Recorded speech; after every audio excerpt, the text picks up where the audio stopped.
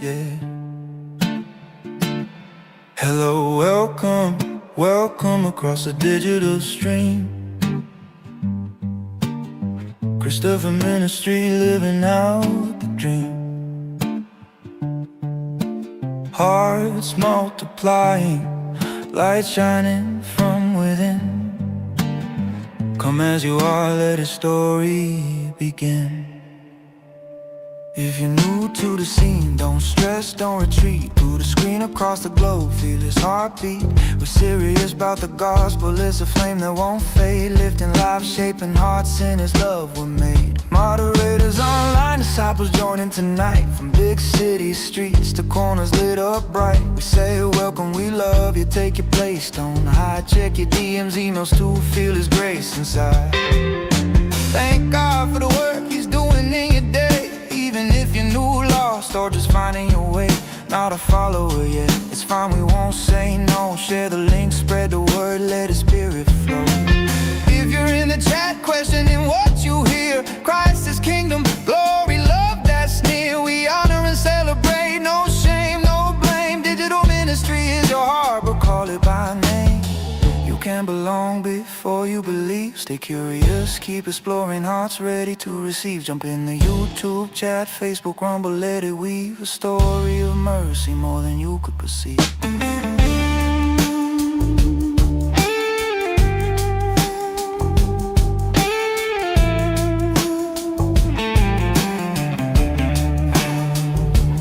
We believe a day will come, God's grace fully shown. He calls you to his kingdom, his love fully grown among believers, his children fully known. Till then the spirit seed is planted soon. Come as you are, broken, searching or unsure. Here you'll find a table of refuge that's pure. Christopher Digital Ministry, hearts made secure. Belong before you believe, his love is the cure. Every laugh, every tear, every prayer you send, every DM, every email, every time you commend. We see it, we feel it, his spirit moves and bends. Creating a family, on him our lives depend. Belong before you believe, let curiosity ignite. Step into the story, step into Christ's light. No walls, no judgment, just hearts set to unite. Christopher Digital Ministry, his love shining bright. You can belong before you believe. Stay curious, keep exploring, hearts ready to receive. Jump in the YouTube chat, Facebook, Rumble, let it weave. A story of mercy, more than you could perceive.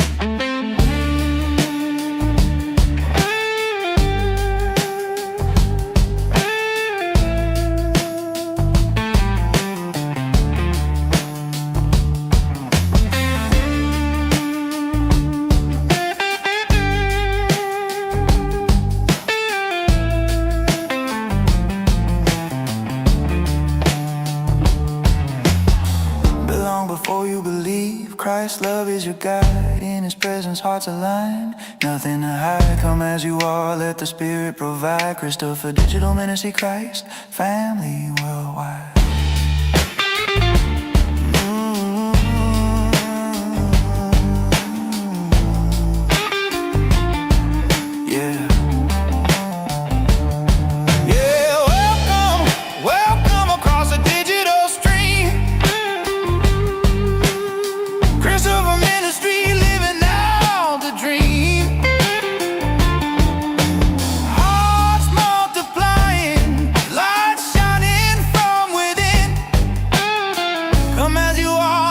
Story begin.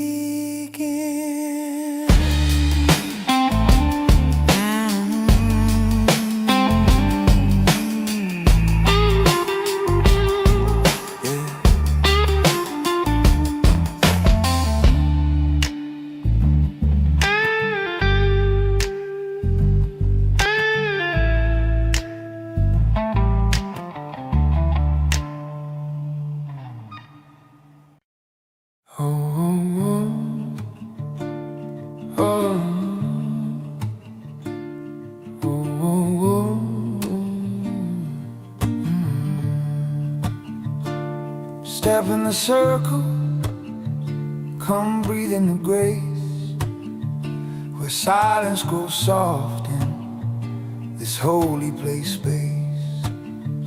A table is waiting while heaven leans near.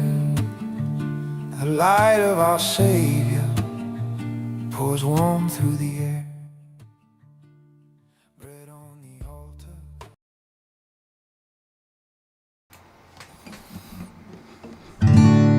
Welcome, everybody. Man, I got here just in the nick of time. Oh, it's been a crazy morning. Crazy morning. Drove back to make sure that I was live at 1 and then gonna drive back. So,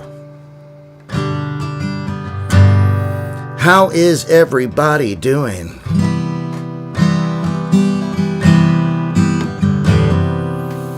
It is a absolutely beautiful day here in the southeast United States. This image that you guys were seeing on the screen, let me put it up. This was in the food court. One of the community members sent this to me. Oh, the Lord started speaking as soon as I saw that. I was like, oh, I'm going to have to talk about this today. Oh, we're going to do an entire show to talk about this.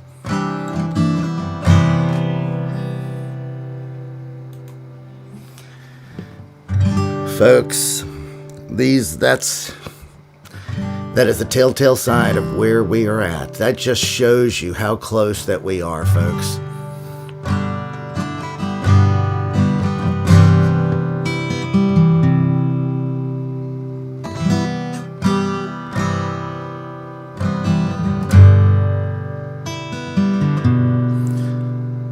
Christopher, is this your first time with us? Maybe. Let's pray, guys. Father, in the name of Jesus, I come before your throne of grace, just humbled, and I acknowledge you are holy, you are righteous, you are sovereign over all things. I thank you for this moment. I thank you for every person you have drawn here, for the breath in my lungs, and the mercy that is still being extended to everyone. Holy Spirit, I ask you to come in right now and take control of this broadcast. Come into every home, every room, every heart listening. Let your presence fill the atmosphere. Let distraction fall away. Let the noise of the world grow quiet. I ask you to open ears to hear and eyes to see, not with the natural understanding, but with the spiritual clarity. Father, I recognize before you that the hour is late. We are living at the end of the age, at the end of the end. And we don't want to sleep through this moment. Shake the lukewarm, strengthen the remnant, separate truth from counterfeit, separate wheat from tares, separate the sheep from the goats. Let your word cut cleanly, dividing soul and spirit, truth from deception, and obedience from rebellion. Father, I ask for protection over this show, over this community, over every household represented. Place a hedge of protection around us. Guard our minds, our hearts, our children, our homes. Silence every demonic assignment, every word curse, every scheme of the enemy sent to distract, divide, and discourage. Let no weapon formed against us prosper. Father, I surrender this time to you. Have your way. I declare that you alone are God, you alone are worthy, and you alone will be glorified. I seal this prayer in the mighty name of Jesus Christ. Amen. Folks, what we're seeing now these days is not just random cultural decay. What we're seeing is not coincidence. It is not merely the world growing darker. It is a divine separation that Scripture promised that would happen at the end of the age. The Scripture was very, very, very clear. God is not only judging the world, he is judging the house of God. He is exposing what is real and what is counterfeit. He is drawing a hard line between those who belong to him in truth and those who only carry his name. And the closer we get to the end, the more visible that line becomes. Folks, that image, I'm going to talk about it in a second, but that was hanging inside of a food court, folks. Do you realize that? That image was hanging inside of a food court. That is mocking God. That is desensitizing the truth. That is desensitizing the very fact that it's okay if you're hellbound.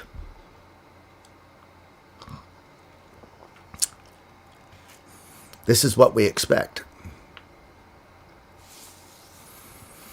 Jesus told us plainly that at the end of the age there would be separation.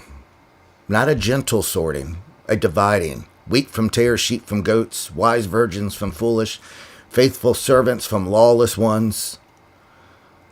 Guys, this was never about unbelievers versus believers in the way the modern church frames it.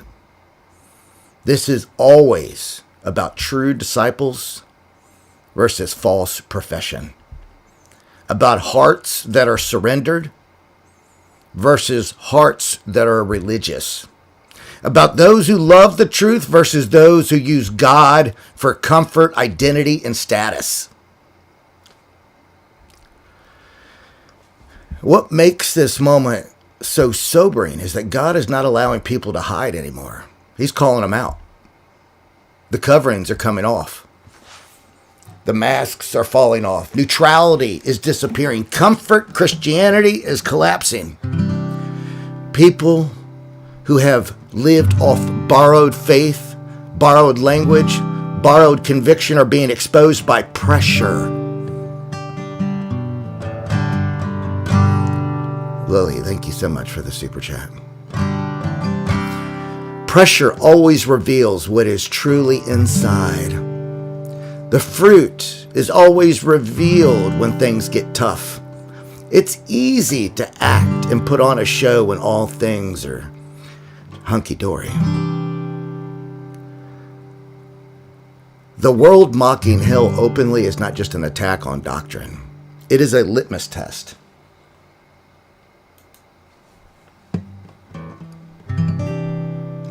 It is a litmus test. This was on a TV screen in the food court, in airports, movie theaters. It reveals who trembles at God's word and who laughs along. It reveals who still carries the fear of the Lord and who has grown casual with eternity. Scripture says the fear of the Lord is the beginning of wisdom. And when that fear is gone, people still speak Christian language, but they no longer carry Christian weight. They are easily offended by truth, irritated by correction, and hostile towards holiness. This is why Jesus was clear that many will say to him, Lord, Lord. Not a few, he said, many. And he will say, I never knew you. That's terrifying.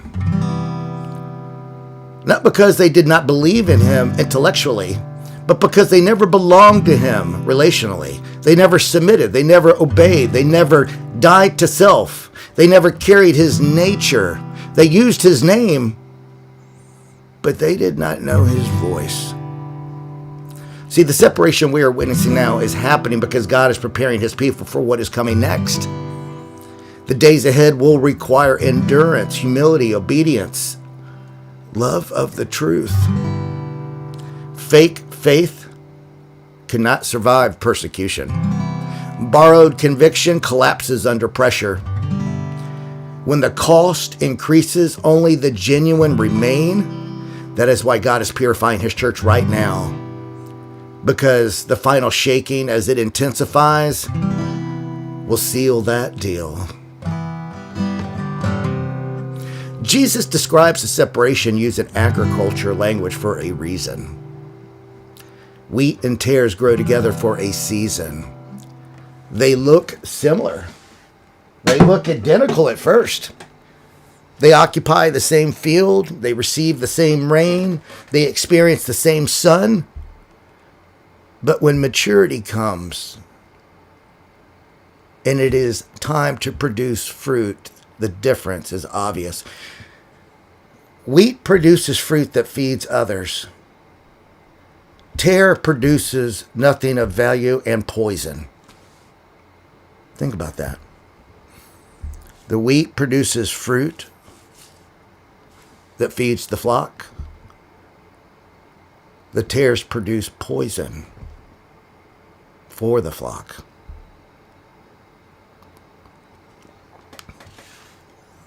And when the harvest comes, the tares are gathered to be burned. Not because God is cruel, but because they never produced life. All they did was poison. The same is true of sheep and goats. And this isn't poetic imagery. I've seen it firsthand. It is a behavioral truth. Sheep follow. Sheep respond to the shepherd's voice. Sheep are loving and relational. Sheep move together. Sheep submit. Goats resist authority. Goats push. Goats ram. Goats dominate. Goats act independently. Goats are aggressive, self-directed, and stubborn. They do not like correction. They do not like restraint. They do not like boundaries. I'm telling you this because I have a living parable right now on the farm. I'm not speaking in theory.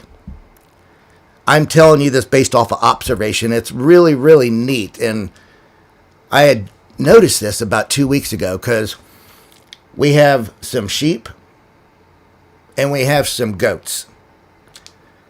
The sheep are so gentle and loving. They're patient. They're so gentle.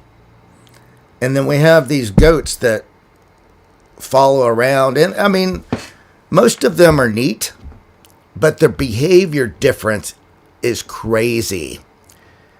If we're feeding the horses and the horses are in the square pen, the gate gets shut so the goats don't come in and take the horses' feed and stuff like that. But they will be ramming at the gate with their ram. Yelling, screaming, chasing. I have to separate the sheep and the goats at feed time because the goats will run the sheep away.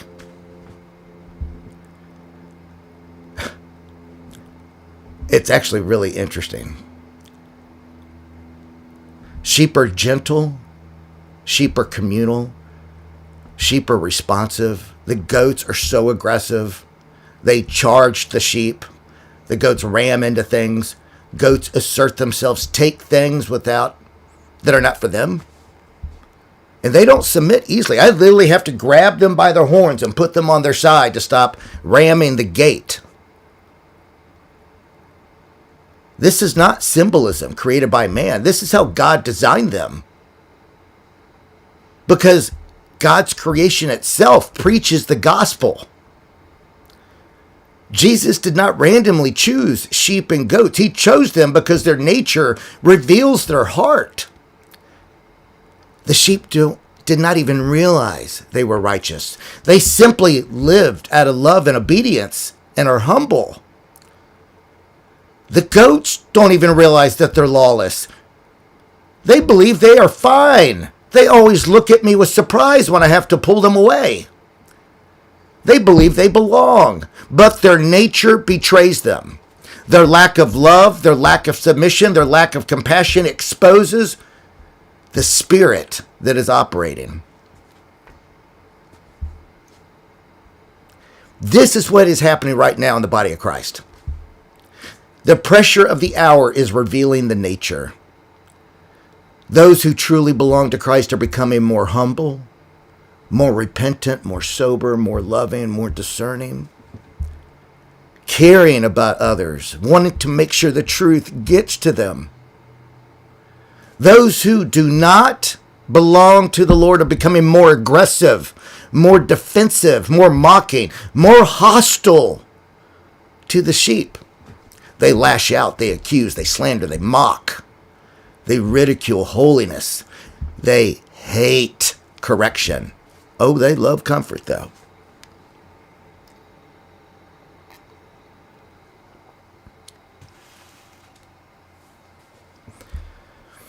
Scripture tells us exactly why. Light exposes, When light increases, darkness reacts. Darkness does not sit quietly when exposed. It lashes out. That is why mockery increases as judgment approaches. That is why truth is ridiculed. That is why hell is joked about. That is why holiness is framed as extremism, because exposure is uncomfortable for those who refuse to repent. God is not doing this to shame people. He is doing this to call them out. Because the call is urgent, folks. The window is closing. The age is narrowing. The separation is accelerating. There is no room left for lukewarm faith. Jesus said he would spit the lukewarm out of his mouth. Not because they were atheists, but because they were undecided. They tried to serve both masters because they wanted heaven without surrender, because they wanted salvation without obedience, because they wanted Jesus as Savior but not as Lord. See, this is the danger of the hour. Not open rebellion, subtle compromise. Not blatant unbelief, but diluted faith. Not hatred of God, but indifference toward him. That is why cultural messages mocking eternity matter so much. They reveal who is awake and who is asleep, who is grieved and who is entertained, who still fears the Lord and who just shrugs it off. Folks, God is separating the wheat from the chaff because chaff cannot withstand fire. He is separating the sheep from the goats because goats cannot follow into the valley of obedience. He is separating true disciples from false converts because what is coming requires endurance, not slogans. The remnant will not be defined by platforms, by popularity, by personality. They will be defined by obedience.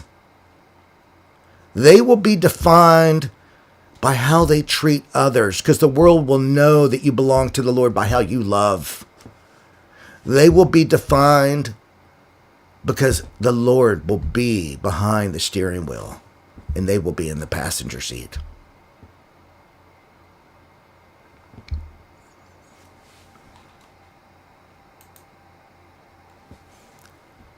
This is why this point, this teaching matters. It's not to condemn the world, but to awaken the church, not to provoke outrage, but to provoke repentance.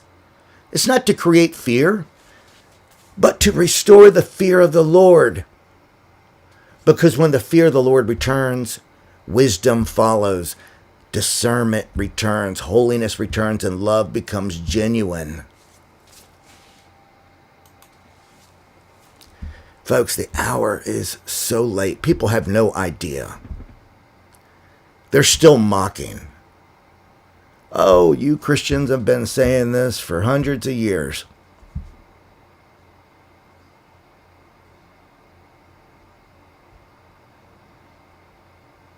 "16 bodies of water are blood red. It is raining blood red in Iran. Earthquakes are up 5,500%. The seafloors are delaminating. If anyone has watched space weather news lately, have you seen the size of the coronal hole that is on the sun? I have never seen it that massive. Something is happening. The evidence is absolutely everywhere. Bible prophecy is being fulfilled almost daily. The question no longer is, what side do you claim? The question is, what nature do you carry? What spirit works in your heart? Are you a sheep who hears his voice and follows? Or are you a goat who resists, rams, asserts self? Because we're at the end of the age, folks. Jesus told us he would separate. And once that separation is finished, there is no appeals. There's no explanations. There is no borrowed faith to stand on. Proximity doesn't matter. Let it search your heart, folks. What spirit is governing your day-to-day interactions? Are you leading with love? Are you lifting up with everything you say and do? Are you leading folks to Christ? Or are you gossiping and mocking?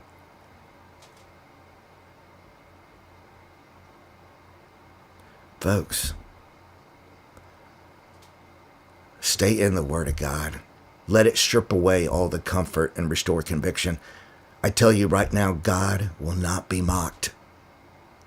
He sees what you're thinking about, your intentions, your secret place. There is no hiding. The only way to get right in the secret place is to be in the Word of God. Stop worrying about everyone else. Stop worrying about who needs to repent. Stop worrying about who sins. Focus on your relationship with the Lord. And the way you focus on that is by being in His Word every single day.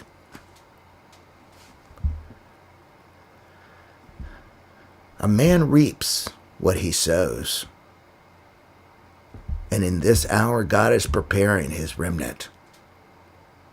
He's not preparing a comfortable crowd that's on the broad path, folks.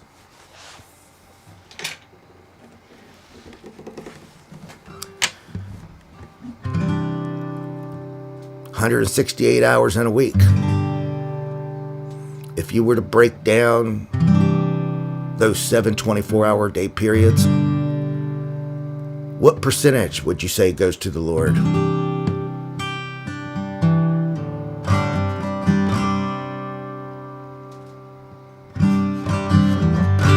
Also, I want to thank Lepit, one of the users that comes in the chat almost daily. He found the NLT Bible translation we have been looking for. He found a download link and sent it to me. Praise God. I thought I was going to have to record it book by book. And it's in the database now.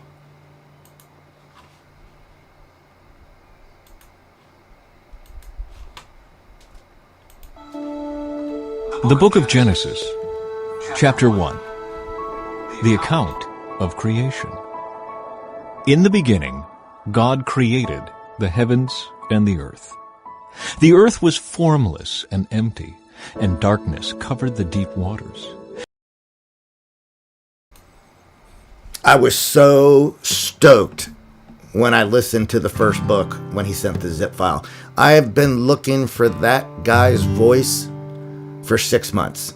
I have been fearful of updating my phone because I know that the updated app removed him.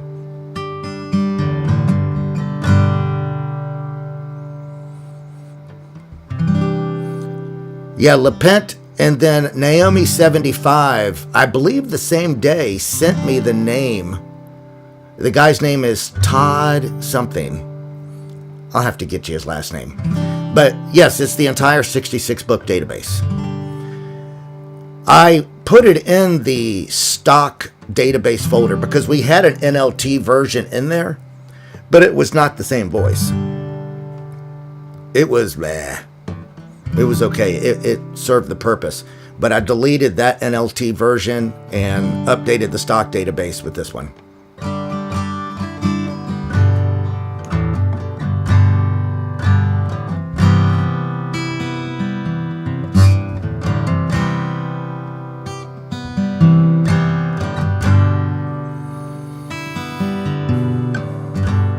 So Naomi75 and Lepent, thank you so much for figuring that out. I'm not sure where Lepent found the actual download files, but he sent me a link, Old and New Testament both. So if you want to download it for your device, if you've already received your device, just go to the stock database folder and download the new NLT folder that I put in there. You'll see it because it says uversion NLT. There you go, Naomi 75. Todd Bustede. Naomi 75, thank you so much for helping.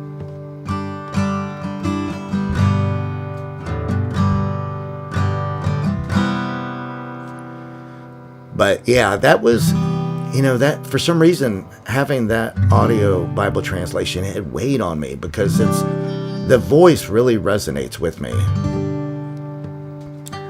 But going forward, all the devices that I send out will have that audio Bible translation on it. Again, if you want to update yours, just go to the stock database. You'll see the NLT is in the audio Bible folder now.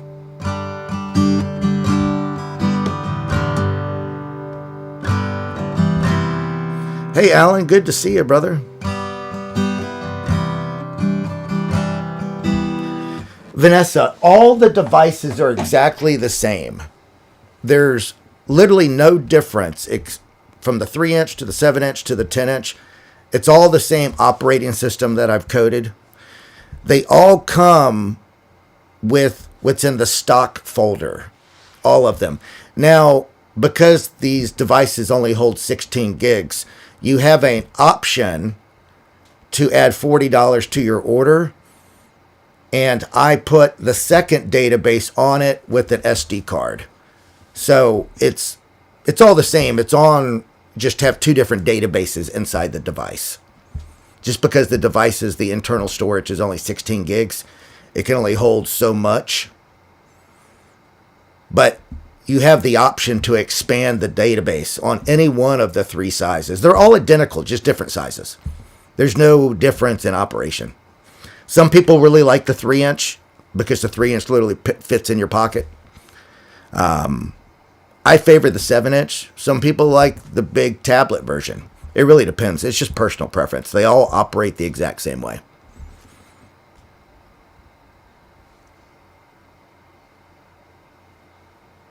Lynn, I'm glad you like the 3-inch device. The 3 inches, it is the perfect size because it fits right in your pocket. The Bluetooth will connect to your car, to your TV, to your speaker.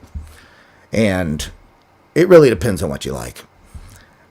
I really enjoy all of them, be frank with you. They're all designed to run offline. They don't require internet. They don't require cell service.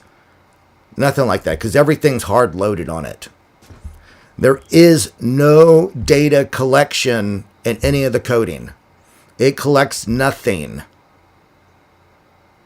If it collected anything, it would require internet. It would require an IP address. JJ Lulu, thank you so much.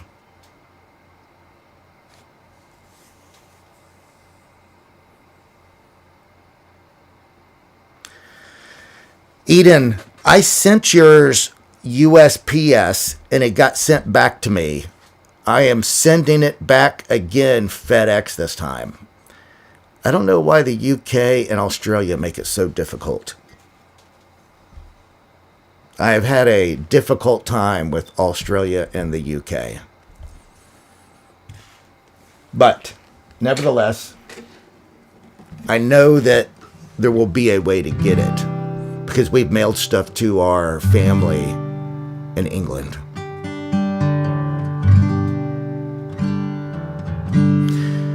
Child of God, text me after the show if you want one. There is 2 people have given donations to pay for other people's devices. So if you've been wanting a device but have not been in a financial position to get one, please text me and I'll make sure one gets sent out to you.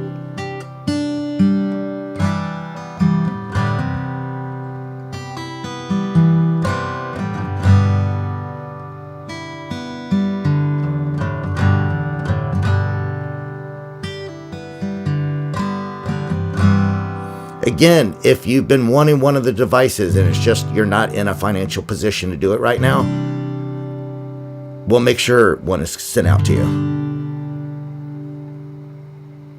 Is there postal cost within the states? It cost me about $20 at the UPS store. Kathy Loveless and Child of God, text me after the show. I will make sure that I get devices out to you. There has been people that have donated to cover the cost for people if they're not in a financial position. They didn't want their names given for the ones that have donated. But it's important to me that everybody has access to these. If you have a device at the house that you don't use for anything, download the database off the website. You can download the databases as just one big zip file. If you have internet on a computer, just download the database as one big zip file. Don't log into Dropbox, otherwise it requires you to get an account. Just go to the website. Here, I'll show you.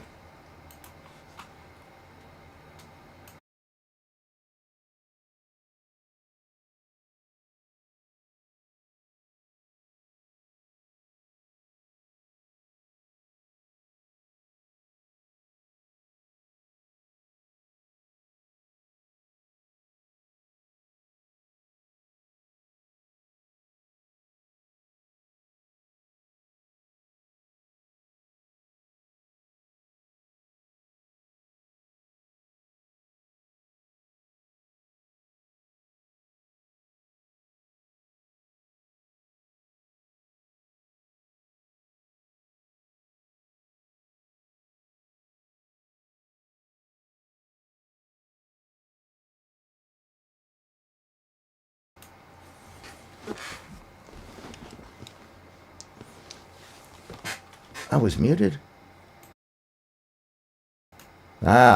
Shucks. Okay, let me say it again. If you go to the website, there's two databases. Click whichever database you're interested in. And up here at the top, just click download. This one right here. It's right at the top. It will download all of this into one zip file. Or if you just want to download individual databases, click download and it will download everything that's in the audio Bibles. So all of these will be in one zip file. Or if you just want specific audio Bibles, you can download them one by one. But if you want the entire database, go to the root directory of the expanded database and just click download, and the whole thing will download. Same for the stock database. You just click download. Or if you just want individual folders, just click download. Some people just want some of the teachings. You can download the individual teachings. Some people just want the music. You can download all of the music. A lot of Alfie's music, Robert Marshall's music.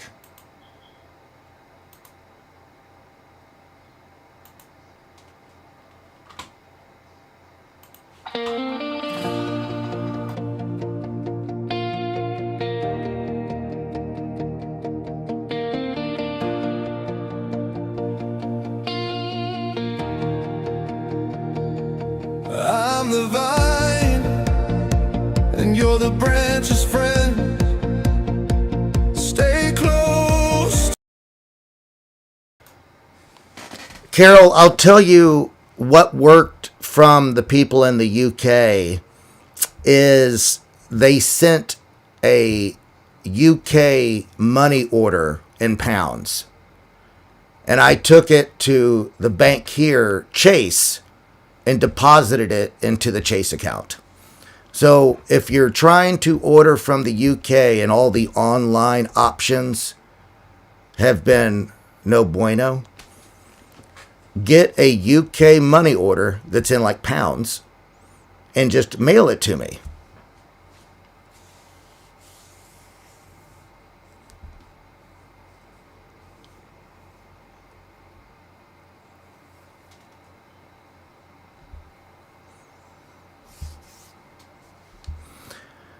Jeannie, if you're on a limited budget, text me and I'll find a way to get you a device. The Lord wants everybody to have these things.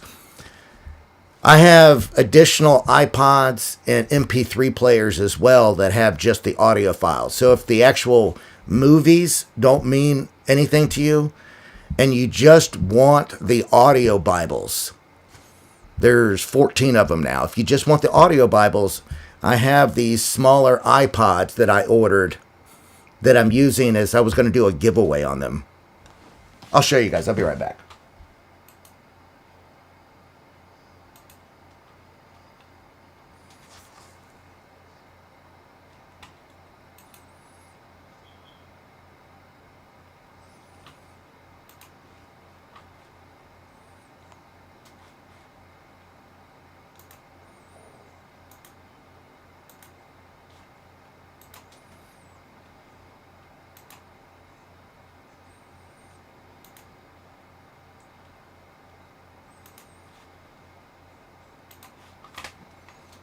The New Testament, the Book of Matthew, Chapter 1, The Ancestors of Jesus the Messiah. This is a record of the ancestors of Jesus the Messiah, a descendant of David and of Abraham.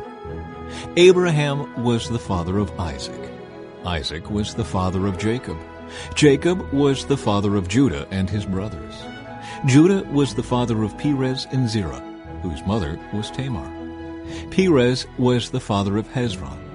Hezron was the father of Ram. Ram was the father of Amminadab.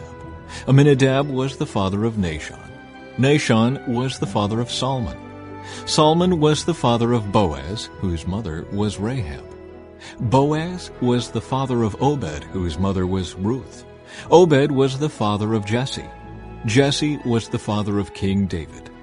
David was the father of Solomon, whose mother was Bathsheba, the widow of Uriah. Solomon was the father of Rehoboam. Rehoboam was the father of Abijah. Abijah was the father of Asa. Asa was the father of Jehoshaphat. Jehoshaphat was the father of Jehoram. Jehoram was the father of Uzziah. Uzziah was the father of Jotham. Jotham was the father of Ahaz. Ahaz was the father of Hezekiah. Hezekiah was the father of Manasseh. Manasseh was the father of Ammon. Ammon was the father of Josiah. Josiah was the father of Jehoiachin and his brothers, born at the time of the exile to Babylon. After the Babylonian exile, Jehoiachin was the father of Shealtiel. Shealtiel was the father of Zerubbabel. Zerubbabel was the father of Abiud. Abiud was the father of Eliakim. Eliakim was the father of Azor. Azor was the father of Zadok. Zadok was the father of Achim. Achim was the father of Eliud. Eliud was the father of Eleazar. Eleazar was the father of Mattan. Mattan was the father of Jacob. Jacob was the father of Joseph, the husband of Mary. Mary gave birth to Jesus, who is called the Messiah. All those listed above include 14 generations from Abraham to David, 14 from David to the Babylonian exile, and 14 from the Babylonian exile to the Messiah. The birth of Jesus the Messiah. This is how Jesus the Messiah was born. His mother Mary was engaged to be married to Joseph. But before the marriage took place, while she was still a virgin, she became pregnant through the power of the Holy Spirit. Joseph, her fiancé, was a good man and did not want to disgrace her publicly, so he decided to break the engagement quietly. As he considered this, an angel of the Lord appeared to him in a dream. Joseph.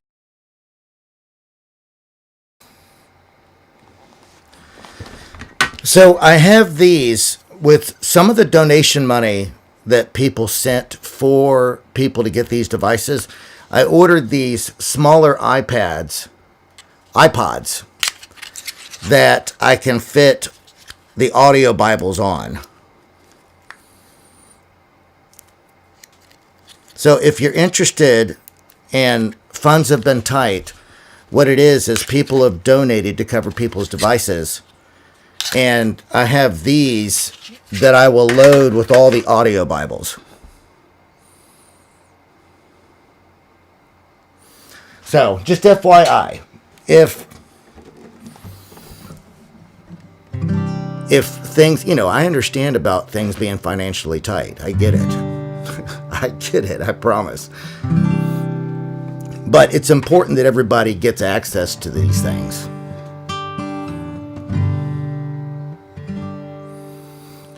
Christopher, how do you get to the stock database to download that Bible version? Okay, I'll walk you through it.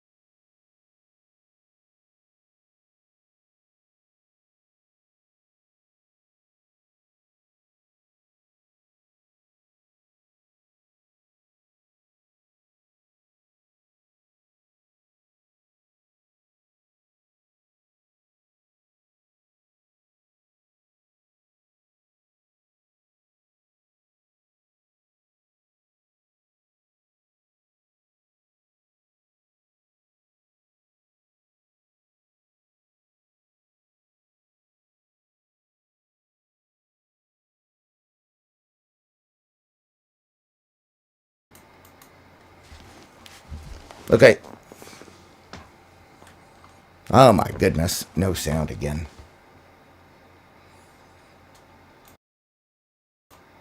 All right, so go to the website for answer that question. I'm sorry, guys. Go to the website, brockministries.com. On the menu, click where it says Bible Android. It will bring you to right here. Click when it says Stock Database, right here on the left. Click that. Then it will show you the stock database. Click Audio Bibles. And there you will see the NLT Audio Bible, YouVersion. Prior to today, there was an NLT Audio Bible in here, but it was not the same one. It had a different narrator voice. But from today going forward, this is the correct NLT YouVersion voice.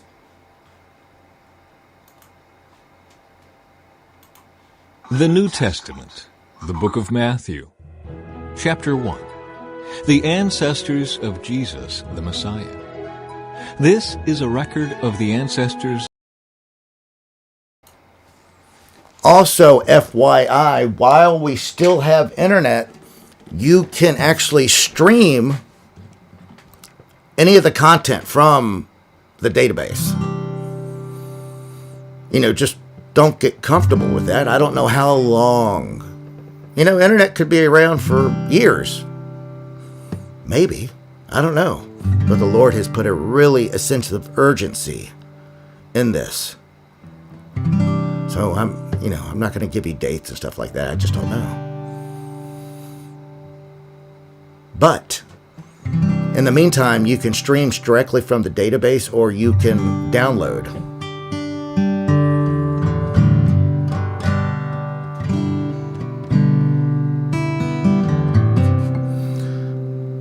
Lulu, I tell you, you can feel it. I can feel it if I ever skip a day from the Bible.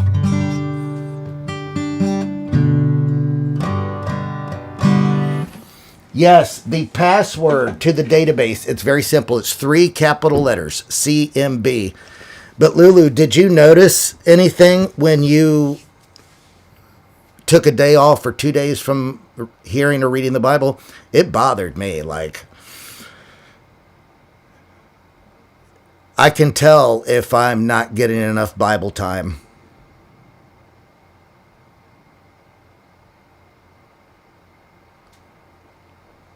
Look, the Lord does not expect perfection, folks.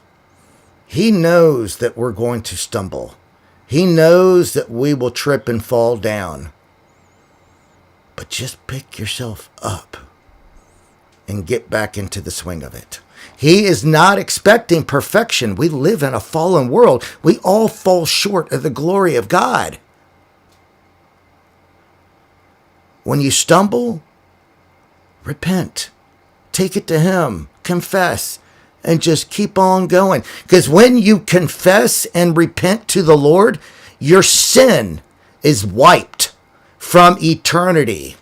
I say it again. When you confess and repent to the Lord, your sin is wiped. There's no record of it. Don't let your mistakes, your past, anything that you've done, cause you to stumble. We live in a fallen world. God is not expecting perfection. He knows we will stumble. He knows. The gospel was built for the broken, not the religious.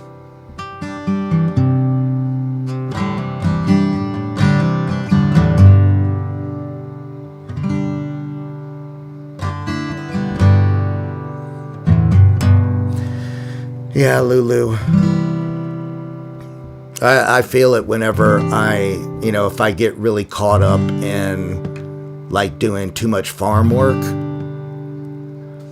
and I've missed time being in the Word. Like a couple times last week, I was on deliverance calls for pretty much the entire drive there and back, so I missed Bible time for a day, and I felt it.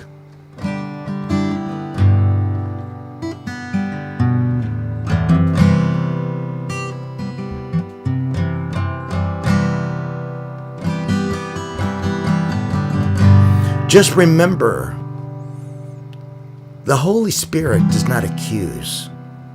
The Holy Spirit does not tear down.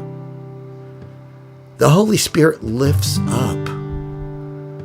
The Holy Spirit draws people to Christ, helps repair and love. If you stumble, if you sin, just pick yourself back up and continue forward. God does not expect perfection. Just surrender.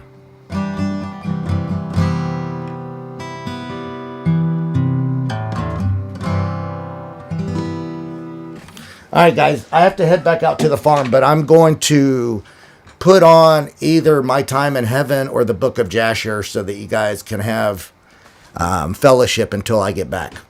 I'm doing the show at 9 o'clock tonight. What do you guys prefer, My Time in Heaven or the Book of Jasher? The reason I use these two is because they're both very long.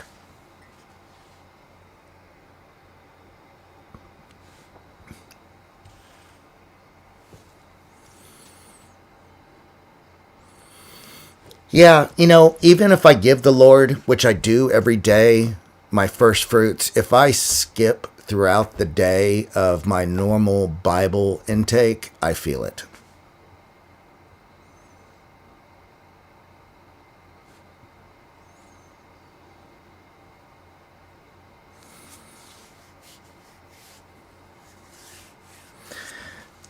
Yeah, Naomi 75, I'm the same way. I will be listening to the Word, and I will be looking and pulling up verses whenever the Spirit speaks to me on something, because almost every one of the teachings that we do, depending on where I'm at and listening, something is stirring me, a revelation or a layer that I had not picked up on before. Thank you, guys. I love you. Folks, I believe Jasher is very important to understand. Did you guys realize, and I was listening to Jasher again, it was about chapter 42. It was after all the sons of Jacob had really decimated all the Canaanites and the Hittites. That is the point where Joseph was thrown into the pit. and sold to Egypt. You guys, did you pick up on that yet? It was after the Canaanite Wars, where everyone in the region was absolutely terrified of the 12 sons of Jacob. And Joseph is about chapter 42, because the Canaanite Wars is 37, chapter 37 through 40. Oh, guys, if you have not finished Jasher, I'm telling you right now, and this is not to be condescending toward the 66 books. The 66 books are great. But most of the first part of the 66 books of the Bible, it just skims over stuff. It just skims over Sodom and Gomorrah. It just skims over Abraham. It just skims over the pre-flood. Book of Jasher goes into very, very, very deep detail behind every story in all of history of the entire Torah. Literally, the book of Jasher is almost the length of just the normal 66 Bible. The reason why this big Bible is so big is because of the book of Jasher.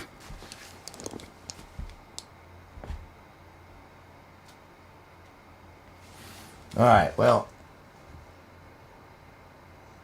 let me pull up book of Jasher.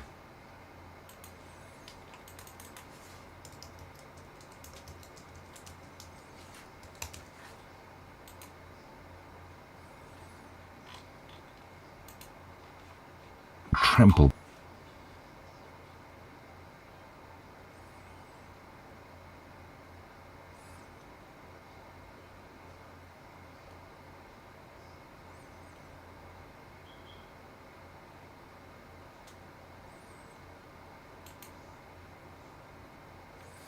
I'm going to start it at the Canaanite Wars.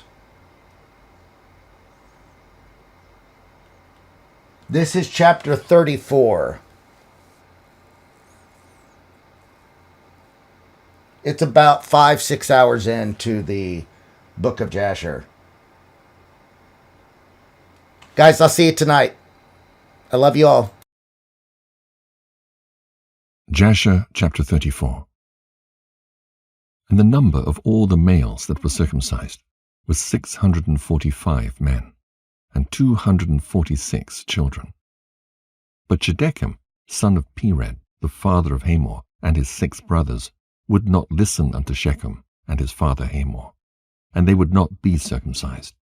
For the proposal of the sons of Jacob was loathsome in their sight, and their anger was greatly roused at this, that the people of the city had not hearkened to them.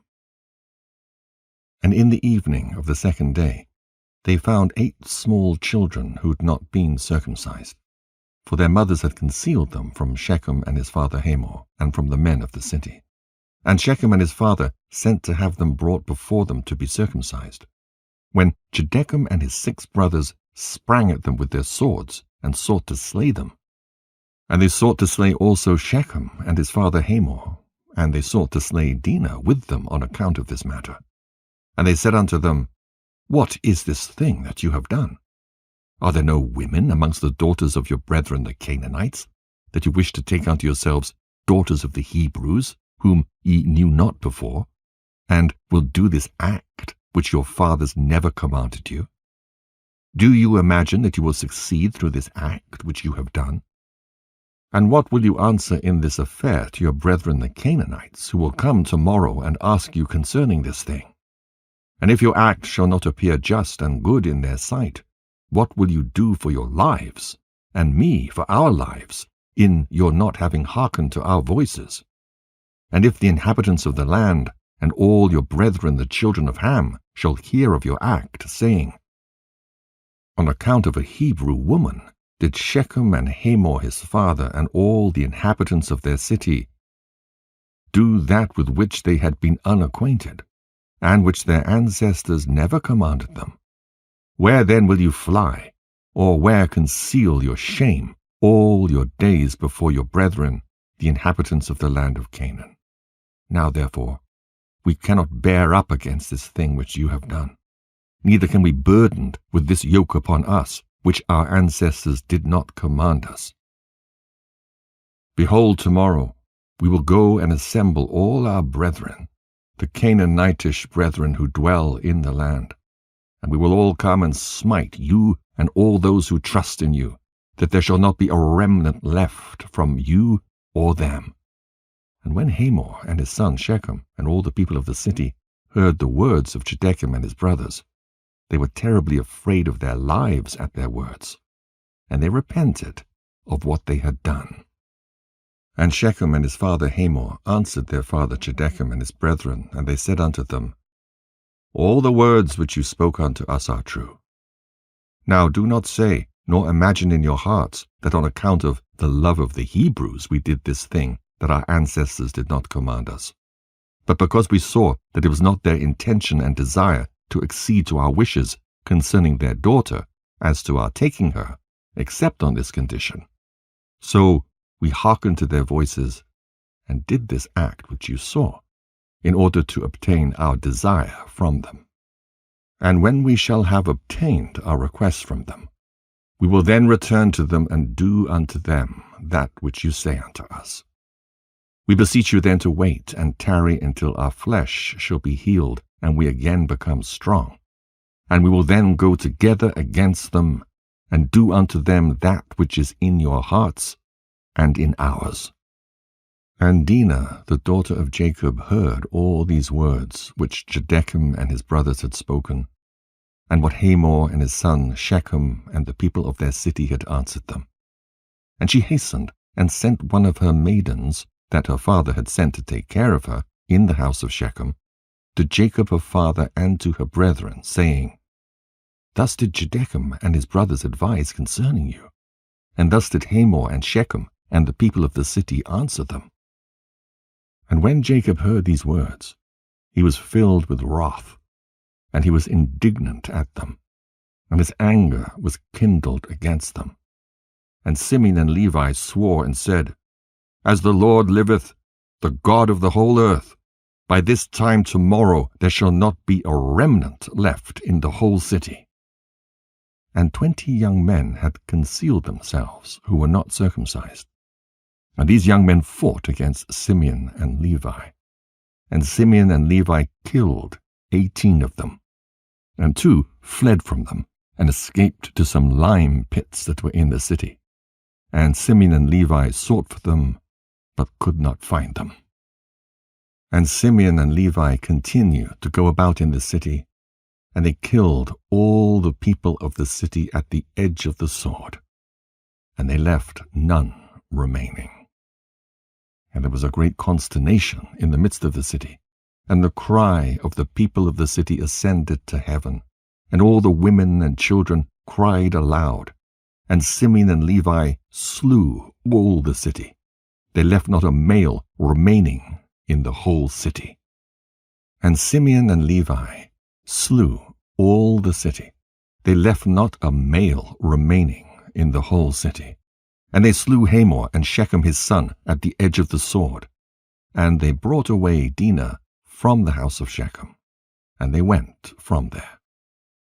And the sons of Jacob went and returned, and came upon the slain, and spoiled all their property which was in the city and the field. And whilst they were taking the spoil, 300 men stood up and threw dust at them, and struck them with stones, when Simeon turned to them, and he slew them all with the edge of the sword. And Simeon turned before Levi, and came into the city. And they took away their sheep, and their oxen, and their cattle, and also the remainder of the women and little ones, and they led all these away. And they opened a gate, and went out and came to their father Jacob with vigor. And when Jacob saw all that they'd done to the city, and saw the spoil that they took from them, Jacob was very angry at them. And Jacob said unto them, What is this that you've done to me? Behold, I obtained rest among the Canaanitish inhabitants of the land, and none of them meddled with me. And now you've done to make me obnoxious to the inhabitants of the land, amongst the Canaanites and the Perizzites, and I am but of a small number, and they will all assemble against me and slay me when they hear of your work with their brethren, and I and my household will be destroyed." And Simeon and Levi and all their brothers with them answered their father Jacob and said unto him, "Behold, we live in the land, and shall Shechem do this to our sister? Why art thou silent at all that Shechem has done, and shall deal with our sister as with a harlot in the streets?" And the number of women whom Simeon and Levi took captives from the city of Shechem, whom they did not slay, was 85, who had not known man. And amongst them was a young damsel of beautiful appearance and well favored, whose name was Bunah, and Simeon took her for a wife. And the number of the males which they took captives and did not slay was 47 men, and the rest they slew. And all the young men and women that Simeon and Levi had taken captives from the city of Shechem were servants to the sons of Jacob and to their children after them, until the day of the sons of Jacob going forth from the land of Egypt.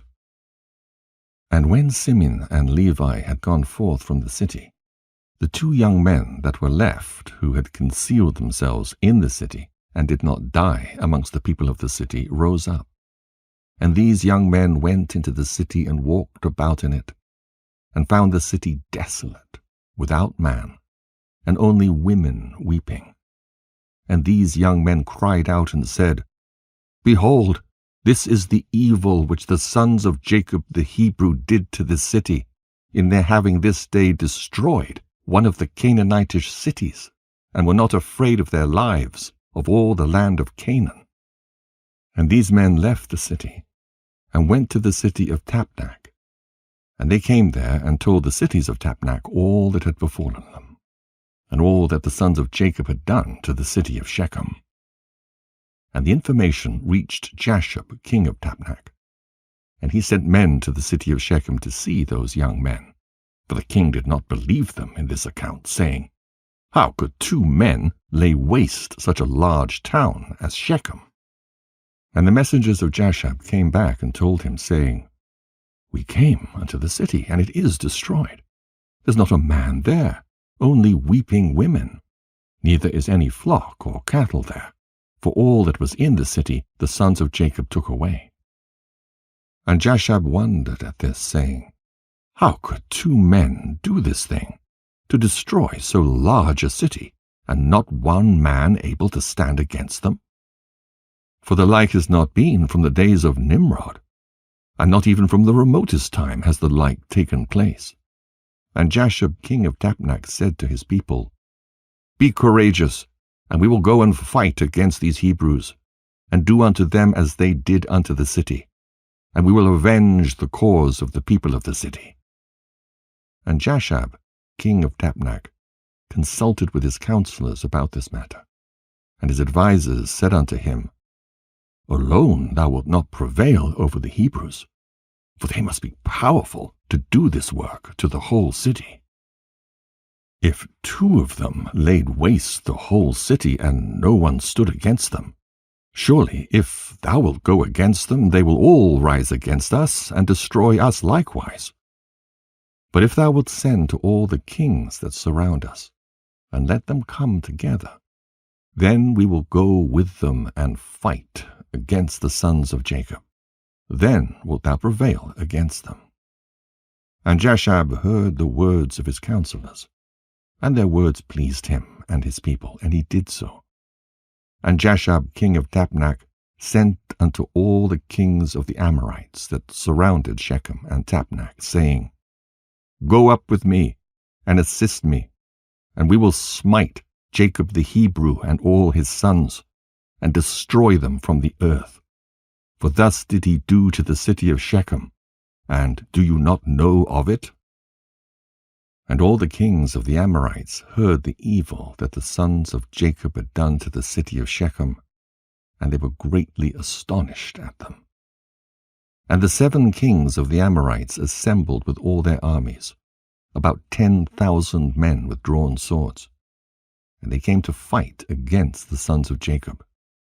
And Jacob heard that the kings of the Amorites had assembled to fight against his sons, and Jacob was greatly afraid, and it distressed him. And Jacob exclaimed against Simeon and Levi, saying, "What is this act that you did?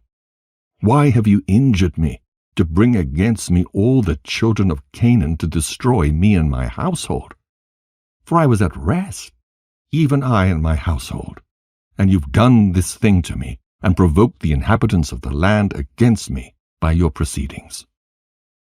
And Judah answered his father, saying, "Was it for naught my brothers Simeon and Levi killed all the inhabitants of Shechem? Surely it was because Shechem had humbled our sister, and transgressed the command of our God to Noah and his children. For Shechem took our sister away by force, and committed adultery with her.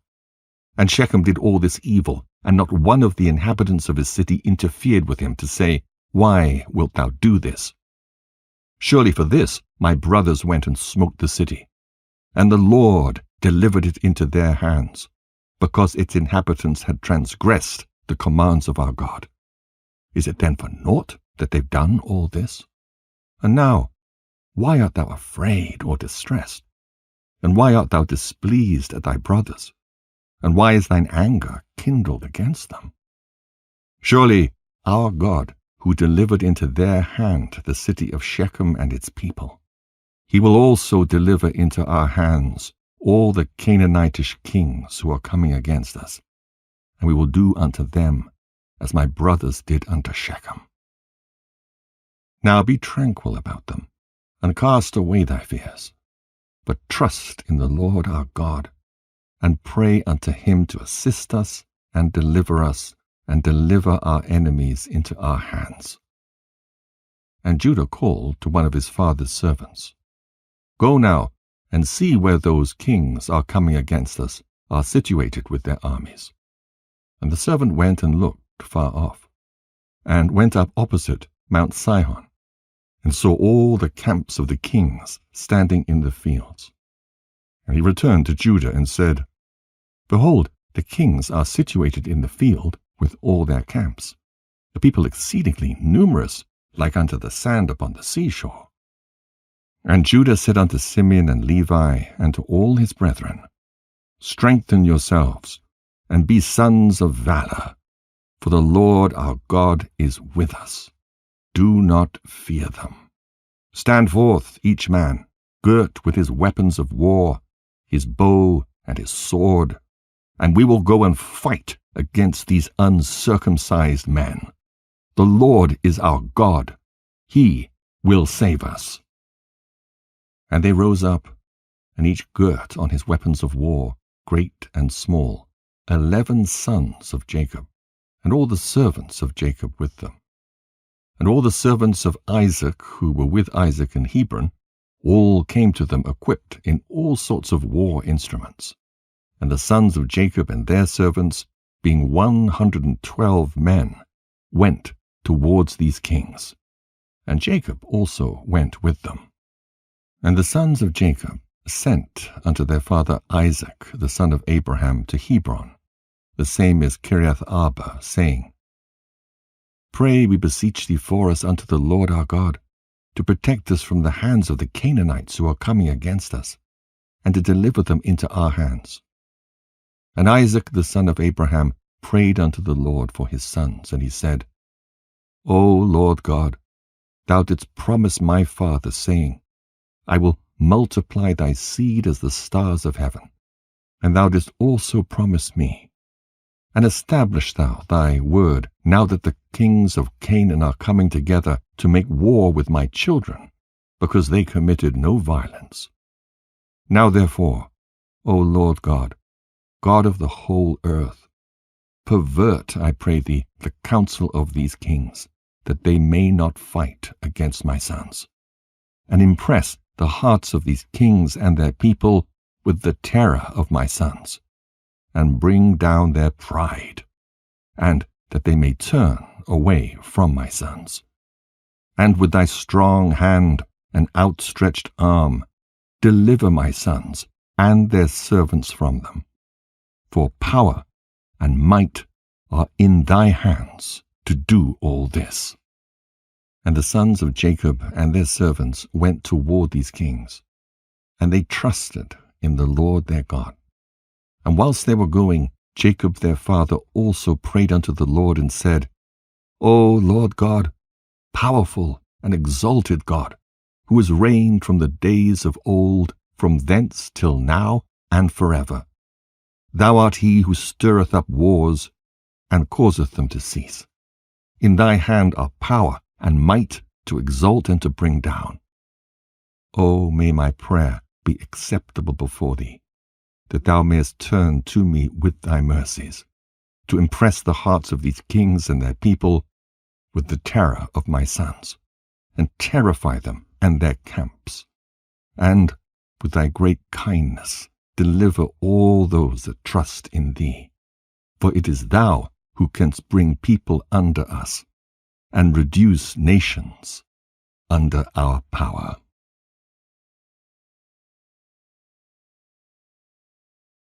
Jasher, chapter 35. And all the kings of the Amorites came and took their stand in the field to consult with their counselors what was to be done with the sons of Jacob. For they were still afraid of them, saying, Behold, 2 of them slew the whole of the city of Shechem. And the Lord heard the prayers of Isaac and Jacob, and he filled the hearts of all these kings' advisers with great fear and terror, that they unanimously exclaimed, Are you silly this day? Or is there no understanding in you that you will fight with the Hebrews? And why will you take a delight in your own destruction this day? Behold, 2 of them came to the city of Shechem without fear or terror, and they killed all the inhabitants of the city, that no man stood up against them. And how will you be able to fight with them all? Surely you know that their God is exceedingly fond of them, and has done mighty things for them, such as have not been from the days of old. And amongst all the gods of nations there is none can do like unto his mighty deeds. Surely he delivered their father Abraham the Hebrew from the hand of Nimrod, and from the hand of all his people, who had many times sought to slay him. He delivered him also from the fire in which King Nimrod had cast him, and his God delivered him from it. And who else can do the like? Surely it was Abraham who slew the 5 kings of Elam when they had touched his brother's son, who in those days dwelt in Sodom, and took his servant that was faithful in his house, and a few of his men, and then they pursued the kings of Elam in one night, and killed them, and restored to his brother's son all his property which they had taken from him. And surely you know the God of these Hebrews is much delighted with them, and they are also delighted with him, for they know that he delivered them from all their enemies. And behold, through his love toward his God, Abraham took his only and precious son, and intended to bring him up as a burnt offering to his God. And had it not been for God who prevented him from doing this, he would have done it through his love to his God. And God saw all his works, and swore unto him, and promised that he would deliver his sons and all his seed from every trouble that would befall them, because he had done this thing, and through his love to his God stifled his compassion for his child. And have you not heard what their God did to Pharaoh, king of Egypt, and to Abimelech, king of Gerar, through taking Abraham's wife, who said of her, She is my sister, lest they might slay him on account of her, and think of taking her for a wife? And God did unto them and their people all that you heard of. And behold, we ourselves saw with our eyes that Esau, the brother of Jacob, came to him with 400 men, with the intention of slaying him, for he called to mind that he had taken away from him his father's blessing. And he went to meet him when he came from Syria, to smite the mother with the children. And who delivered him from his hands, but his God in whom he trusted? He delivered him from the hand of his brother, and also from the hands of his enemies, and surely he again will protect them. Who does not know that it was their God who inspired them with strength to do to the town of Shechem the evil which you heard of.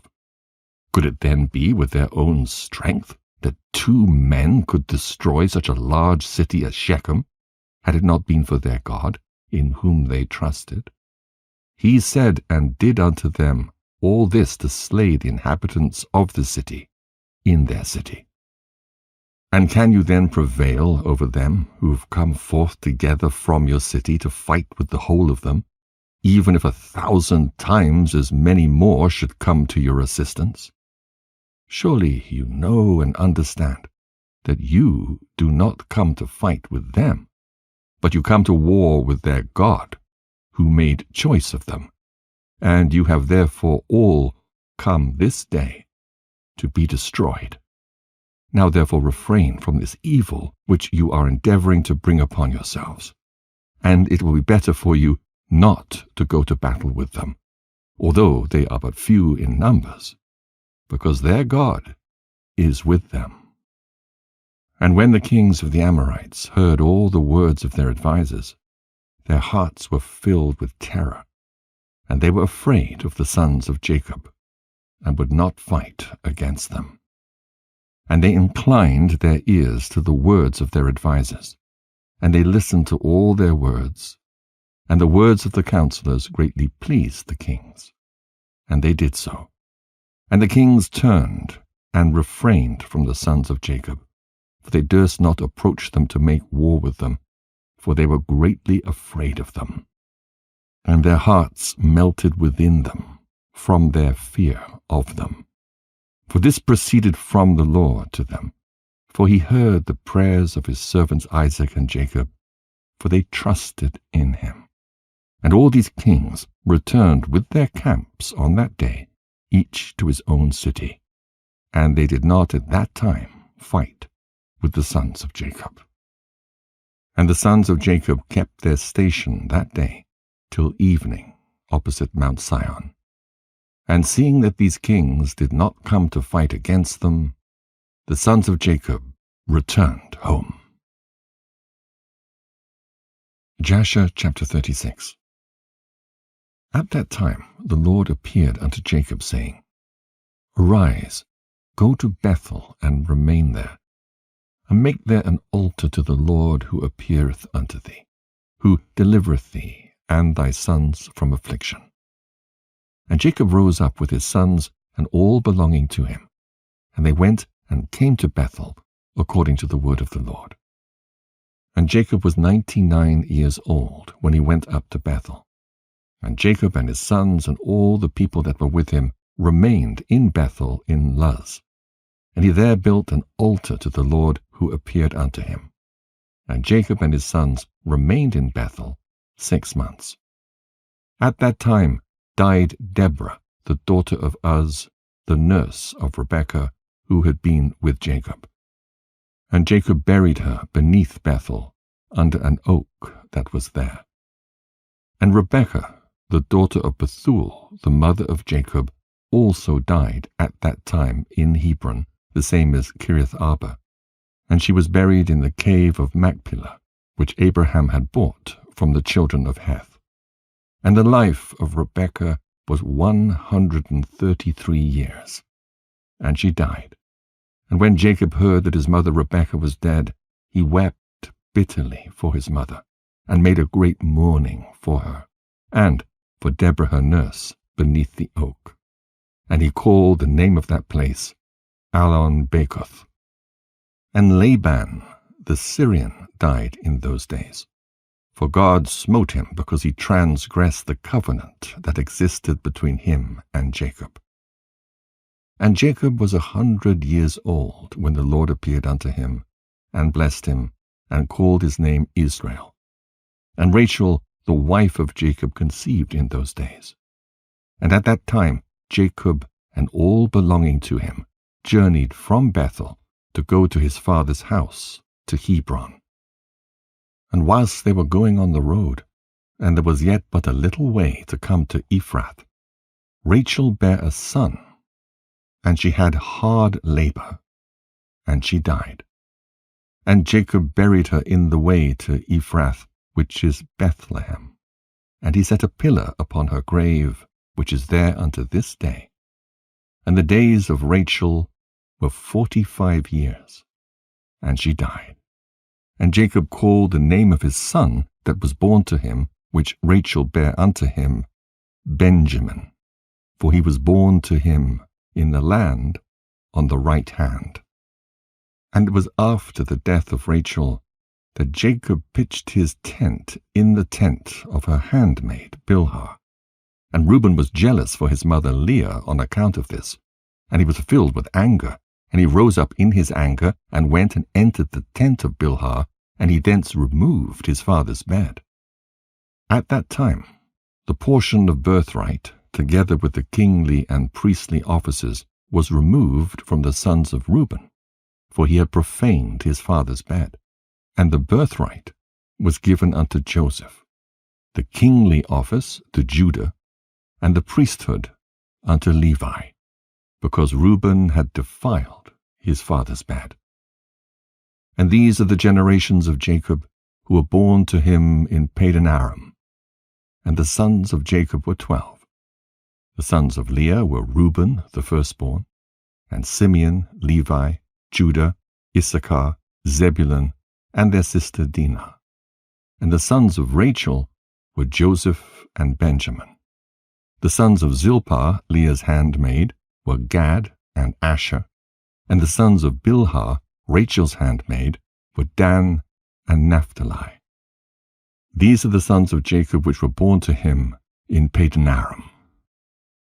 And Jacob and his sons, and all belonging to him, journeyed and came to Mamre, which is Kiriath Arba, that is in Hebron, where Abraham and Isaac sojourned. And Jacob, with his sons and all belonging to him, dwelt with his father in Hebron.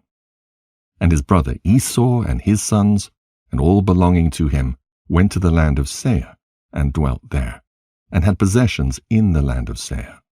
And the children of Esau were fruitful, and multiplied exceedingly in the land of Seir. And these are the generations of Esau that were born to him in the land of Canaan, and the sons of Esau were 5.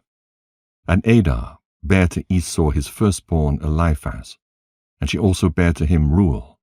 And Ahlibamah bare to him Jeush, Yalam, and Korah. These are the children of Esau who were born to him in the land of Canaan.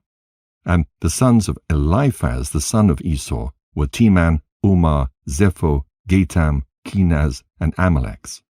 And the sons of Reuel were Nakath, Zerach, Shemar, and Mizah. And the sons of Jeush were Timnah, Alva, Jetheth.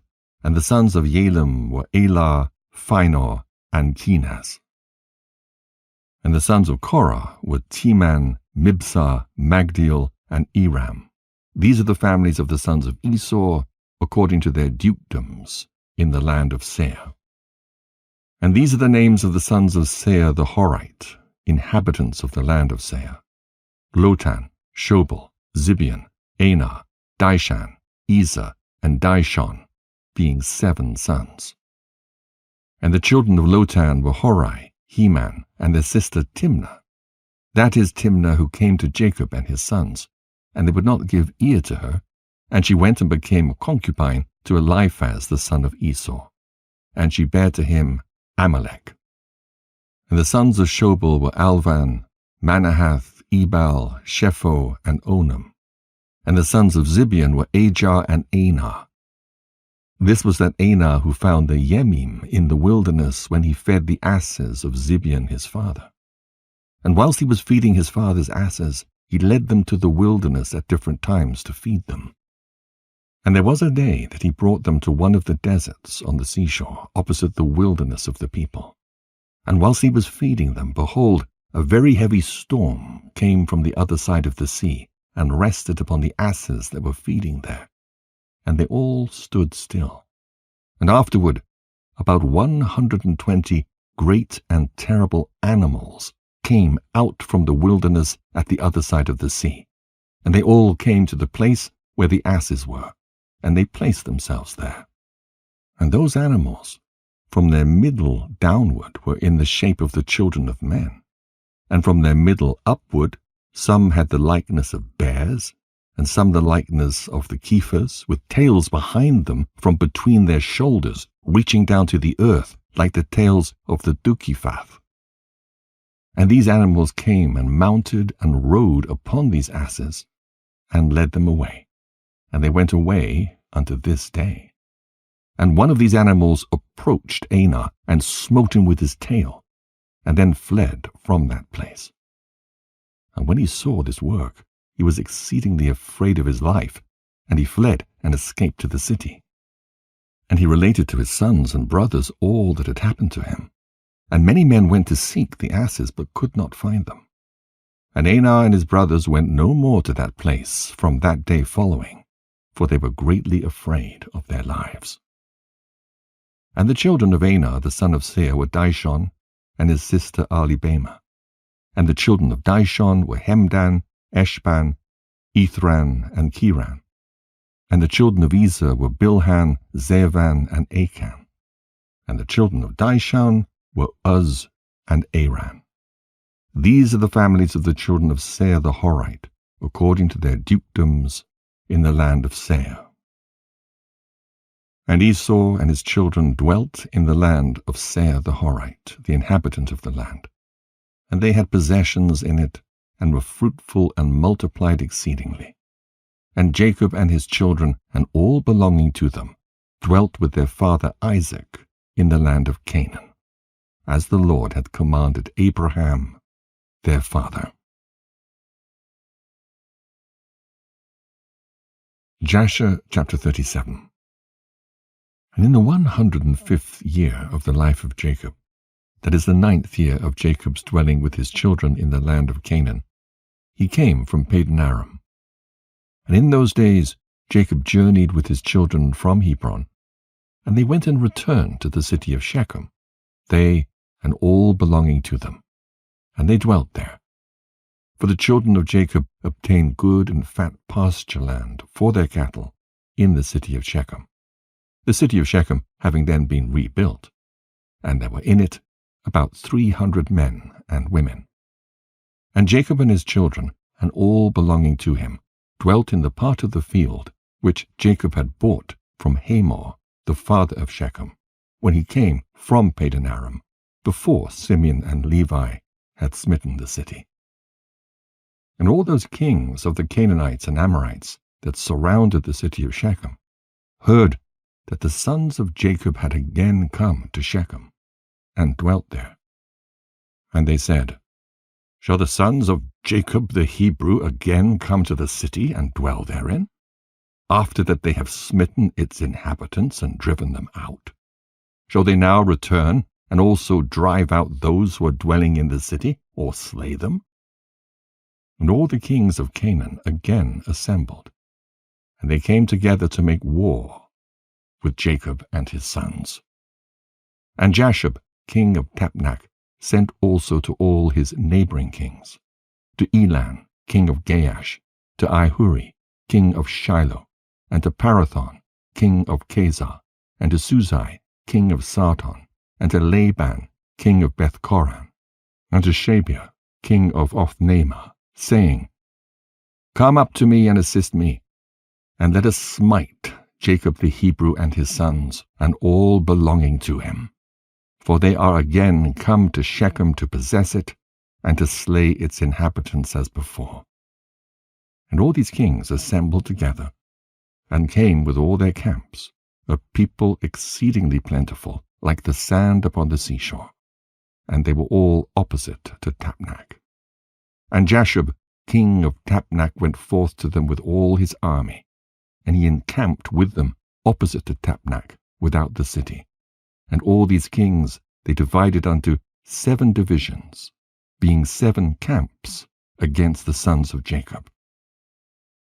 And they sent a declaration to Jacob and his sons, saying, Come you all forth to us, that we may have an interview together in the plain, and revenge the cause of the men of Shechem who you slew in their city. And you will now again return to the city of Shechem, and dwell therein, and slay its inhabitants as before. And the sons of Jacob heard this, and their anger was kindled exceedingly at the words of the kings of Canaan.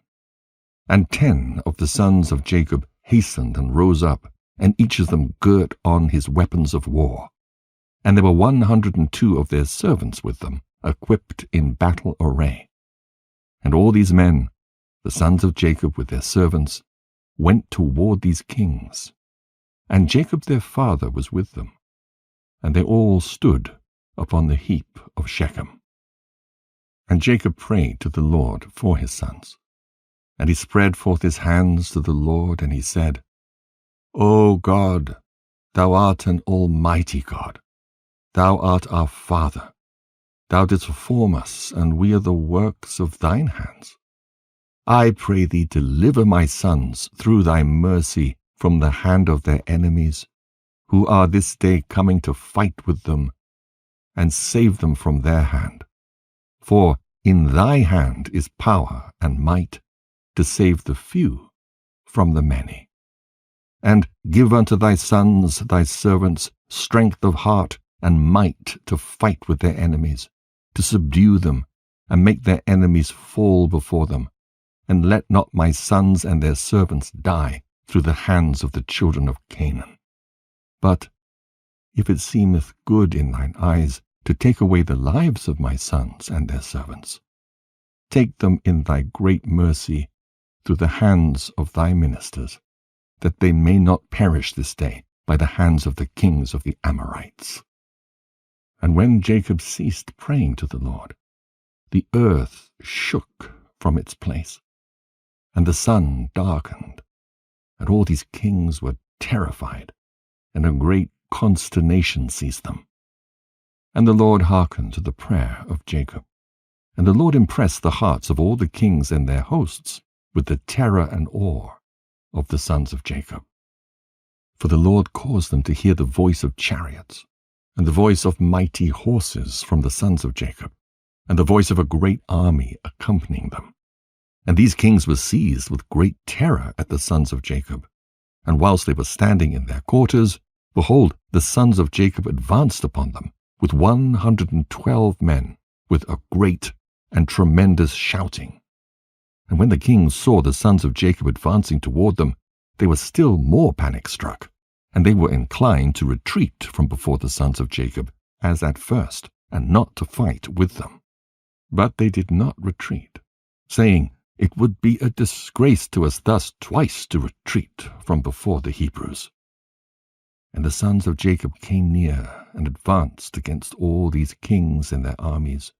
And they saw, and behold, it was a very mighty people, numerous as the sand of the sea. And the sons of Jacob called unto the Lord and said, Help us, O Lord, help us and answer us, for we trust in thee, and let us not die by the hands of these uncircumcised men, who this day have come against us. And the sons of Jacob girt on their weapons of war, and they took in their hands each man his shield and his javelin, and they approached to battle. And Judah the son of Jacob ran first before his brethren, and 10 of his servants with him, and he went toward these kings. And Jashub king of Tapnach also came forth first with his army before Judah. And Judah saw Jashub and his army coming toward him, and Judah's wrath was kindled, and his anger burned within him. And he approached a battle, in which Judah ventured his life. And Jashub and all his army were advancing toward Judah, and he was riding upon a very strong and powerful horse. And Jashub was a very valiant man, and covered with iron and brass from head to foot. And whilst he was upon the horse, he shot arrows with both hands from before and behind, as was his manner in all his battles, and he never missed the place to which he aimed his arrows. And when Jashub came to fight with Judah, and was darting many arrows against Judah, the Lord bound the hand of Jashub, and all the arrows that he shot rebounded upon his own men. And notwithstanding this, Jashub kept advancing toward Judah, to challenge him with the arrows, but the distance between them was about 30 cubits.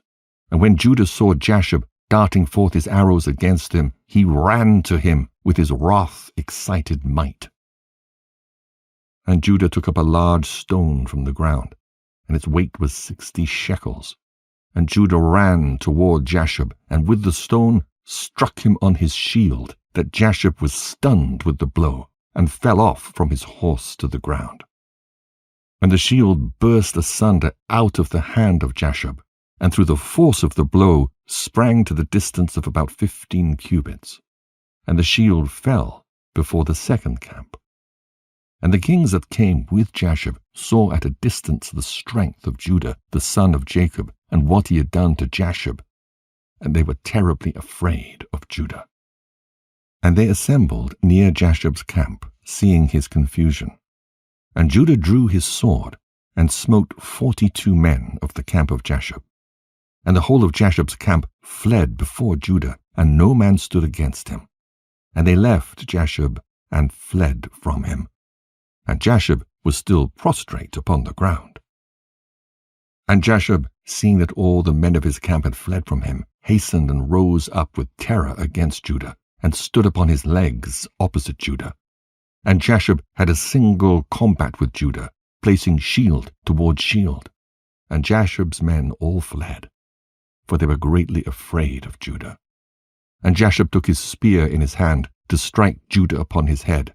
But Judah had quickly placed his shield to his head against Jashub's spear, so that the shield of Judah received the blow from Jashub's spear, and the shield was split in two. And when Judah saw that his shield was split, he hastily drew his sword and smote Jashub at his ankles, and cut off his feet, that Jashub fell upon the ground, and the spear fell from his hand. And Judah hastily picked up Jashub's spear, with which he severed his head, and cast it next to his feet. And when the sons of Jacob saw what Judah had done to Jashub, they all ran into the ranks of the other kings. And the sons of Jacob fought with the army of Jashub, and the armies of all the kings that were there. And the sons of Jacob caused 15,000 of their men to fall, and they smote them as if smiting at gourds, and the rest fled for their lives. And Judah was still standing by the body of Jashub, and stripped Jashub of his coat of mail. And Judah also took off the iron and brass that was about Jashub. And behold, 9 men of the captains of Jashub came along to fight against Judah. And Judah hastened and took up a stone from the ground, and with it smote one of them upon the head, and his skull was fractured, and the body also fell from the horse to the ground. And the 8 captains that remained, seeing the strength of Judah, were greatly afraid, and they fled. And Judah with his 10 men pursued them, and they overtook them, and slew them. And the sons of Jacob were still smiting the armies of the kings, and they slew many of them. But those kings daringly kept their stand with their captains, and they did not retreat from their places. And they exclaimed against those of their armies that fled from before the sons of Jacob. But none would listen to them, for they were afraid of their lives, lest they should die. And all the sons of Jacob, having smitten the armies of the kings, returned and came before Judah. And Judah was still slaying the 8 captains of Jashub, and stripping off their garments. And Levi saw Elon, king of Gaash, advancing toward him, with his 14 captains to smite him. But Levi did not know it for certain. And Elon, with his captains, approached nearer. And Levi looked back and saw that battle was given him in the rear. And Levi ran with 12 of his servants, and they went and slew Elon and his captains with the edge of the sword. Jasher chapter 38. And Ahihurai, king of Shiloh, came up to assist Elon, and he approached Jacob, when Jacob drew his bow that was in his hand, and with an arrow struck Ahihurai, which caused his death. And when Ahihurai, king of Shiloh, was dead, the 4 remaining kings fled from their station with the rest of the captains, and they endeavored to retreat, saying, we have no more strength with the Hebrews after having killed the 3 kings and their captains, who were more powerful than we are.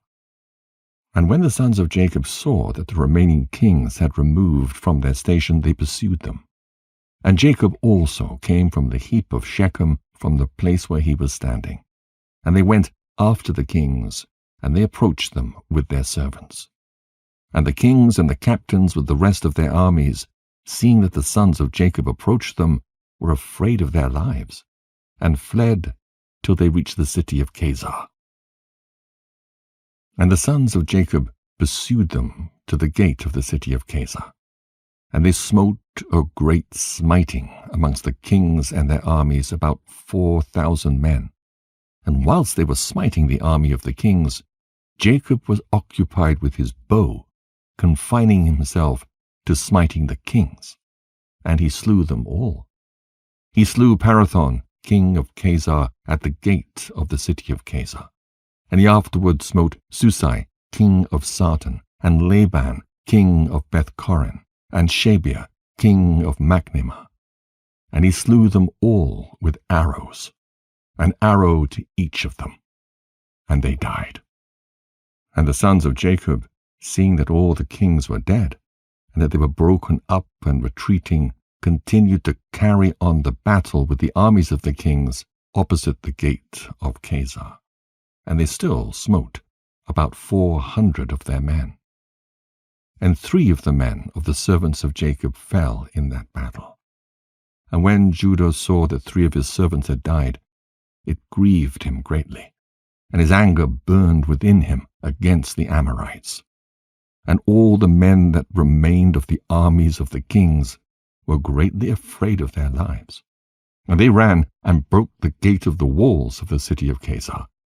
And they all entered the city for safety, and they concealed themselves in the midst of the city of Kazar. For the city of Kazar was very large and extensive. And when all these armies had entered the city, the sons of Jacob ran after them to the city. And 4 mighty men, experienced in battle, went forth from the city and stood against the entrance of the city, with drawn swords and spears in their hands. And they placed themselves opposite the sons of Jacob, and would not suffer them to enter the city. And Naphtali ran and came between them, and with his sword smote 2 of them, and cut off their heads at one stroke. And he turned to the other 2, and behold, they had fled. And he pursued them, overtook them, smote them, and slew them. And the sons of Jacob came to the city and saw, and there was another wall to the city. And they sought for the gate of the wall, and could not find it. And Judah sprang upon the top of the wall, and Simeon and Levi followed him, and they all 3 descended from the wall into the city. And Simeon and Levi slew all the men who ran for safety into the city, and also the inhabitants of the city, with their wives and little ones.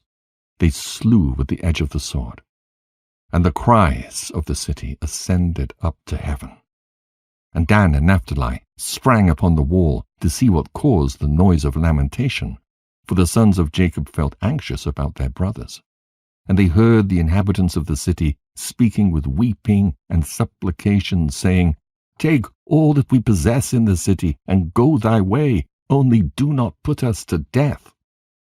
And when Judah, Simeon, and Levi had ceased smiting the inhabitants of the city, they ascended the wall, and called to Dan and Naphtali, who were upon the wall, and to the rest of their brothers. And Simeon and Levi informed them of the entrance into the city. And all the sons of Jacob came to fetch the spoil. And the sons of Jacob took the spoil of the city of Kazar, the flocks and herds, and the property. And they took all that could be captured, and went away that day from the city. And on the next day the sons of Jacob went to Sartan, for they heard that the men of Sartan who had remained in the city were assembling to fight with them for having slain their king. And Sartan was a very high and fortified city, and it had a deep rampart surrounding the city. And the pillar of the rampart was about 50 cubits, and its breadth 40 cubits, and there was no place for a man to enter the city on account of the rampart. And the sons of Jacob saw the rampart of the city, and they sought an entrance in it, but could not find it. For the entrance to the city was at the rear, and every man that wished to come into the city came by that road and went around the whole city, and he afterwards entered the city. And the sons of Jacob, seeing that they could not find the way into the city, their anger was kindled greatly. And the inhabitants of the city, seeing that the sons of Jacob were coming to them, were greatly afraid of them, for they had heard of their strength and what they'd done to Kazar. And the inhabitants of the city of Sarton could not go out toward the sons of Jacob, after having assembled in the city to fight against them, lest they might thereby get into the city. But when they saw that they were coming toward them, they were greatly afraid of them, for they had heard of their strength and what they had done to Kazar. So the inhabitants of Sarton speedily took away the bridge of the road of the city from its place, before the sons of Jacob came, and they brought it into the city. And the sons of Jacob came and sought the way into the city, and could not find it. And the inhabitants of the city went up to the top of the wall, and saw, and behold, the sons of Jacob were seeking an entrance into the city. And the inhabitants of the city reproached the sons of Jacob from the top of the wall, and they cursed them. And the sons of Jacob heard the reproaches, and they were greatly incensed, and their anger burned within them. And the sons of Jacob were provoked at them, and they all rose and sprang over the rampart with the force of their strength, and through their might passed the 40 cubits breadth of the rampart. And when they had passed the rampart, they stood under the wall of the city, and they found all the gates of the city enclosed with iron doors. And the sons of Jacob came near to break open the doors of the gates of the city, and the inhabitants did not let them, for from the top of the wall they were casting stones and arrows upon them. And the number of the people that were upon the wall was about 400 men.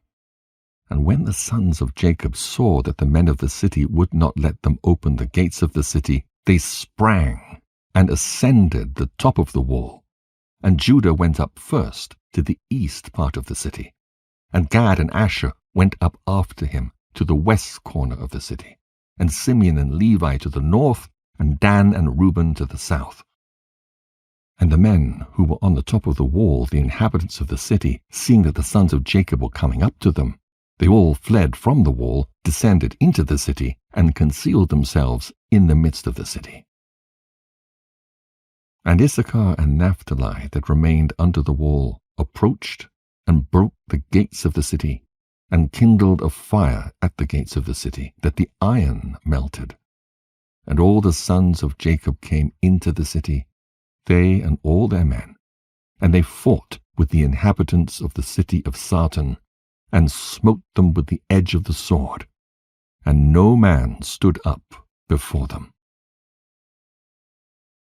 And about 200 men fled from the city, and they all went and hid themselves in a certain tower in the city.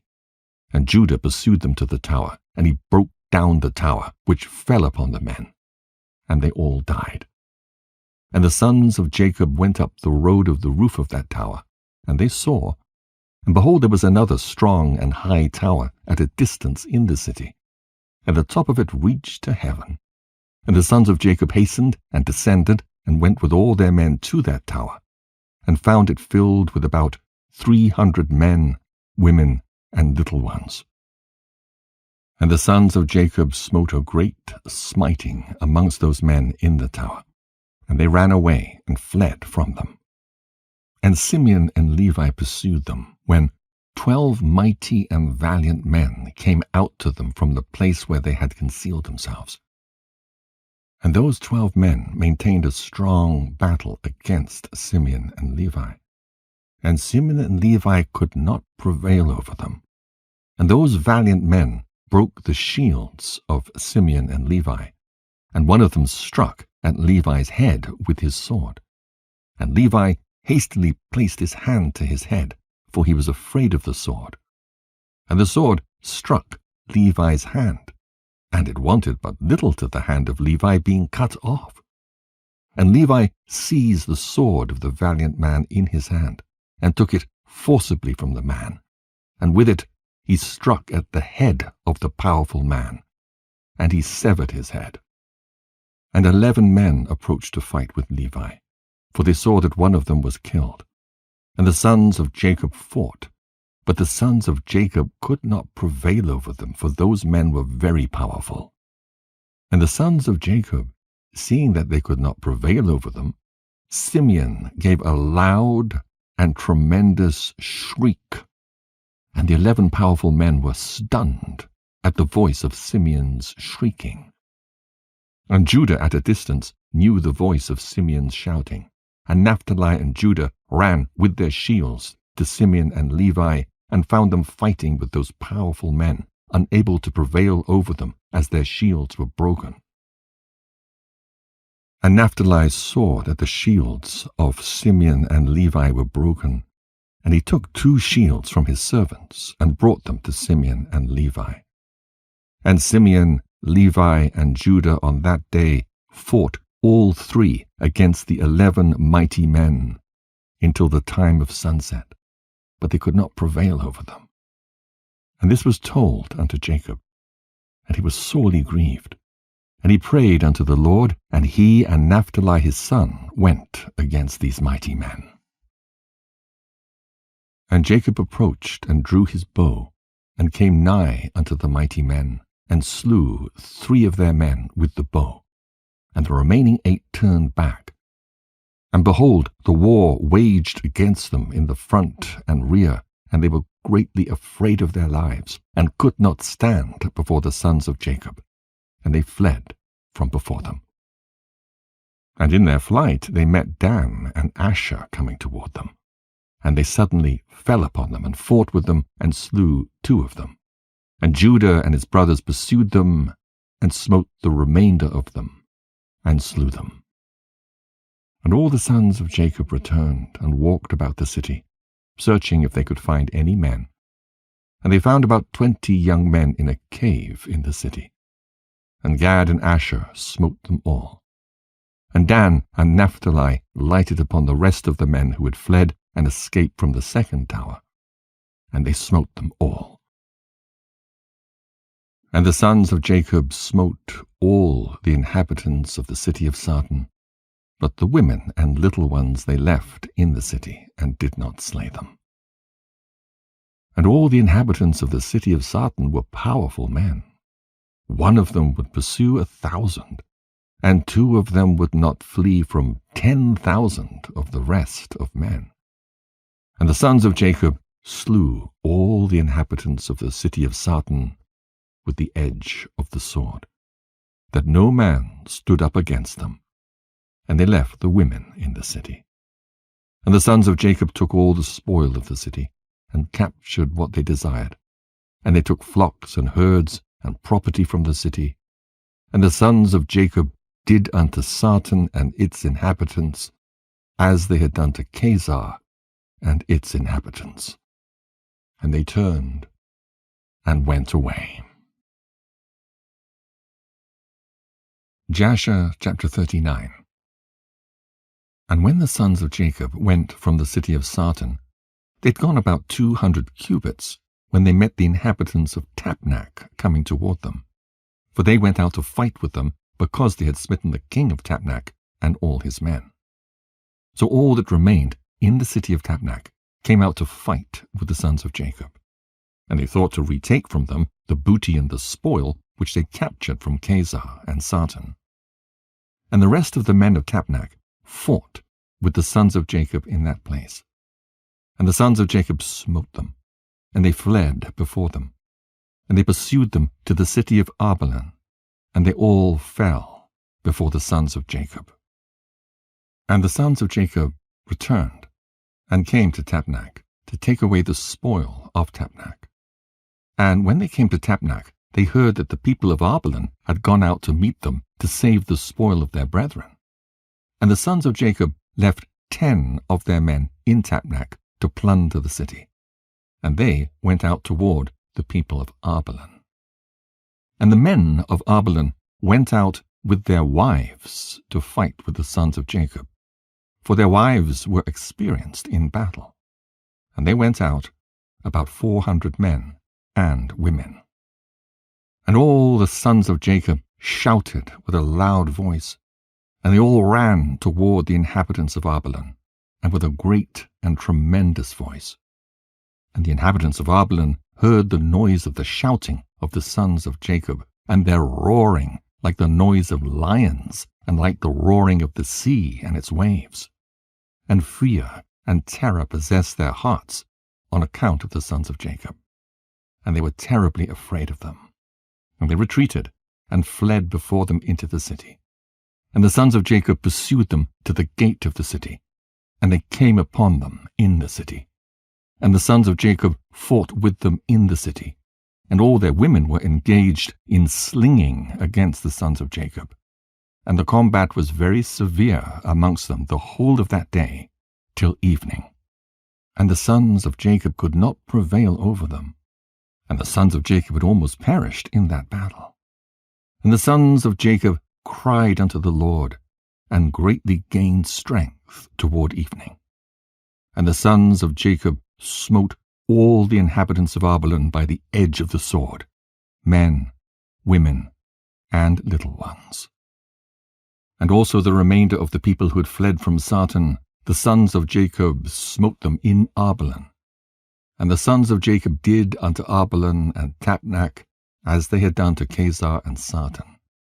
And when the women saw that all the men were dead, they went upon the roofs of the city and smote the sons of Jacob by showering down stones like rain.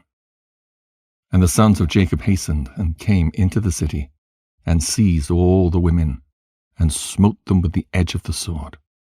And the sons of Jacob captured all the spoil and booty, flocks and herds and cattle. And the sons of Jacob did unto Machnamah as they had done to Tapnach, to Kezar, and to Shiloh. And they turned from there and went away. And on the 5th day, the sons of Jacob heard that the people of Gaash had gathered against them to battle, because they had slain their king and their captains. For there had been 14 captains in the city of Gaash, and the sons of Jacob had slain them all in the first battle. And the sons of Jacob that day girt on their weapons of war, and they marched to battle against the inhabitants of Gaash. And in Gaash there was a strong and mighty people, of the people of the Amorites. And Gaash was the strongest and best fortified city of all the cities of the Amorites. And it had 3 walls. And the sons of Jacob came to Gaash, and they found the gates of the city locked, and about 500 men standing at the top of the outermost wall. And a people numerous as the sand upon the seashore were in ambush for the sons of Jacob from without the city at the rear thereof. And the sons of Jacob approached to open the gates of the city. And whilst they were drawing nigh, behold, those who were in ambush at the rear of the city came forth from their places and surrounded the sons of Jacob. And the sons of Jacob were enclosed between the people of Gaash, and the battle was both to their front and rear. And all the men that were upon the wall were casting from the wall upon them arrows and stones. And Judah, seeing that the men of Gaash were getting too heavy for them, gave a most piercing and tremendous shriek. And all the men of Gaash were terrified at the voice of Judah's cry. And men fell from the wall at his powerful shriek. And all those that were from without and within the city were greatly afraid of their lives. And the sons of Jacob still came nigh to break the doors of the city, when the men of Gaash threw stones and arrows upon them from the top of the wall, and made them flee from the gate. And the sons of Jacob returned against the men of Gaash who were with them from without the city, and they smote them terribly, as striking against gourds, and they could not stand against the sons of Jacob, for fright and terror had seized them at the shriek of Judah. And the sons of Jacob slew all those men who were without the city. And the sons of Jacob still drew nigh to effect an entrance into the city, and to fight under the city walls. But they could not, for all the inhabitants of Gaash who remained in the city had surrounded the walls of Gaash in every direction, so that the sons of Jacob were unable to approach the city to fight with them. And the sons of Jacob came nigh to one corner to fight under the wall. The inhabitants of Gaash threw arrows and stones upon them like showers of rain, and they fled from under the wall. And the people of Gaash who were upon the wall, seeing that the sons of Jacob could not prevail over them from under the wall, reproached the sons of Jacob in these words, saying, What is the matter with you in the battle that you cannot prevail? Can you then do unto the mighty city of Gaash and its inhabitants as you did to the cities of the Amorites that were not so powerful? Surely to those weak ones amongst us you did those things, and slew them in the entrance of the city, for they had no strength when they were terrified at the sound of your shouting. And will you now then be able to fight in this place? Surely here you will all die, and we will avenge the cause of those cities that you have laid waste. And the inhabitants of Gaash greatly reproached the sons of Jacob, and reviled them with their gods, and continued to cast arrows and stones upon them from the wall. And Judah and his brothers heard the words of the inhabitants of Gaash, and their anger was greatly roused. And Judah was jealous of his God in this matter. And he called out and said, O Lord, help! Send help to us and our brothers. And he ran at a distance with all his might, with his drawn sword in his hand, and he sprang from the earth, and by dint of his strength mounted the wall, and his sword fell from his hand. And Judah shouted upon the wall, and all the men that were upon the wall were terrified, and some of them fell from the wall into the city and died. And those who were yet upon the wall, when they saw Judah's strength, they were greatly afraid, and fled for their lives into the city for safety. And some were emboldened to fight with Judah upon the wall.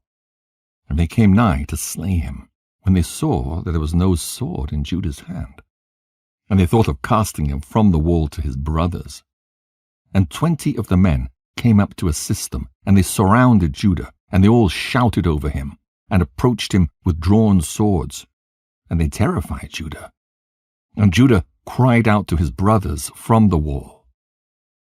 And Jacob and his sons drew the bow from under the wall, and smote 3 of the men that were upon the top of the wall. And Judah continued to cry, and he exclaimed, O Lord, help us! O Lord, deliver us! And he cried with a loud voice upon the wall. And the voice was heard at a great distance. And after this cry, he again repeated the shout. And all the men who surrounded Judah on the top of the wall were terrified, and they each threw his sword from his hand at the sound of Judah's shouting and his terror, and fled. And Judah took the swords which had fallen from their hands, and Judah fought with them, and slew 20 of their men upon the wall. And about 80 men and women still ascended the wall from the city, and they all surrounded Judah. And the Lord impressed the fear of Judah in their hearts, that they were unable to approach him. And Jacob and all who were with him drew the bow from under the wall. And they slew 10 men upon the wall, and they fell below the wall before Jacob and his sons. And the people upon the wall, seeing that 20 of their men had fallen, they still ran toward Judah with drawn swords, but they could not approach him, for they were greatly terrified at Judah's strength. And one of their mighty men, whose name was Arad, approached to strike Judah upon the head with his sword, when Judah hastily put his shield to his head, and the sword hit the shield, and it was split in two. And this mighty man, after he had struck Judah, ran for his life at the fear of Judah, and his feet slipped upon the wall, and he fell amongst the sons of Jacob who were below the wall. And the sons of Jacob smote him, and slew him. And Judah's head pained him from the blow of the powerful man, and Judah had nearly died from it. And Judah cried out upon the wall, owing to the pain produced by the blow, when Dan heard him, and his anger burned within him. And he also rose up and went at a distance, and ran and sprang from the earth, and mounted the wall with his wrath-excited strength. And when Dan came upon the wall near unto Judah, all the men upon the wall fled who had stood against Judah. And they went up to the second wall, and they threw arrows and stones upon Dan and Judah from the second wall, and endeavored to drive them from the wall. And the arrows and stones struck Dan and Judah, and they had nearly been killed upon the wall. And wherever Dan and Judah fled from the wall, they were attacked with arrows and stones from the second wall. And Jacob and his sons were still at the entrance of the city, below the first wall, and they were not able to draw their bow against the inhabitants of the city, as they could not be seen by them, being upon the second wall. And Dan and Judah, when they could no longer bear the stones and arrows that fell upon them from the second wall, they both sprang upon the second wall, near the people of the city. And when the people of the city who were upon the second wall saw that Dan and Judah had come to them upon the second wall, they all cried out, and descended below, beneath the walls. And Jacob and his sons heard the noise of the shouting from the people of the city. And they were still at the entrance of the city, and they were anxious about Dan and Judah, who were not seen by them, they being upon the second wall. And Naphtali went up with his wrath-excited might, and sprang upon the first wall to see what caused the noise of shouting which they had heard in the city. And Issachar and Zebulun drew nigh to break the doors of the city, and they opened the gates of the city and came into the city. And Naphtali leaped from the first wall to the second, and came to assist his brothers. And the inhabitants of Gaash, who were upon the wall, seeing that Naphtali was the third who had come up to assist his brothers, they all fled, and descended into the city.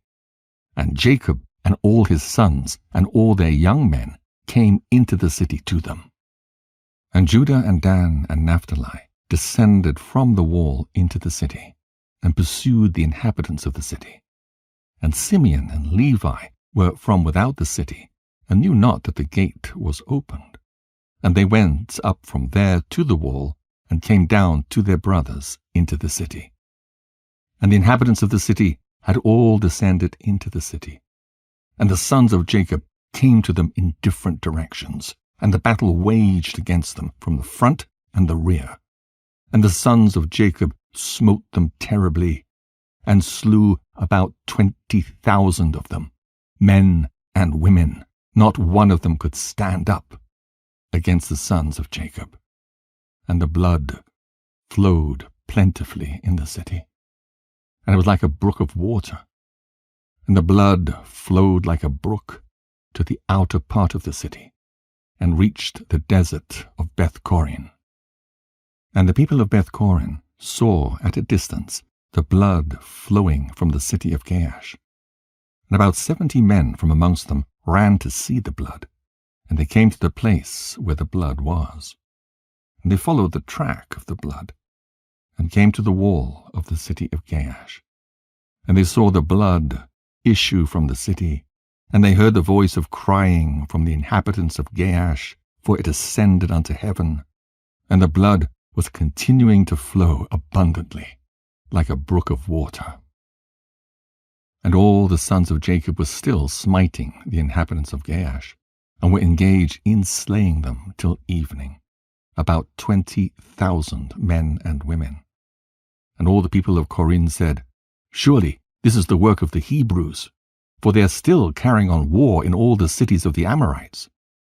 And those people hastened and ran to Beth-Corin, and each took his weapons of war, and they cried out to all the inhabitants of Beth-Corin, who also girt on their weapons of war, to go and fight with the sons of Jacob. And when the sons of Jacob had done smiting the inhabitants of Gaash, they walked about the city to strip all the slain.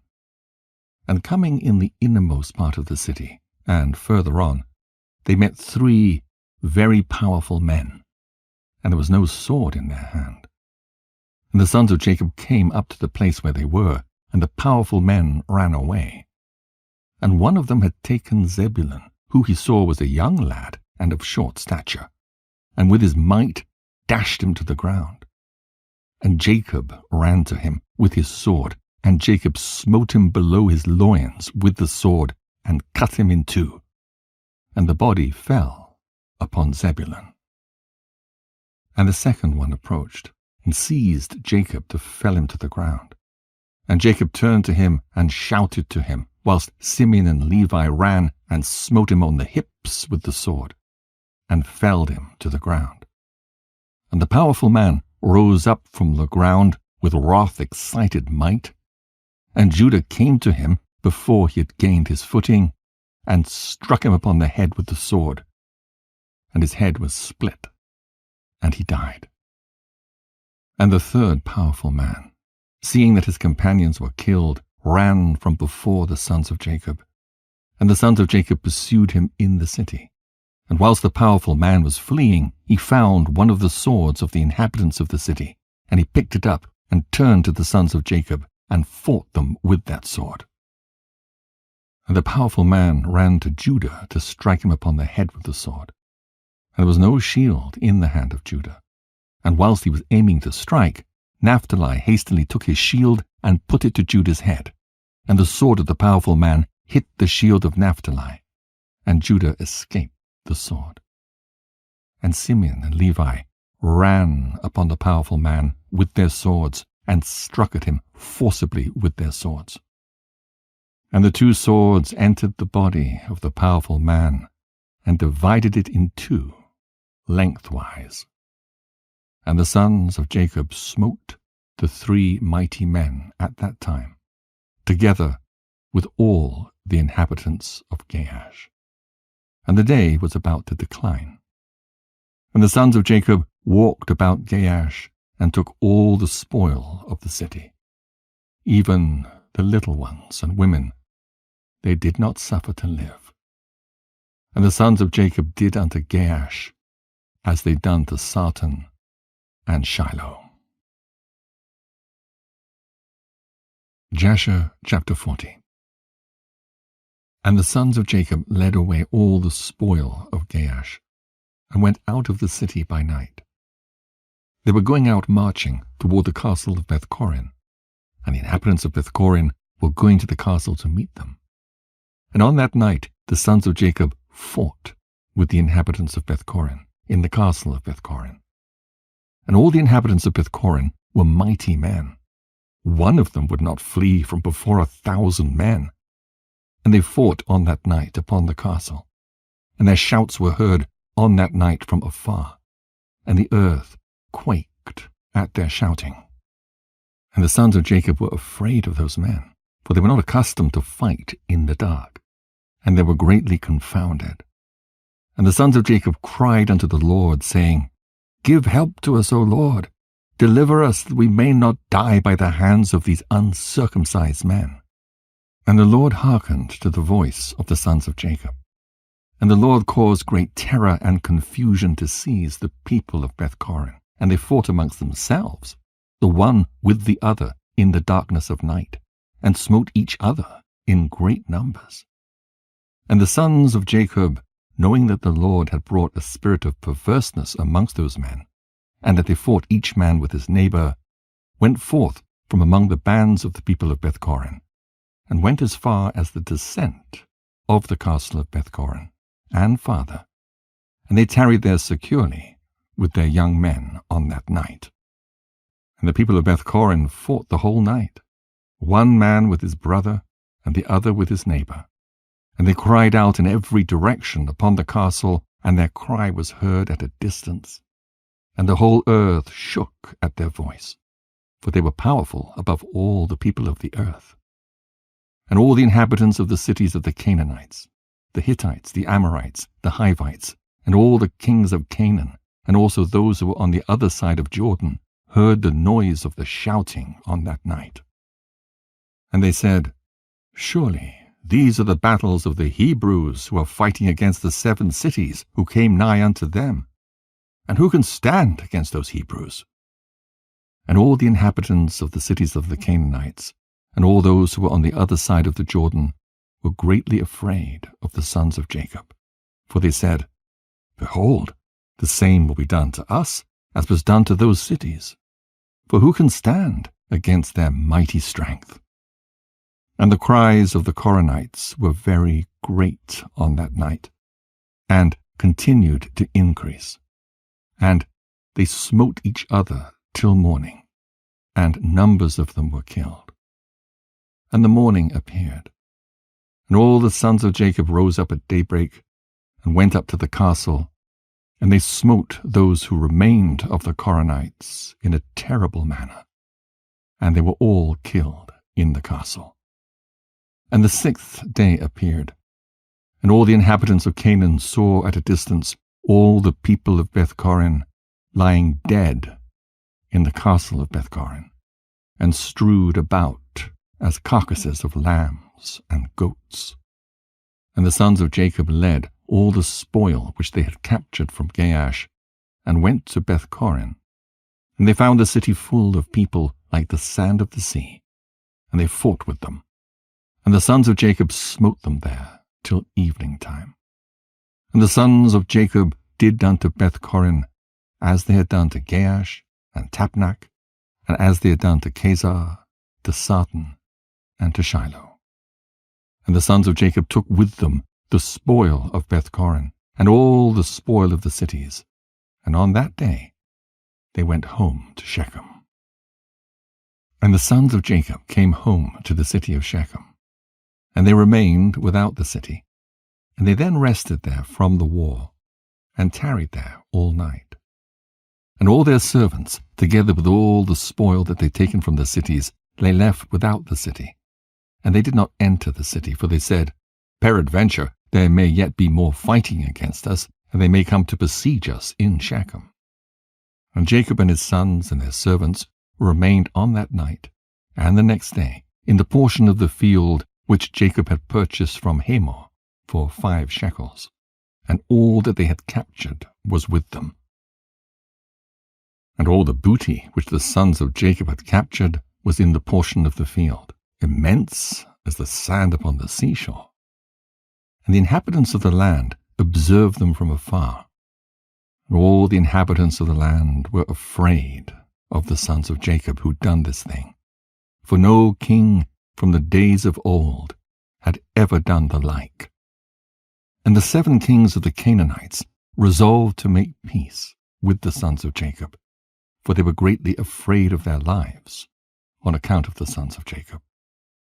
And on that day, being the 7th day, Japhia, king of Hebron, sent secretly to the king of Ai, and to the king of Gibeon, and to the king of Shalem, and to the king of Adullam, and to the king of Lachish, and to the king of Kezar, and to all the Canaanitish kings who were under their subjection, saying, Go up with me, and come to me, that we may go to the sons of Jacob. And I will make peace with them, and form a treaty with them, lest all your lands be destroyed by the swords of the sons of Jacob, as they did to Shechem and the cities around it, as you have heard and seen. And when you come to me, do not come with many men, but let every king bring his 3 head captains, and every captain bring 3 of his officers. And come all of you to Hebron, and we will go together to the sons of Jacob, and supplicate them that they shall form a peace treaty with us. And all those kings did as the king of Hebron had sent to them, for they were all under his counsel and command. And all the kings of Canaan assembled to go to the sons of Jacob to make peace with them. And the sons of Jacob returned, and went to the portion of the field that was in Shechem, for they did not put confidence in the kings of the land. And the sons of Jacob returned, and remained in the portion of the field 10 days, and no one came to make war with them.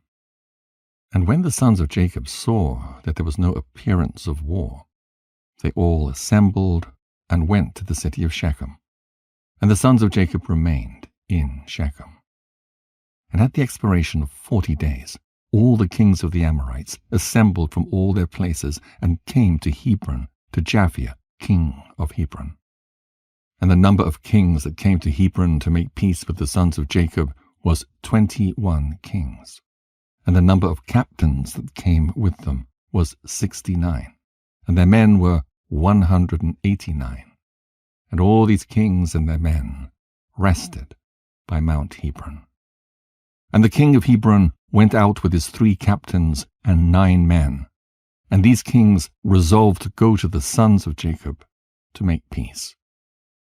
And they said unto the king of Hebron, Go thou before us with thy men, and speak for us unto the sons of Jacob, and we will come after thee and confirm thy words. And the king of Hebron did so. And the sons of Jacob heard that all the kings of Canaan had gathered together and rested in Hebron. And the sons of Jacob sent 4 of their servants as spies, saying, Go and spy these kings, and search and examine their men, whether they are few or many. And if they are but few in number, number them all, and come back. And the servants of Jacob went secretly to these kings, and did as the sons of Jacob had commanded them. And on that day they came back to the sons of Jacob, and said unto them, We came unto those kings, and they are but few in number. We numbered them all, and behold, there were 288 kings and men. And the sons of Jacob said, They are but few in number, therefore we will not all go out to them. And in the morning the sons of Jacob rose up, and chose 62 of their men, and 10 of the sons of Jacob went with them. And they girt on their weapons of war, for they said, They're coming to make war with us. For they knew not that they were coming to make peace with them. And the sons of Jacob went with their servants to the gate of Shechem, toward those kings, and their father Jacob was with them. And when they'd come forth, behold, the king of Hebron and his 3 captains and 9 men with him were coming along the road against the sons of Jacob. And the sons of Jacob lifted up their eyes, and saw at a distance Japhia, king of Hebron, with his captains, coming toward them. And the sons of Jacob took their stand at the place of the gate of Shechem, and did not proceed. And the king of Hebron continued to advance, he and his captains, until he came nigh to the sons of Jacob. And he and his captains bowed down to them to the ground. And the king of Hebron sat with his captains before Jacob and his sons. And the sons of Jacob said unto him, What has befallen thee, O king of Hebron? Why hast thou come to us this day? What dost thou require from us? And the king of Hebron said unto Jacob, I beseech thee, my lord, all the kings of the Canaanites have this day come to make peace with you. And the sons of Jacob heard the words of the king of Hebron, and they would not consent to his proposals, for the sons of Jacob had no faith in him, for they imagined that the king of Hebron had spoken deceitfully to them. And the king of Hebron knew from the words of the sons of Jacob that they did not believe his words. And the king of Hebron approached nearer to Jacob, and said unto him, I beseech thee, my lord, to be assured that all these kings have come to you on peaceable terms. For they have not come with all their men, neither did they bring their weapons of war with them. For they have come to seek peace from my lord and his sons. And the sons of Jacob answered the king of Hebron, saying, Send thou to all these kings, and if thou speakest truth unto us, let them each come singly before us. And if they come unto us unarmed, we shall then know that they seek peace from us.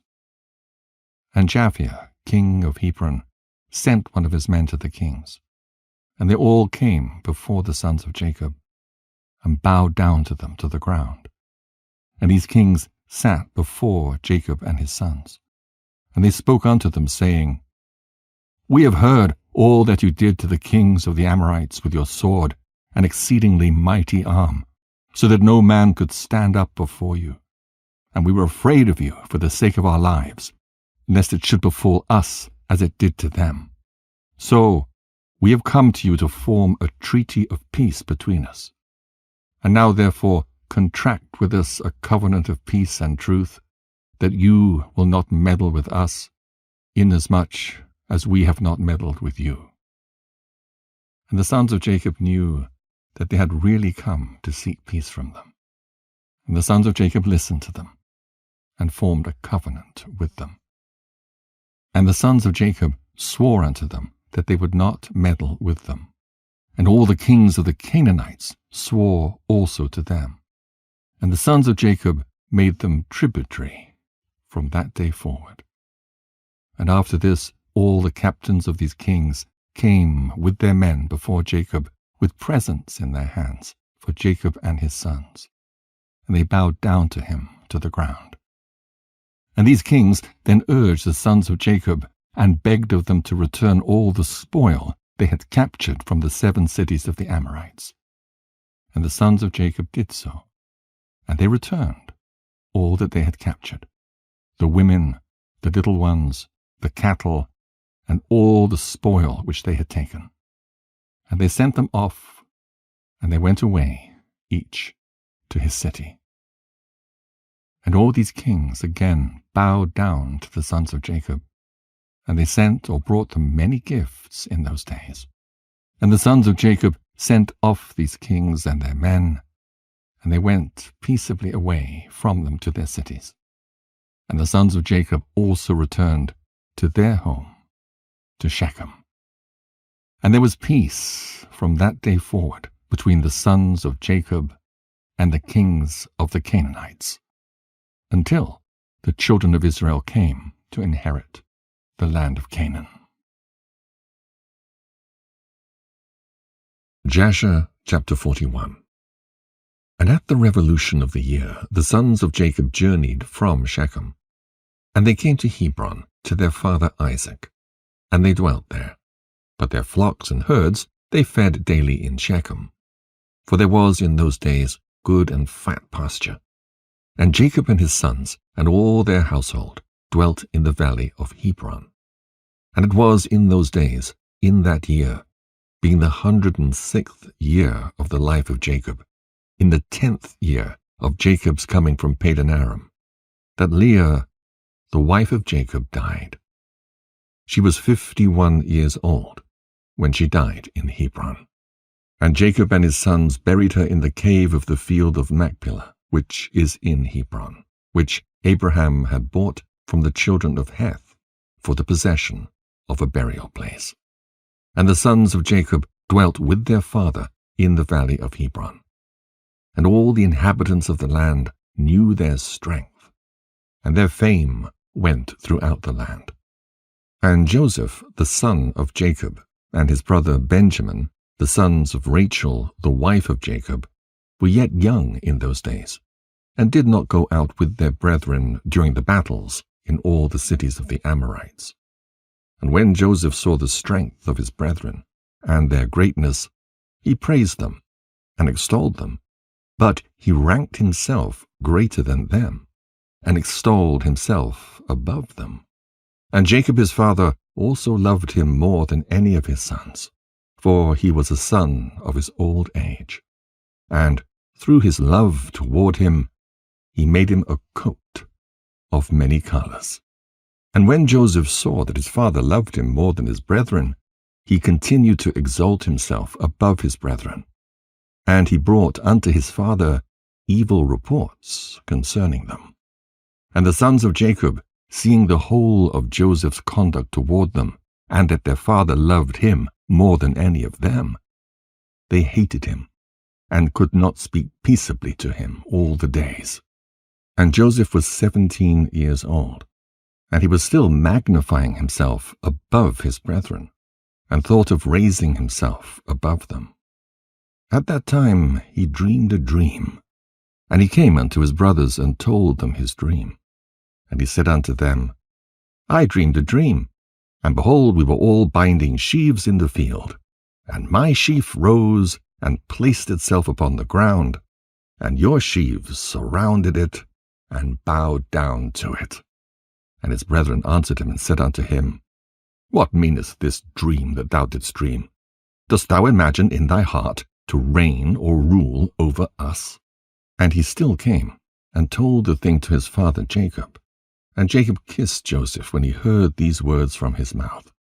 And Jacob blessed Joseph. And when the sons of Jacob saw that their father had blessed Joseph, and had kissed him, and that he loved him exceedingly, they became jealous of him, and hated him the more.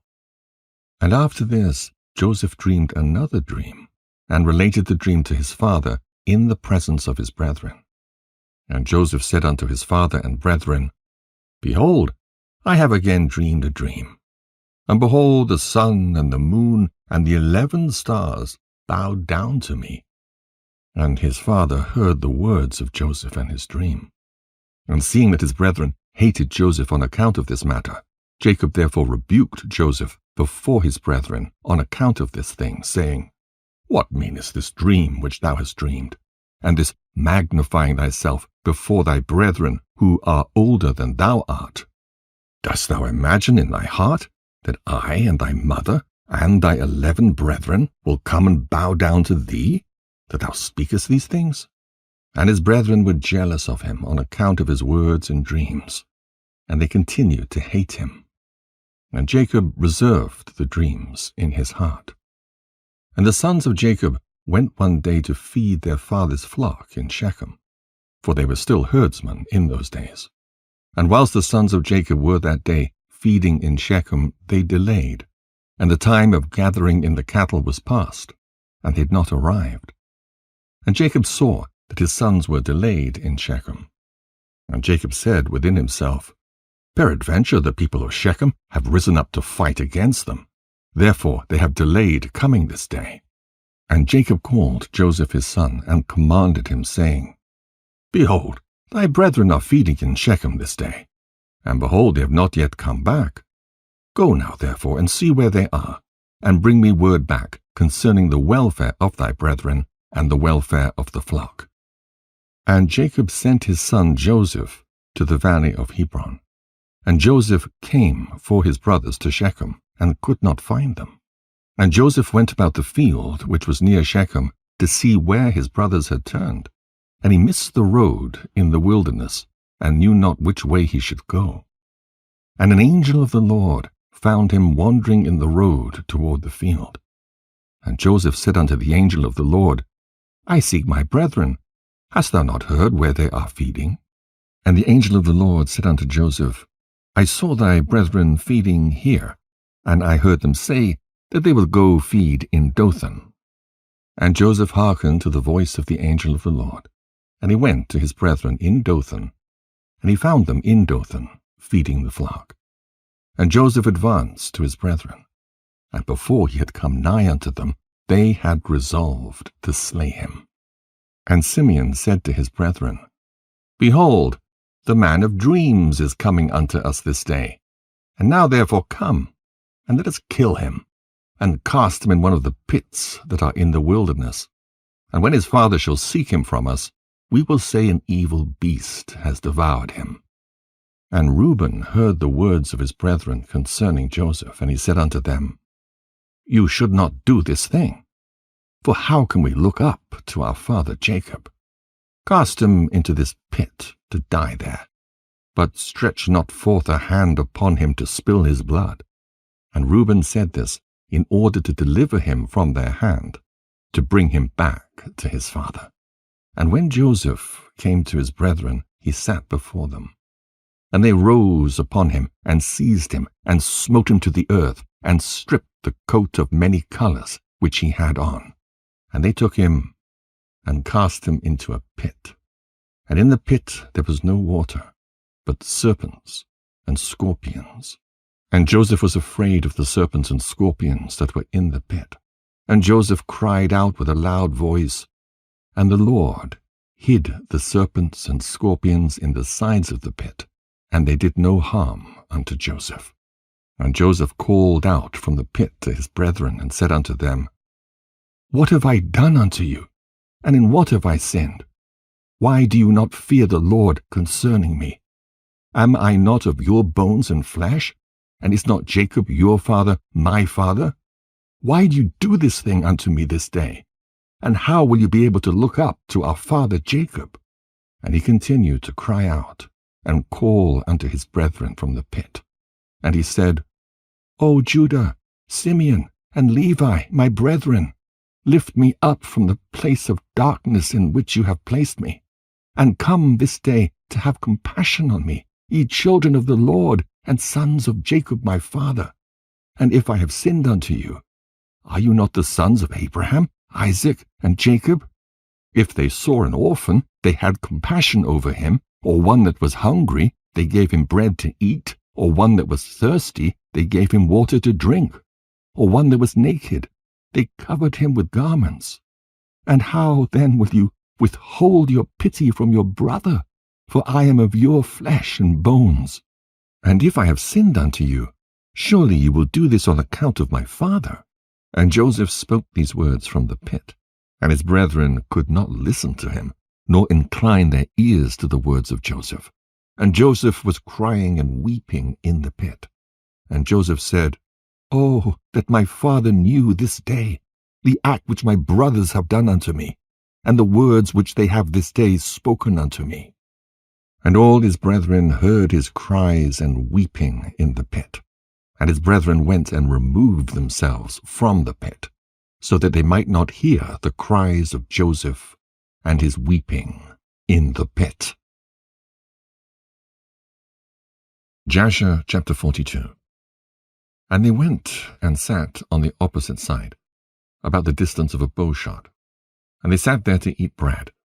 And whilst they were eating, they held counsel together what was to be done with him, whether to slay him or to bring him back to his father.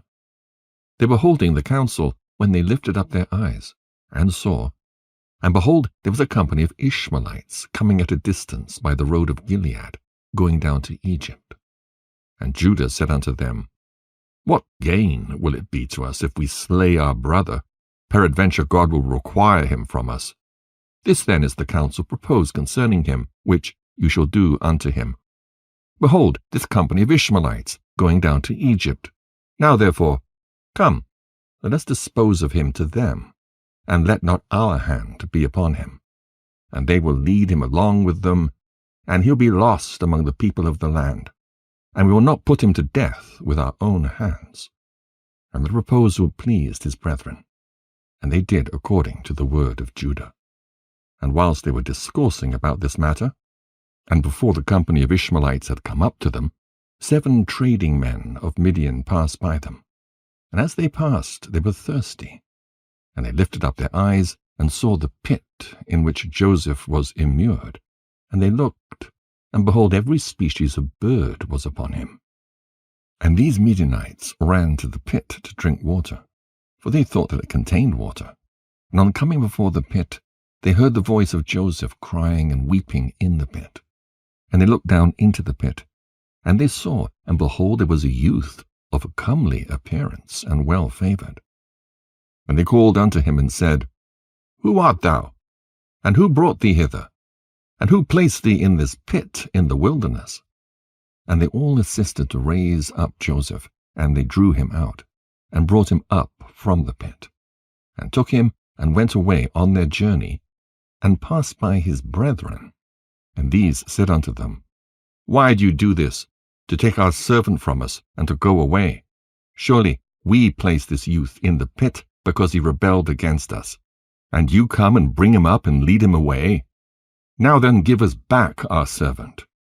And the Midianites answered and said unto the sons of Jacob, Is this your servant, or does this man attend you? Peradventure you are all his servants, for he is more comely and well favored than any of you. And why do you all speak falsely unto us? Now therefore we will not listen to your words, nor attend to you. For we found the youth in the pit in the wilderness, and we took him. We will therefore go on. And all the sons of Jacob approached them, and rose up to them, and said unto them, Give us back our servant. And why will you all die by the edge of the sword? And the Midianites cried out against them, and they drew their swords, and approached to fight with the sons of Jacob. And behold, Simeon rose up from his seat against them, and sprang upon the ground, and drew his sword, and approached the Midianites.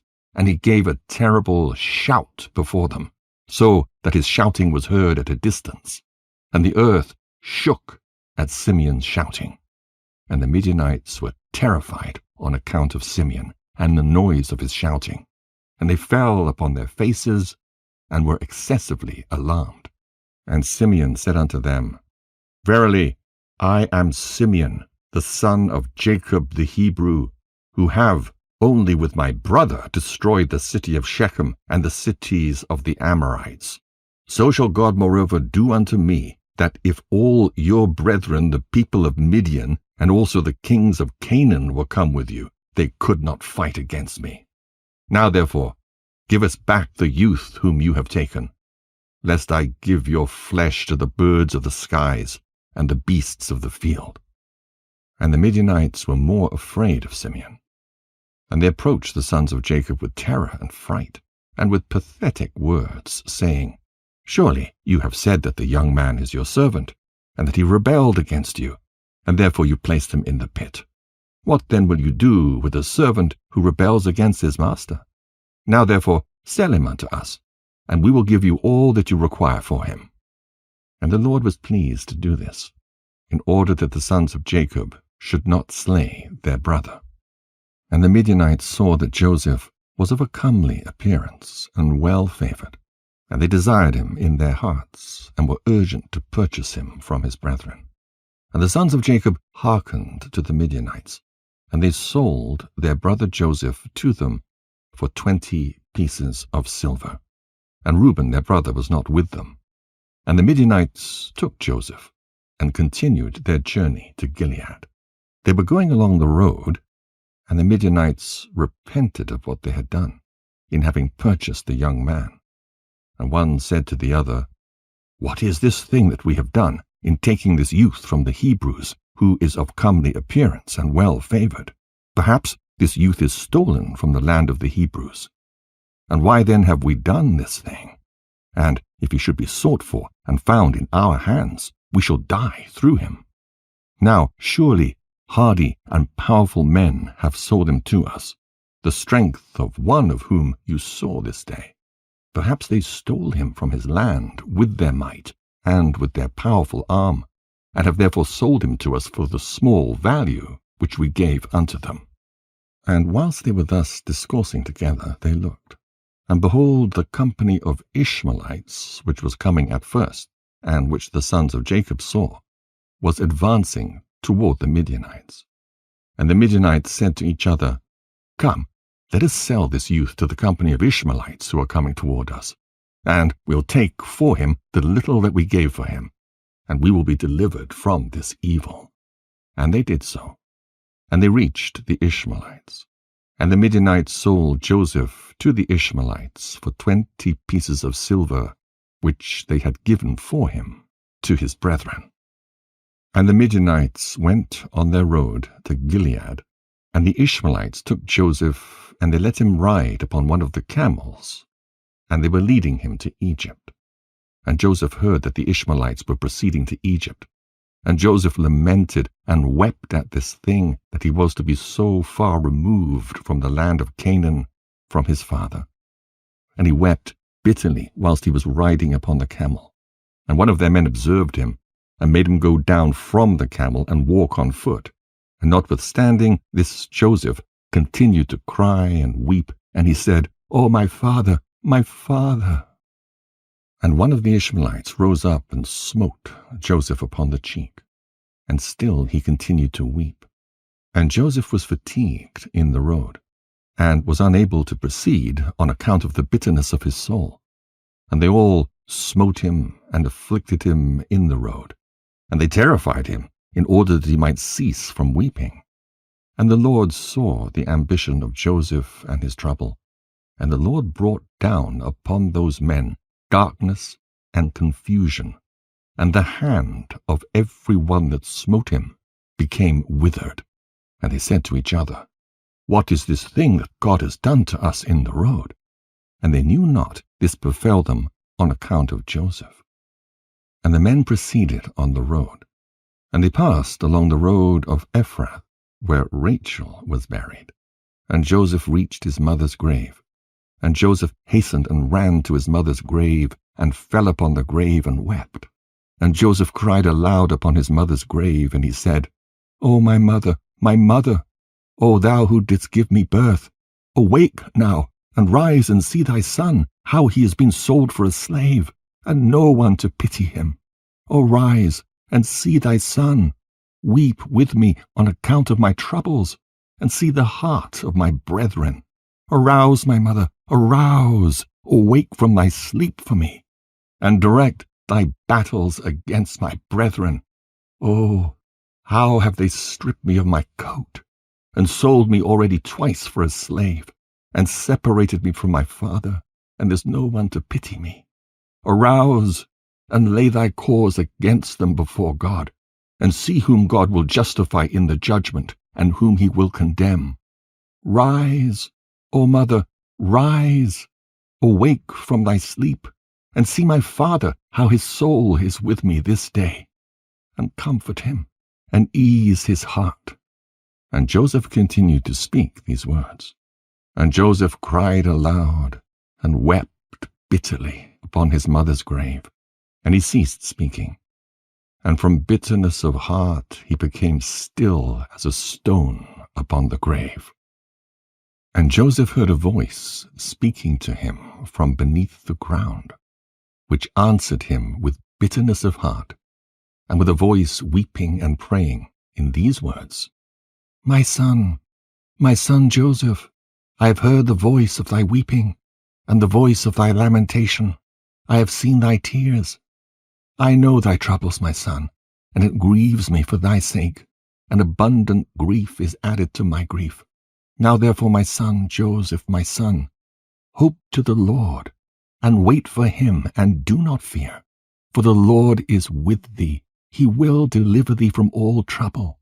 Rise, my son, go down into Egypt with thy masters, and do not fear, for the Lord is with thee, my son. And she continued to speak like unto these words unto Joseph, and she was still. And Joseph heard this, and he wondered greatly at this, and he continued to weep. And after this one of the Ishmaelites observed him crying and weeping upon the grave, and his anger was kindled against him, and he drove him from there, and he smote him and cursed him. And Joseph said unto the men, May I find grace in your sight to take me back to my father's house, and he will give you abundance of riches. And they answered him, saying, Art thou not a slave? And where is thy father?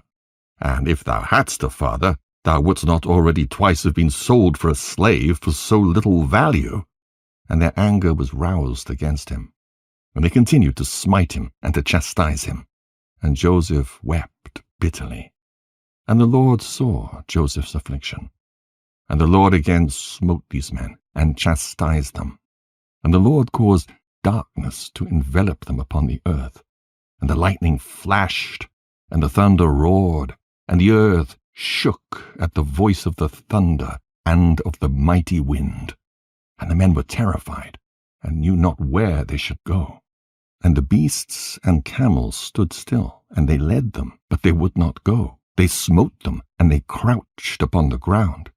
And the men said to each other, What is this that God has done to us? What are our transgressions? And what are our sins that this thing has thus befallen us? And one of them answered and said unto them, Perhaps on account of the sin of afflicting this slave this thing happened this day to us. Now therefore implore him strongly to forgive us, and then we shall know on whose account this evil befalleth us. And if God shall have compassion over us, then we shall know that all this cometh to us on account of the sin of afflicting this slave. And the men did so, and they supplicated Joseph, and pressed him to forgive them. And they said, We have sinned to the Lord and to thee. Now therefore vouchsafe to request of thy God that he shall put away this death from amongst us, for we have sinned to him. And Joseph did according to their words. And the Lord hearkened to Joseph. And the Lord put away the plague which he had inflicted upon those men on account of Joseph. And the beasts rose up from the ground, and they conducted them And they went on. And the raging storm abated, and the earth became tranquilized. And the men proceeded on their journey to go down to Egypt. And the men knew that this evil had befallen them on account of Joseph. And they said to each other, Behold, we know that it was on account of his affliction that this evil befell us. Now therefore why should we bring this death upon our souls? Let us hold counsel what to do with this slave. And one answered and said, Surely he told us to bring him back to his father. Now therefore come, let us take him back, and we will go to the place that he will tell us, and take from his family the price that we gave for him, and we will then go away. And one answered again and said, Behold, this counsel is very good, but we cannot do so, for the way is very far from us, and we cannot go out of our road. And one more answered and said unto them, This is the counsel to be adopted. We will not swerve from it. Behold, we are this day going to Egypt, and when we shall have come to Egypt, we will sell him there at a high price, and we will be delivered from his evil. And this thing pleased the men, and they did so, and they continued their journey to Egypt with Joseph. Jasher chapter 43. And when the sons of Jacob had sold their brother Joseph to the Midianites, their hearts were smitten on account of him, and they repented of their acts. And they sought for him to bring him back, but could not find him. And Reuben returned to the pit in which Joseph had been put, in order to lift him out and restore him to his father. And Reuben stood by the pit, and he heard not a word. And he called out, Joseph, Joseph! And no one answered or uttered a word. And Reuben said, Joseph has died through fright, or some serpent has caused his death. And Reuben descended into the pit, and he searched for Joseph, and could not find him in the pit. And he came out again. And Reuben tore his garments, and he said, The child is not there, and how shall I reconcile my father about him, if he be dead? And he went to his brethren, and found them grieving on account of Joseph, and counseling together how to reconcile their father about him. And Reuben said unto his brethren, I came to the pit, and behold, Joseph was not there. What then shall we say unto our father? For my father will only seek the lad from me. And his brethren answered him, saying, Thus and thus we did, and our hearts afterward smote us on account of this act.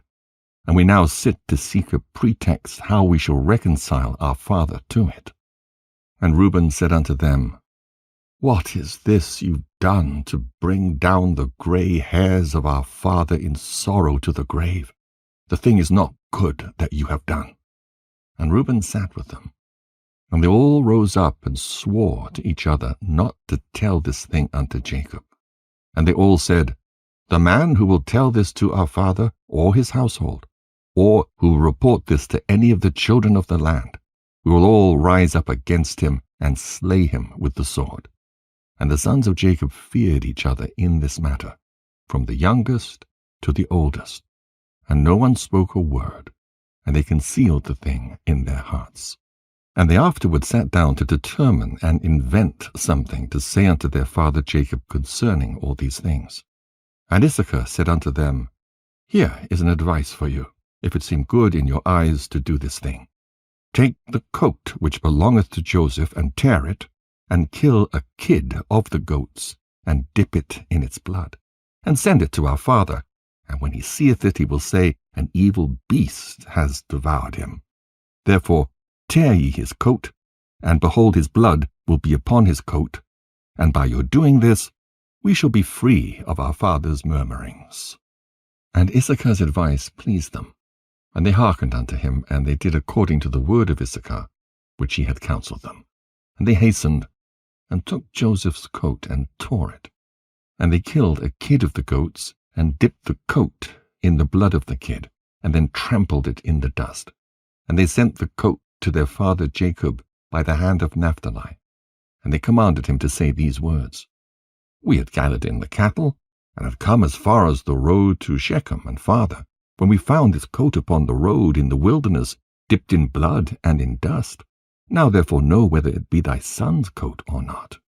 And Naphtali went, and he came unto his father, and he gave him the coat. And he spoke unto him all the words which his brethren had commanded him. And Jacob saw Joseph's coat, and he knew it. And he fell upon his face to the ground, and became as still as a stone.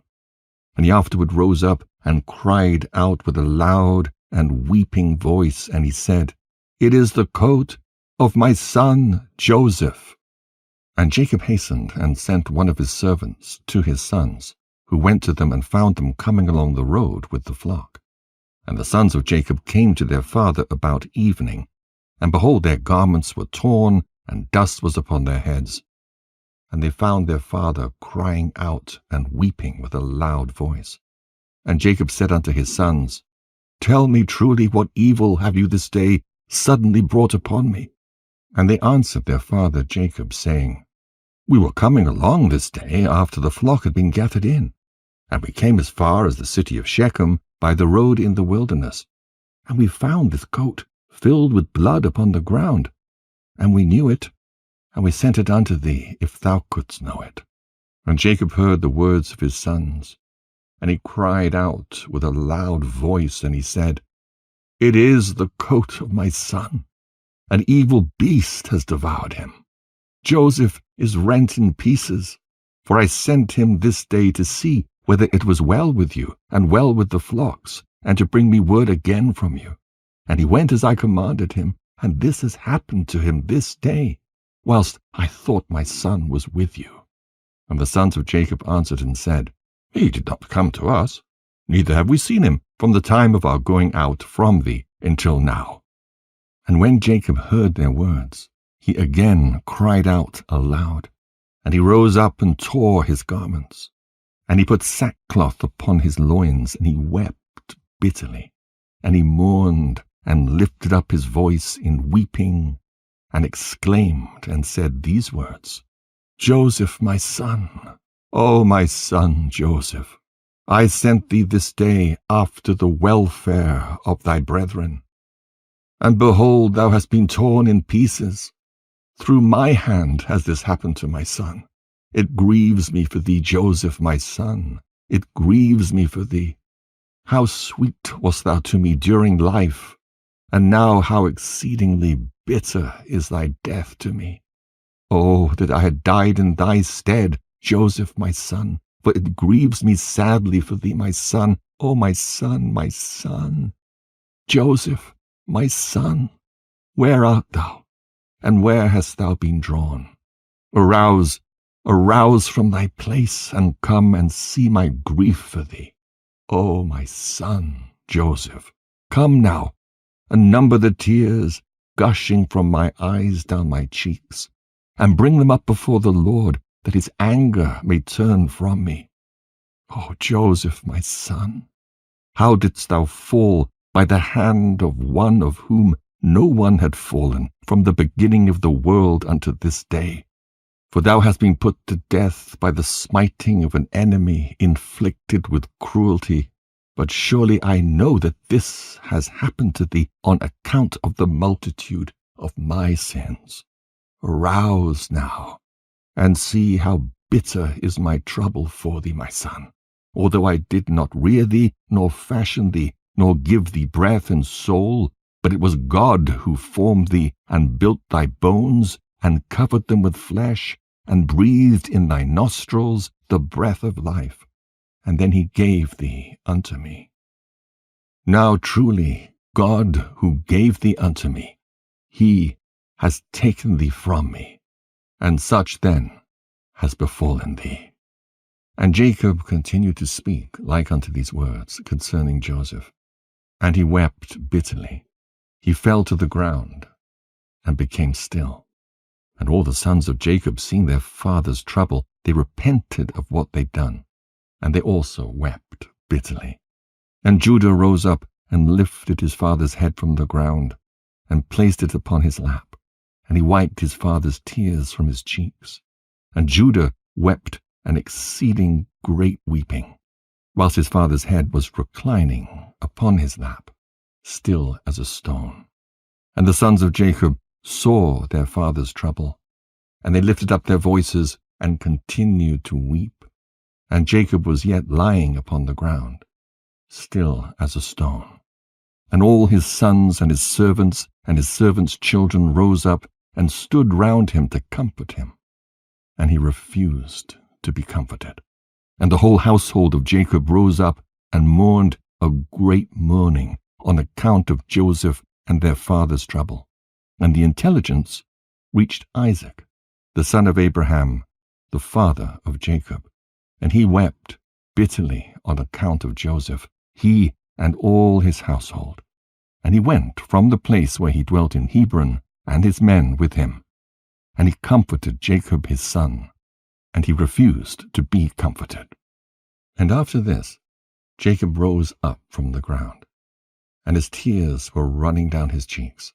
And he said unto his sons, Rise up, and take your swords and your bows, and go forth into the field, and seek whether you can find my son's body, and bring it unto me, that I may bury it.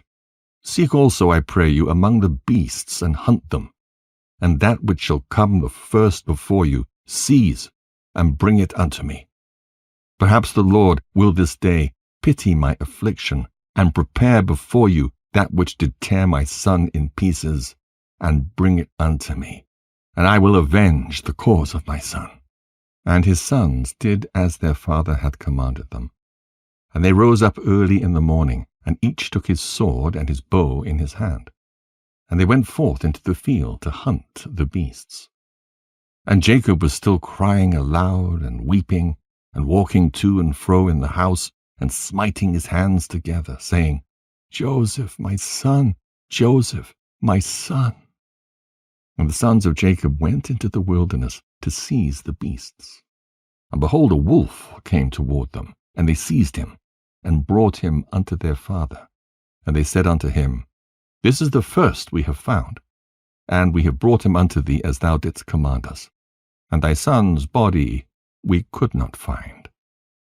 And Jacob took the beast from the hands of his sons, and he cried out with a loud and weeping voice, holding the beast in his hand. And he spoke with a bitter heart unto the beast. Why didst thou devour my son Joseph? And how didst thou have no fear of the God of the earth, or of my trouble for my son Joseph? And thou didst devour my son for naught, because he committed no violence, and didst thereby render me culpable on this account. Therefore God will require him that is persecuted. And the Lord opened the mouth of the beast in order to comfort Jacob with its words. And it answered Jacob, and spoke these words unto him. As God liveth, who created us in the earth, and as thy soul liveth, my Lord, I did not see thy son, neither did I tear him to pieces. But from a distant land I also came to seek my son, who went from me this day. And I know not whether he be living or dead. And I came this day into the field to seek my son. And your sons found me and seized me, and increased my grief, and have this day brought me before thee. And I have now spoken all my words to thee. And now therefore, O Son of Man, I am in thy hands. And do unto me this day as it may seem good in thy sight. But by the life of God who created me, I did not see thy son, nor did I tear him to pieces, neither has the flesh of man entered my mouth all the days of my life. And when Jacob heard the words of the beast, he was greatly astonished, and sent forth the beast from his hand, and she went her way. And Jacob was still crying aloud and weeping for Joseph day after day, and he mourned for his son many days. Jasher chapter 44. And the sons of Ishmael, who had bought Joseph from the Midianites, who had bought him from his brethren, went to Egypt with Joseph. And they came upon the borders of Egypt. And when they came near unto Egypt, they met 4 men of the sons of Medan, the son of Abraham, who had gone forth from the land of Egypt on their journey. And the Ishmaelites said unto them, Do you desire to purchase the slave from us? And they said, Deliver him over to us.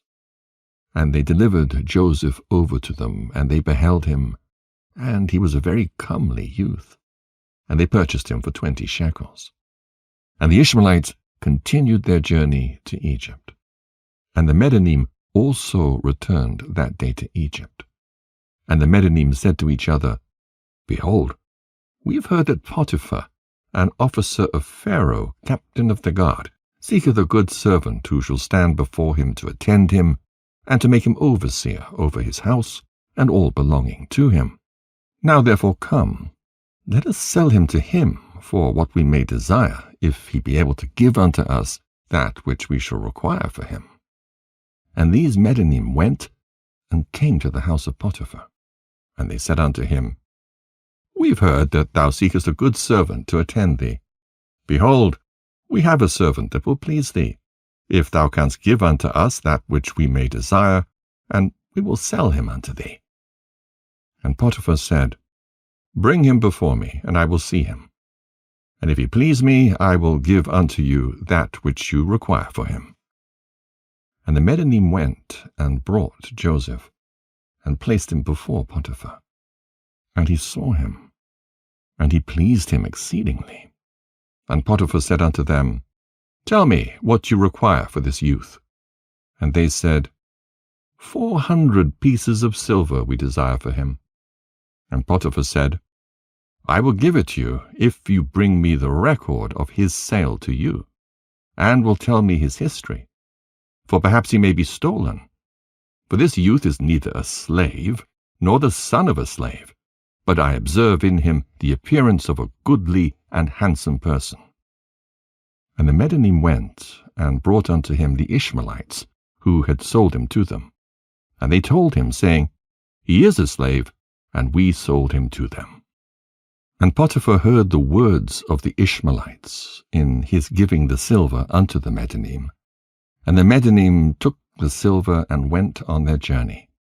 And the Ishmaelites also returned home. And Potiphar took Joseph, and brought him to his house that he might serve him.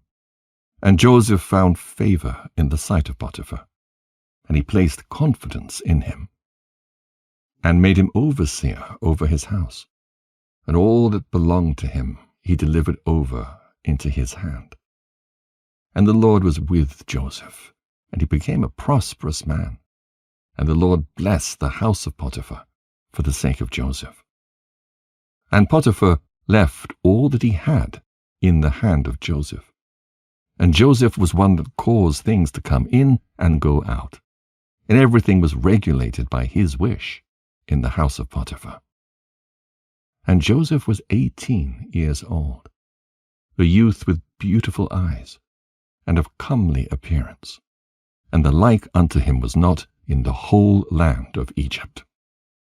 At that time, whilst he was in his master's house, going in and out of the house and attending his master, Zelicah, his master's wife, lifted up her eyes toward Joseph, and she looked at him. And behold, he was a youth comely and well favored. And she coveted his beauty in her heart, and her soul was fixed upon Joseph. And she enticed him day after day. And Zelicah persuaded Joseph daily, but Joseph did not lift up his eyes to behold his master's wife. And Zelicah said unto him, How goodly are thy appearance and form! Truly, I have looked at all the slaves, and have not seen so beautiful a slave as thou art. And Joseph said unto her, Surely he who created me in my mother's womb created all mankind. And she said unto him, How beautiful are thine eyes, with which thou hast dazzled all the inhabitants of Egypt, men and women. And he said unto her, How beautiful they are whilst we are alive! But shouldst thou behold them in the grave, surely thou wouldst move away from them. And she said unto him, How beautiful and pleasing are all thy words! Take now, I pray thee, the harp which is in the house, and play with thy hands.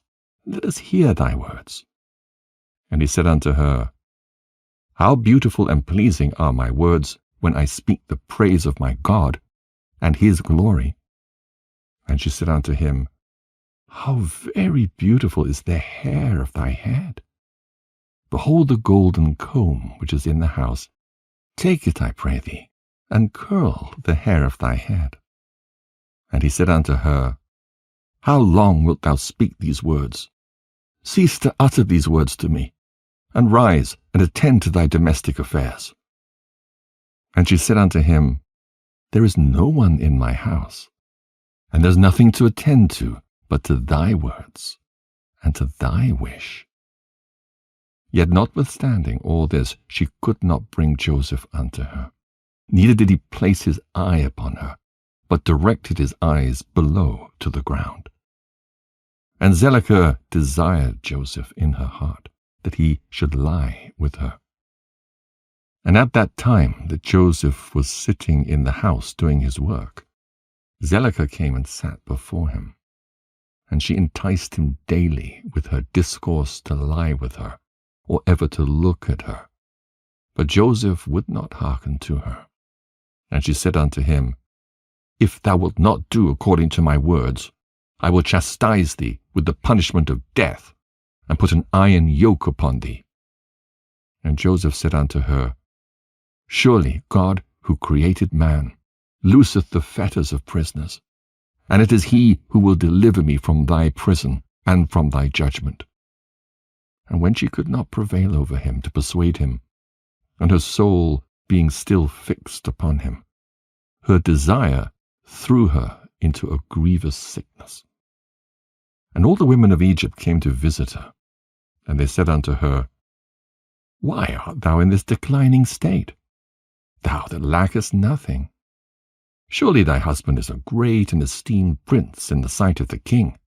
Shouldst thou lack anything of what thy heart desireth? And Zelicah answered them, saying, This day it shall be made known to you whence this disorder springs, in which you see me. And she commanded her maidservants to prepare food for all the women.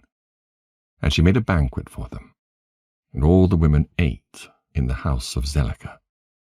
And she gave them knives to peel the citrons to eat. And she commanded that they should dress Joseph in costly garments, and that he should appear before them. And Joseph came before their eyes. And all the women looked on Joseph, and could not take their eyes from off him. And they all cut their hands with the knives that they had in their hands, and all the citrons that were in their hands were filled with blood. And they knew not what they had done, but continued to look at the beauty of Joseph, and did not turn their eyelids from him. And Zelicah saw what they had done, and she said unto them, What is this work that you've done? Behold, I gave you citrons to eat, and you've all cut your hands. And all the women saw their hands, and behold, they were full of blood, and their blood flowed down upon their garments. And they said unto her, This slave in your house has overcome us, and we could not turn our eyelids from him on account of his beauty. And she said unto them, Surely this happened to you in the moment that you looked at him, and you could not contain yourselves from him. How then can I refrain when he's constantly in my house, and I see him day after day going in and out of my house? How then can I keep from declining, or even from perishing on account of this? And they said unto her, The words are true. For who can see this beautiful form in the house, and refrain from him? And is he not thy slave, and attendant in thy house? And why dost thou not tell him that which is in thy heart, and sufferest thy soul to perish through this matter? And she said unto them, I am daily endeavoring to persuade him, and he will not consent to my wishes. And I promised him everything that is good, and yet I could meet with no return from him. I am therefore in a declining state, as you see. And Zelicah became very ill on the account of her desire toward Joseph, and she was desperately lovesick on account of him. And all the people of the house of Zelicah and her husband knew nothing of this matter. that Zelicah was ill on account of her love to Joseph. And all the people of her house asked her, saying, Why art thou ill and declining, and lackest nothing? And she said unto them, I know not this thing which is daily increasing upon me. And all the women and her friends came daily to see her, and they spoke with her. And she said unto them, This can only be through the love of Joseph. And they said unto her, Entice him, and seize him secretly. Perhaps he may hearken to thee, and put off this death from thee. And Zelicah became worse from her love to Joseph, and she continued to decline, till she had scarce strength to stand. And on a certain day Joseph was doing his master's work in the house. And Zelicah came secretly, and fell suddenly upon him. And Joseph rose up against her, and he was more powerful than she, and he brought her down to the ground. And Zelicah wept on account of the desire of her heart toward him, and she supplicated him with weeping, and her tears flowed down her cheeks. And she spoke unto him in a voice of supplication and in bitterness of soul, saying, Hast thou ever heard, seen, or known of so beautiful a woman as I am, or better than myself, who speak daily unto thee, fall into a decline through love for thee, confer all this honour upon thee, and still wilt not hearken to my voice? And if it be through fear of thy master, lest he punish thee, as the king liveth, no harm shall come to thee from thy master through this thing. Now, therefore, pray listen to me, and consent for the sake of the honour which I have conferred upon thee, and put off this death from me. And why should I die for thy sake? And she ceased to speak. And Joseph answered her, saying, Refrain from me, and leave this matter to my master. Behold, my master knoweth not what there is with me in the house. For all that belongeth to him he has delivered into my hand. And how shall I do these things in my master's house? For he hath also greatly honoured me in his house. And he hath also made me overseer over his house, and he hath exalted me. And there's no one greater in his house than I am. And my master hath refrained nothing from me, except thee, who art his wife. How then canst thou speak these words unto me? And how can I do this great evil and sin to God and to thy husband? Now therefore refrain from me, and speak no more such words as these, for I will not hearken to thy words. But Zelicah would not hearken to Joseph when he spoke these words unto her, but she daily enticed him to listen to her. And it was after this that the brook of Egypt was filled above all its sides.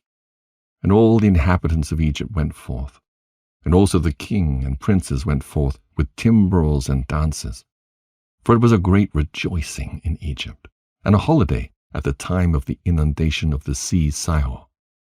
And they went there to rejoice all the day. And when the Egyptians went out to the river to rejoice, as was their custom, all the people of the house of Potiphar went with them. But Zelicah would not go with them, for she said, I am indisposed. And she remained alone in the house, and no other person was with her in the house. And she rose up and ascended to her temple in the house, and dressed herself in princely garments. And she placed upon her head precious stones of onyx stones, inlaid with silver and gold. And she beautified her face and skin with all sorts of women's purifying liquids. And she perfumed the temple and the house with cassia and frankincense. And she spread myrrh and aloes. And she afterward sat in the entrance of the temple, and in the passage of the house through which Joseph passed to do his work. And behold, Joseph came from the field and entered the house to do his master's work. And he came to the place through which he had to pass, and he saw all the work of Zelicah, and he turned back. And Zelicah saw Joseph turning back from her, and she called out to him, saying, What aileth thee, Joseph? Come to thy work. And behold, I will make room for thee, until thou shalt have passed to thy seat. And Joseph returned, and came to the house, and passed from thence to the place of his seat. And he sat down to do his master's work as usual. And behold, Zelicah came to him, and stood before him in princely garments. And the scent from her clothes was spread to a distance. And she hastened, and caught hold of Joseph and his garments. And she said unto him, As the king liveth, if thou wilt not perform my request, thou shalt die this day. And she hastened, and stretched forth her hand, and drew a sword from beneath her garments, and she placed it upon Joseph's neck. And she said, Rise, and perform my request, and if not, thou diest this day. And Joseph was afraid of her at her doing this thing. And he rose up to flee from her, and she seized the front of his garments, and in the terror of his flight, the garment which Zelicah seized was torn. And Joseph left the garment in the hand of Zelicah. And he fled, and got out, for he was in fear. And when Zelicah saw that Joseph's garment was torn, and that he left it in her hand and had fled, she was afraid of her life, lest the report should spread concerning her. And she rose up and acted with cunning, and put off the garments in which she was dressed, and she put on her other garments. And she took Joseph's garment, and she laid it beside her. And she went and seated herself in the place where she had sat in her illness, before the people of her house had gone out to the river. And she called a young lad who was then in the house, and she ordered him to call the people of the house to her. And when she saw them, she said unto them with a loud voice and lamentation, See what a Hebrew your master has brought me in the house, for he came this day to lie with me. For when you'd gone out, he came to the house, and seeing that there was no person in the house, he came unto me, and caught hold of me, with intent to lie with me. And I seized his garments, and tore them, and called out against him with a loud voice. And when I lifted up my voice, he was afraid of his life, and left his garment before me, and fled. And the people of her house spoke nothing, but their wrath was very much kindled against Joseph. And they went to his master, and told him the words of his wife.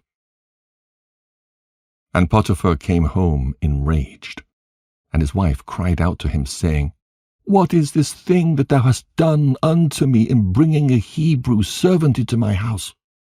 For he came unto me this day to sport with me. Thus did he do unto me this day.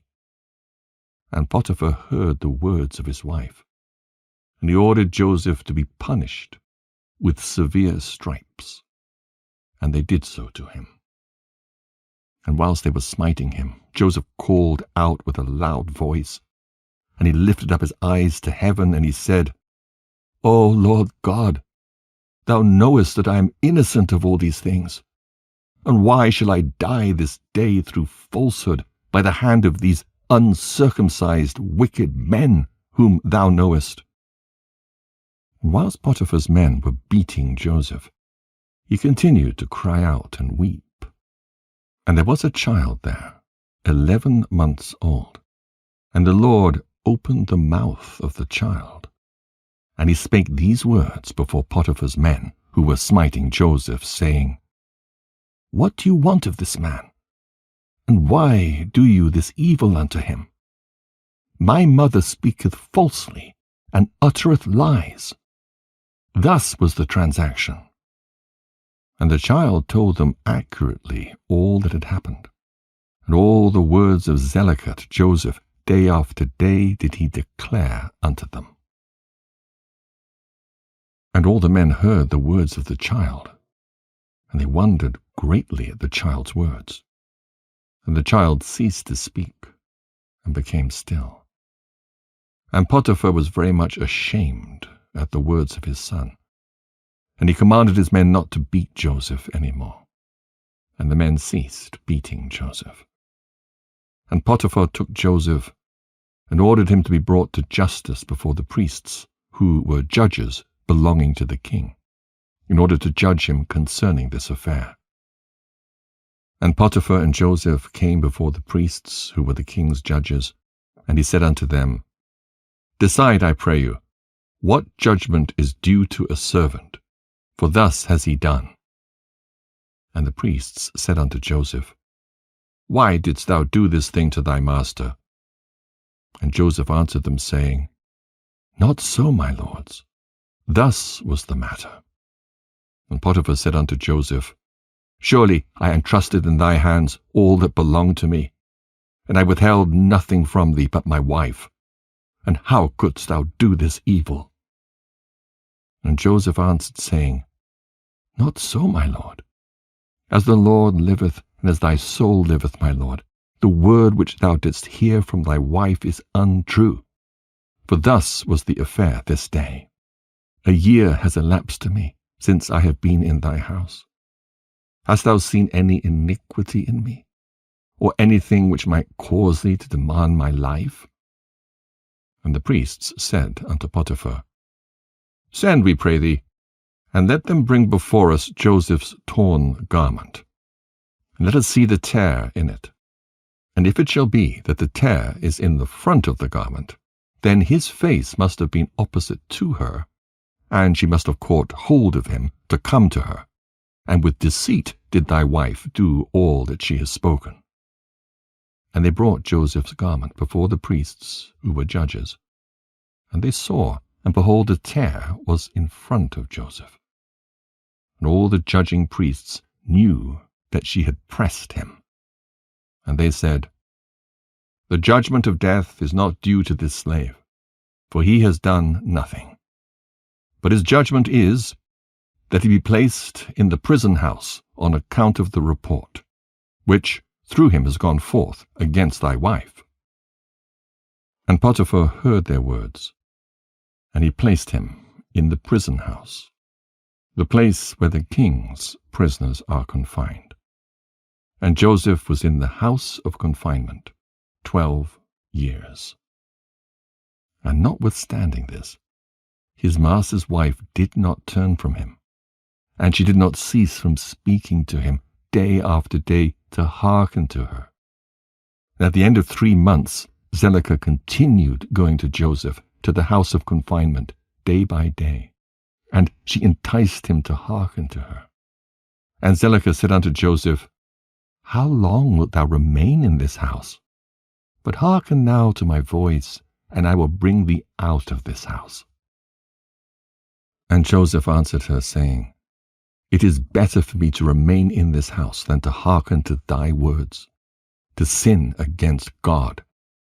And she said unto him, If thou wilt not perform my wish, I will pluck out thine eyes, add fetters to thy feet, and deliver thee into the hands of them whom thou didst not know before.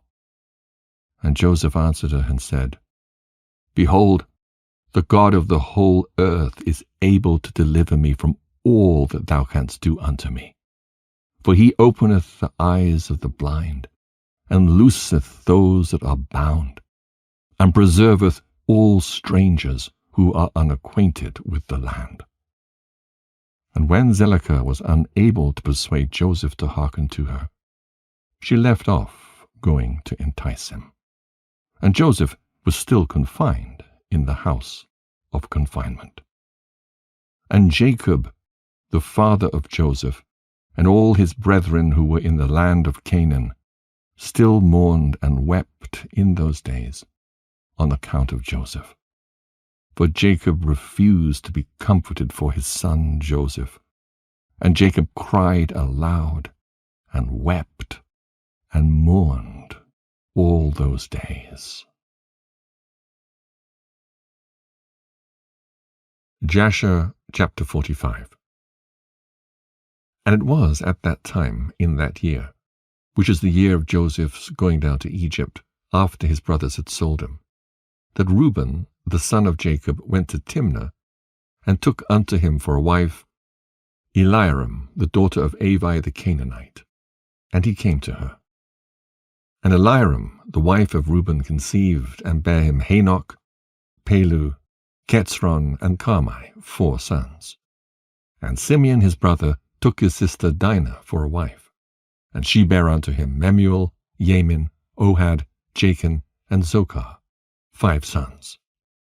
And he afterward came to Bunah, the Canaanitish woman. The same is Bunah, whom Simeon took captive from the city of Shechem. And Bunah was before Dinah, and attended upon her. And Simeon came to her, and she bare unto him Seol. And Judah went at that time to Adullam, and he came to a man of Adullam, and his name was Hira. And Judah saw there the daughter of a man from Canaan, and her name was Eliath, the daughter of Shua, and he took her, and came to her. And Eliath bare unto Judah Onan, and Shiloh, 3 sons. And Levi and Issachar went to the land of the east, and they took unto themselves for wives the daughters of Jobab, the son of Joktan, the son of Eber. And Jobab, the son of Joktan, had 2 daughters. And the name of the elder was Adonah, and the name of the younger was Aridah. And Levi took Adonah, and Issachar took Aridah, and they came to the land of Canaan, to their father's house. And Adonah bare unto Levi Gershon, Kehath, and Merari, 3 sons. And Aridah bare unto Issachar Tola, Puvah, Job, and Shomron, 4 sons. And Dan went to the land of Moab, and took for a wife Aphlaleth, the daughter of Camedon the Moabite, and he brought her to the land of Canaan. And Aphlaleth was barren, and she had no offspring. And God afterward remembered Aphlaleth, the wife of Dan, and she conceived and bare a son, and she called his name Cushim. And Gad and Naphtali went to Haran, and took from thence the daughters of Amram, the son of Uz, the son of Nahor, for wives. And these are the names of the daughters of Amram. The name of the elder was Merimah, and the name of the younger Uzith. And Naphtali took Merimah, and Gad took Uzith, and brought them to the land of Canaan, to their father's house. And Merimah bare unto Naphtali Yakzeel, Gunai, Jazer, and Shalem, 4 sons. And Uzith bare unto Gad Zephion, Chagai, Shunai, Esbon, Eri, Aradai, and Aralai, 7 sons. And Asher went forth and took Adon, the daughter of Aphlal, the son of Hadad, the son of Ishmael, for a wife, and he brought her to the land of Canaan. And Adon, the wife of Asher, died in those days. She had no offspring. And it was after the death of Adon that Asher went to the other side of the river, and took for a wife Hadurah, the daughter of Abimael, the son of Eber, the son of Shem. And the young woman was of a comely appearance, and a woman of sense, and she had been the wife of Malchiel, the son of Elam, the son of Shem. And Hadurah bare a daughter unto Malchiel, and he called her name Sirach. And Malchiel died after this, and Hadurah went and remained in her father's house. And after the death of the wife of Asher, he went and took Hadurah for a wife, and brought her to the land of Canaan. And Sirach, her daughter, he also brought with them, and she was 3 years old. And the damsel was brought up in Jacob's house. And the damsel was of a comely appearance, and she went in the sanctified ways of the children of Jacob. She lacked nothing, and the Lord gave her wisdom and understanding. And Hadurah, the wife of Asher, conceived, and bare unto him Yimnah, Yishva, Yishvi, and Beriah, 4 sons. And Zebulun went to Midian, and took for a wife Merishah, the daughter of Molad, the son of Abida, the son of Midian, and brought her to the land of Canaan. And Merishah bare unto Zebulun Sered, Elon, and Yakneel, 3 sons. And Jacob sent to Aram, the son of Sober, the son of Terah, and took for his son Benjamin Michaliah, the daughter of Aram. And she came to the land of Canaan, to the house of Jacob. And Benjamin was 10 years old when he took Michaliah, the daughter of Aram, for a wife. And Michaliah conceived, and bare unto Benjamin Bela, Becher, Ashbel, Gera, and Naaman, 5 sons.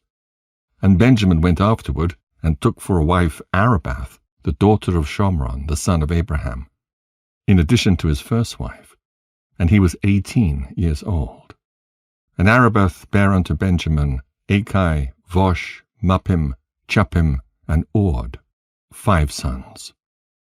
And in those days Judah went to the house of Shem, and took Tamar, the daughter of Elam, the son of Shem, for a wife, for his firstborn Er. And Er came to his wife Tamar, and she became his wife. And when he came to her, he outwardly destroyed his seed. And his work was evil in the sight of the Lord, and the Lord slew him. And it was after the death of Er, Judah's firstborn, that Judah said to Onan, Go to thy brother's wife, and marry her as the next of kin, and raise up seed to thy brother. And Onan took Tamar for a wife, and he came to her. And Onan also did like unto the work of his brother, and his work was evil in the sight of the Lord, and he slew him also. And when Onan died, Judah said unto Tamar, Remain in thy father's house until my son Shiloh shall have grown up. And Judah did no more delight in Tamar, to give her unto Shiloh, for he said, Peradventure he will also die like his brothers. And Tamar rose up, and went and remained in her father's house. And Tamar was in her father's house for some time.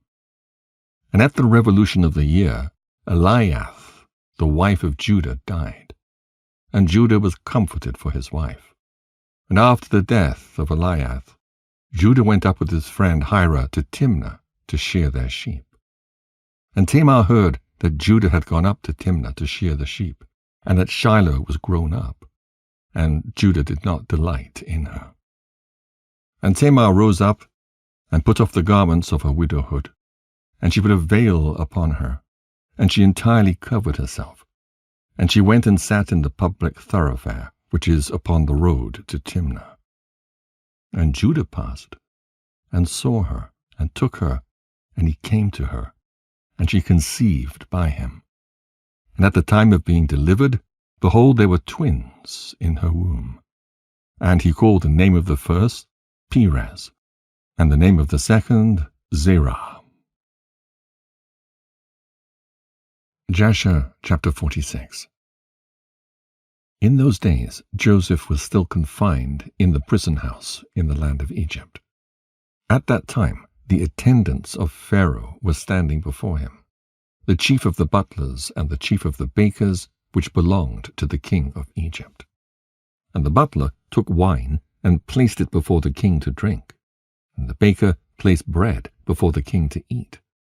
And the king drank of the wine and ate of the bread. He and his servant and ministers had ate at the king's table. And whilst they were eating and drinking, the butler and the baker remained there. And Pharaoh's ministers found many flies in the wine, which the butler had brought, and stones of nitre were found in the baker's bread. And the captain of the guard placed Joseph as an attendant on Pharaoh's officers. And Pharaoh's officers were in confinement 1 year. And at the end of the year, they both dreamed dreams in one night, in the place of confinement where they were.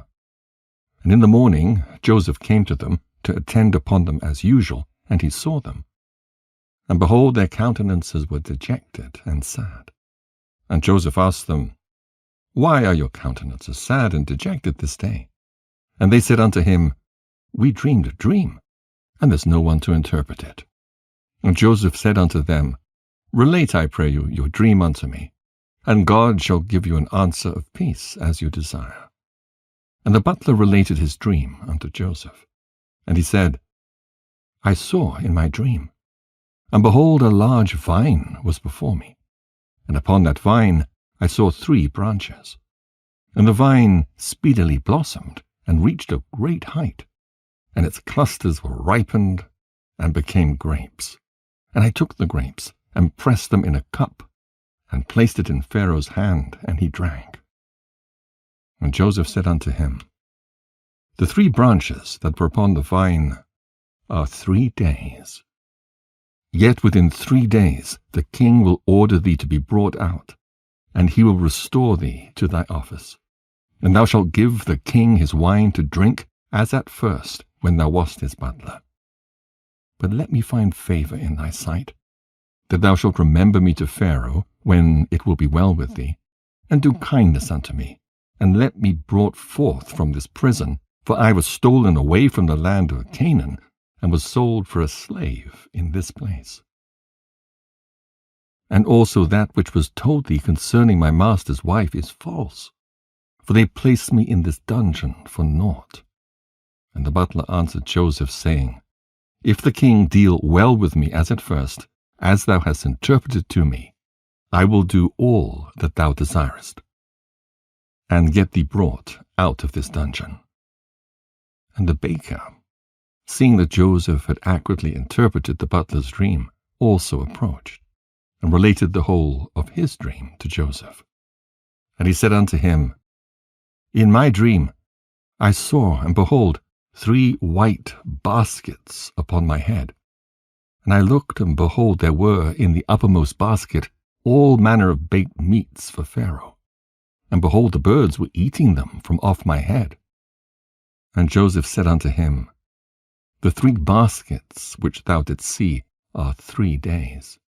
Yet within 3 days Pharaoh will take off thy head, and hang thee upon a tree, and the birds will eat thy flesh from off thee, as thou sawest in thy dream. In those days the queen was about to be delivered, and upon that day she bare a son unto the king of Egypt. And they proclaimed that the king had gotten his firstborn son. And all the people of Egypt, together with the officers and servants of Pharaoh, rejoiced greatly. And upon the 3rd day of his birth, Pharaoh made a feast for his officers and servants, for the hosts of the land of Zoar and of the land of Egypt. And all the people of Egypt and the servants of Pharaoh came to eat and drink with the king at the feast of his son, and to rejoice at the king's rejoicing. And all the officers of the king and his servants were rejoicing at that time for 8 days at the feast. And they made merry with all sorts of musical instruments, with timbrels and with dances in the king's house for 8 days. And the butler, to whom Joseph had interpreted his dream, forgot Joseph, and he did not mention him to the king as he had promised. For this thing was from the Lord, in order to punish Joseph, because he had trusted in man. And Joseph remained after this in the prison house 2 years, until he had completed 12 years. Jasher chapter 47. And Isaac, the son of Abraham, was still living in those days in the land of Canaan. He was very aged, 180 years old. And Esau his son, the brother of Jacob, was in the land of Edom. And he and his sons had possessions in it, amongst the children of Seir. And Esau heard that his father's time was drawing nigh to die.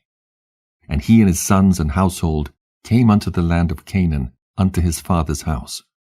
And Jacob and his sons went forth from the place where they dwelt in Hebron, and they all came to their father Isaac. And they found Esau and his sons in the tent. And Jacob and his sons sat before his father Isaac. And Jacob was still mourning for his son Joseph. And Isaac said unto Jacob, Bring me hither thy sons, and I will bless them. And Jacob brought his 11 children before his father Isaac. And Isaac placed his hands upon all the sons of Jacob. And he took hold of them, and embraced them, and kissed them one by one. And Isaac blessed them on that day. And he said unto them, May the God of your fathers bless you, and increase your seed, like the stars of heaven for number. And Isaac also blessed the sons of Esau, saying, May God cause you to be a dread and a terror to all that will behold you, and to all your enemies. And Isaac called Jacob and his sons, and they all came and sat before Isaac. And Isaac said unto Jacob, The Lord God of the whole earth said unto me, Unto thy seed will I give this land for an inheritance, if thy children keep my statutes and my ways, and I will perform unto them the oath which I swore unto thy father Abraham. Now therefore, my son, teach thy children and thy children's children to fear the Lord, and to go in the good way which will please the Lord thy God. For if you keep the ways of the Lord and his statutes, the Lord will also keep unto you his covenant with Abraham, and will do well with you and your seed all the days. And when Isaac had finished commanding Jacob and his children, he gave up the ghost, and died, and was gathered unto his people. And Jacob and Esau fell upon the face of their father, and they wept. And Isaac was 180 years old when he died in the land of Canaan in Hebron. And his sons carried him to the cave of Machpelah, which Abraham had bought from the children of Heth, for a possession of a burial place. And all the kings of the land of Canaan went with Jacob and Esau to bury Isaac. And all the kings of Canaan showed Isaac great honor at his death. And the sons of Jacob and the sons of Esau went barefooted round about, walking and lamenting, until they reached Kiriath-arba. And Jacob and Esau buried their father Isaac in the cave of Machpelah, which is in Kiriath-arba in Hebron. And they buried him with very great honor, as at the funeral of kings. And Jacob and his sons, and Esau and his sons, and all the kings of Canaan made a great and heavy mourning. And they buried him, and mourned for him many days. And at the death of Isaac, he left his cattle and his possessions, and all belonging to him, to his sons. And Esau said unto Jacob, Behold, I pray thee, all that our father has left, we will divide it into 2 parts, and I will have the choice. And Jacob said, We will do so. And Jacob took all that Isaac had left in the land of Canaan, the cattle and the property, and he placed them in 2 parts before Esau and his sons. And he said unto Esau, Behold, all this is before thee. Choose thou thyself the half which thou wilt take.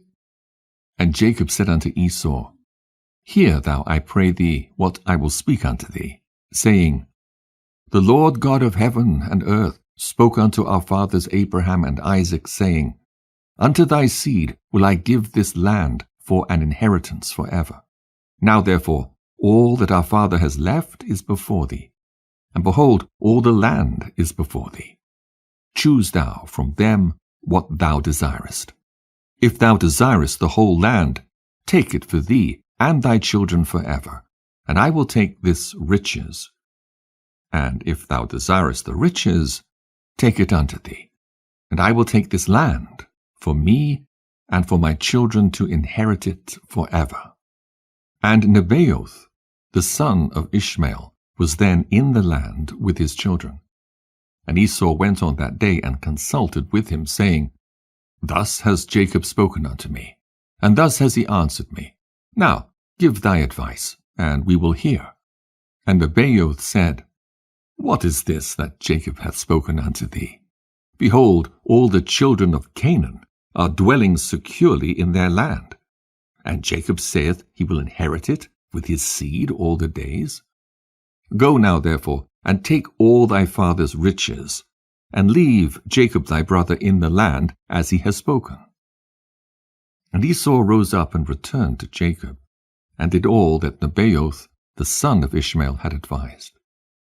And Esau took all the riches that Isaac had left, the souls, the beasts, the cattle, and the property, and all the riches. He gave nothing to his brother Jacob. And Jacob took all the land of Canaan, from the brook of Egypt unto the river Euphrates, and he took it for an everlasting possession, for his children and for his seed after him forever. Jacob also took from his brother Esau the cave of Machpelah, which is in Hebron, which Abraham had bought from Ephron for a possession of a burial place for him and his seed forever. And Jacob wrote all these things in the book of purchase, and he signed it, and he testified all this with 4 faithful witnesses.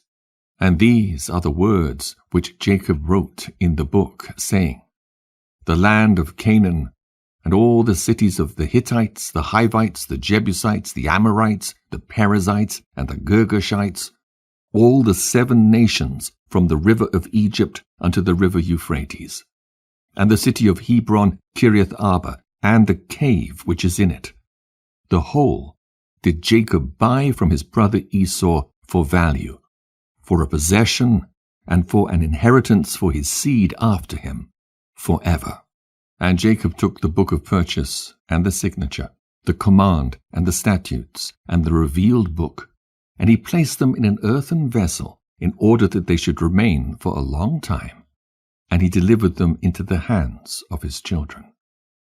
Esau took all that his father had left him after his death from his brother Jacob, and he took all the property, from man and beast, camel and ass, ox and lamb, silver and gold, stones and bdellium, and all the riches which had belonged to Isaac the son of Abraham, and there was nothing left which Esau did not take unto himself from all that Isaac had left after his death. And Esau took all this, and he and his children went home to the land of Seir the Horite, away from his brother Jacob and his children. And Esau had possessions amongst the children of Seir. And Esau returned not to the land of Canaan from that day forward. And the whole land of Canaan became an inheritance to the children of Israel for an everlasting inheritance. And Esau, with all his children, inherited the mountain of Seir. Jasher, chapter 48.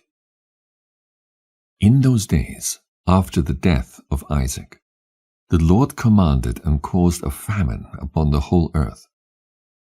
At that time, Pharaoh, king of Egypt, was sitting upon his throne in the land of Egypt, and lay in his bed and dreamed dreams.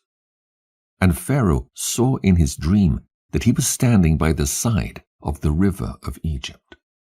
And whilst he was standing, he saw and behold 7 fat-fleshed and well-favored kine came up out of the river, and 7 other kine, lean-fleshed and ill-favored, came up after them. And the 7 ill-favored ones swallowed up the well-favored ones, and still their appearance was ill as at first. And he awoke, and he slept again, and he dreamed a second time. And he saw, and behold, 7 ears of corn came up upon one stalk, rank and good.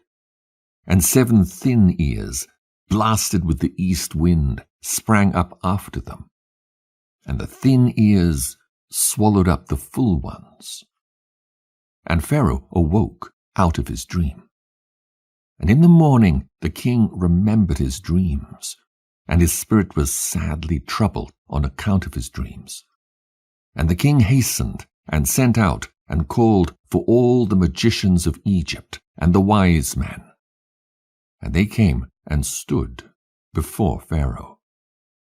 And the king said unto them, I have dreamed dreams, and there is none to interpret them. And they said unto the king, Relate thy dreams to thy servants, and let us hear them. And the king related his dreams to them. And they all answered and said with one voice to the king, May the king live forever. And this is the interpretation of thy dreams. The 7 good kine which thou didst see denote 7 daughters that will be born unto thee in the latter days. And the 7 kine which thou sawest come up after them, and swallow them up, are for a sign that the daughters which will be born unto thee will all die in the lifetime of the king. And that which thou didst see in the second dream of 7 full good ears of corn coming up upon one stalk, this is their interpretation, that thou wilt build unto thyself in the latter days 7 cities throughout the land of Egypt. And that which thou sawest of the 7 blasted ears of corn springing up after them, and swallowing them up, whilst thou didst behold them with thine eyes, is for a sign that the cities which thou wilt build will all be destroyed in the latter days, in the lifetime of the king. And when they spoke these words, the king did not incline his ear to their words, neither did he fix his heart upon them. For the king knew in his wisdom that they did not give a proper interpretation of the dreams. And when they had finished speaking before the king answered them, saying, What is this thing that you have spoken unto me? Surely you have uttered falsehood and spoken lies. Therefore now give the proper interpretation of my dreams, that you may not die. And the king commanded after this, and he sent and called again for other wise men, and they came and stood before the king. And the king related his dreams to them, and they all answered him according to the first interpretation.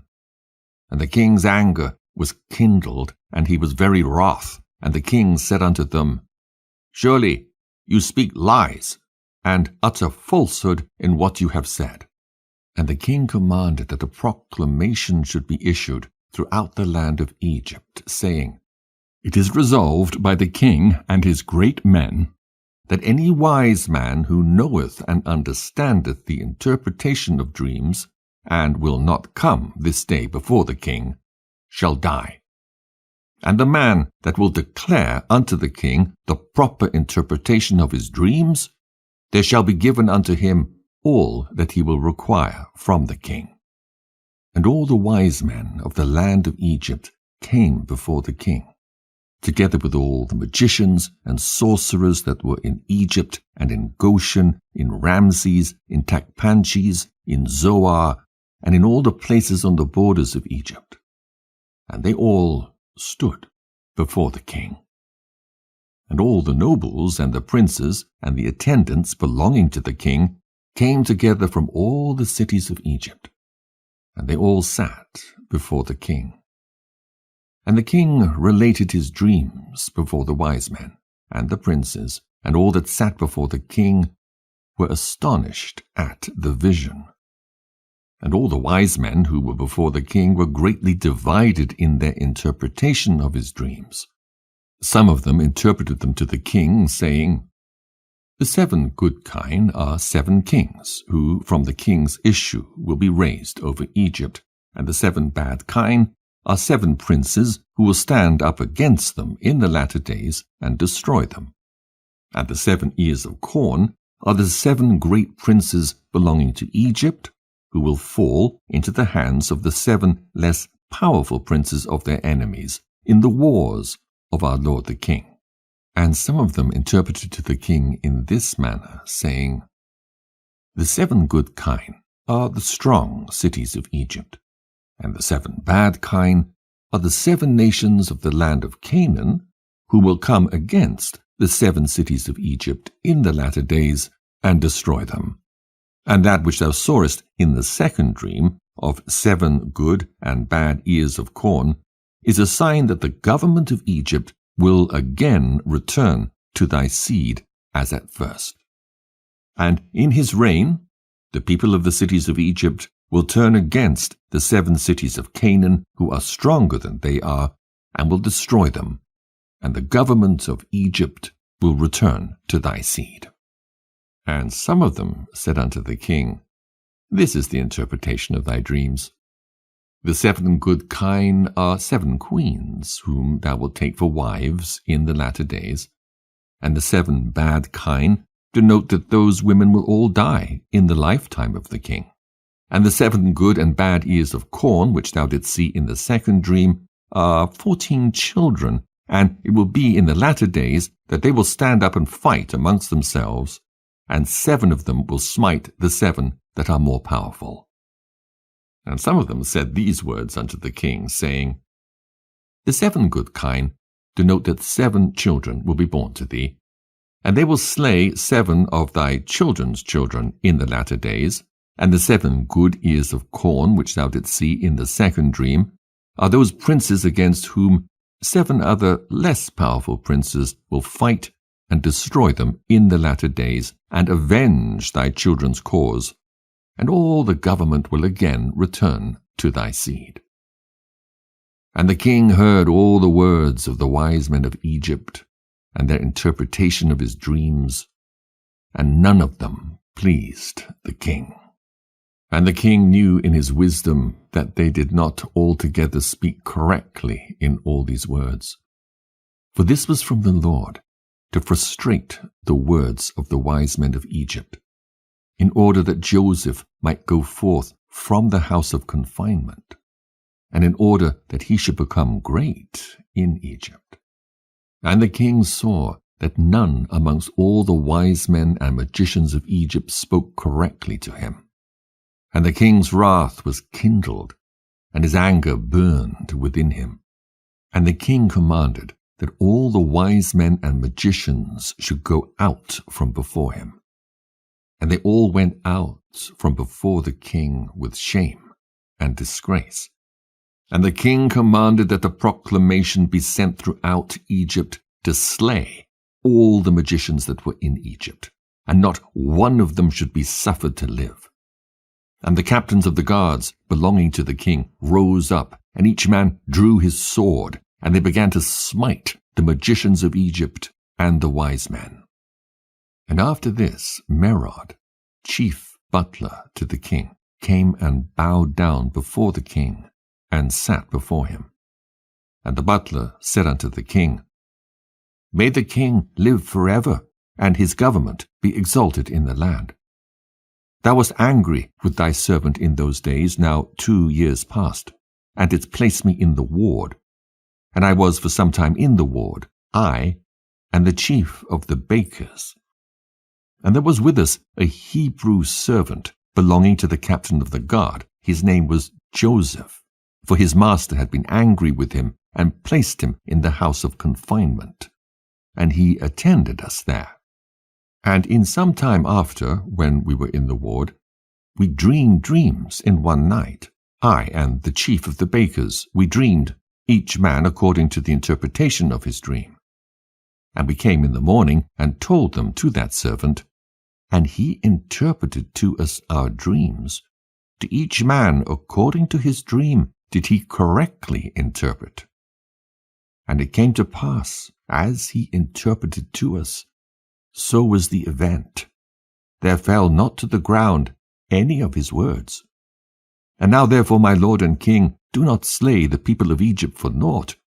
Behold, that slave is still confined in the house by the captain of the guard his master, in the house of confinement.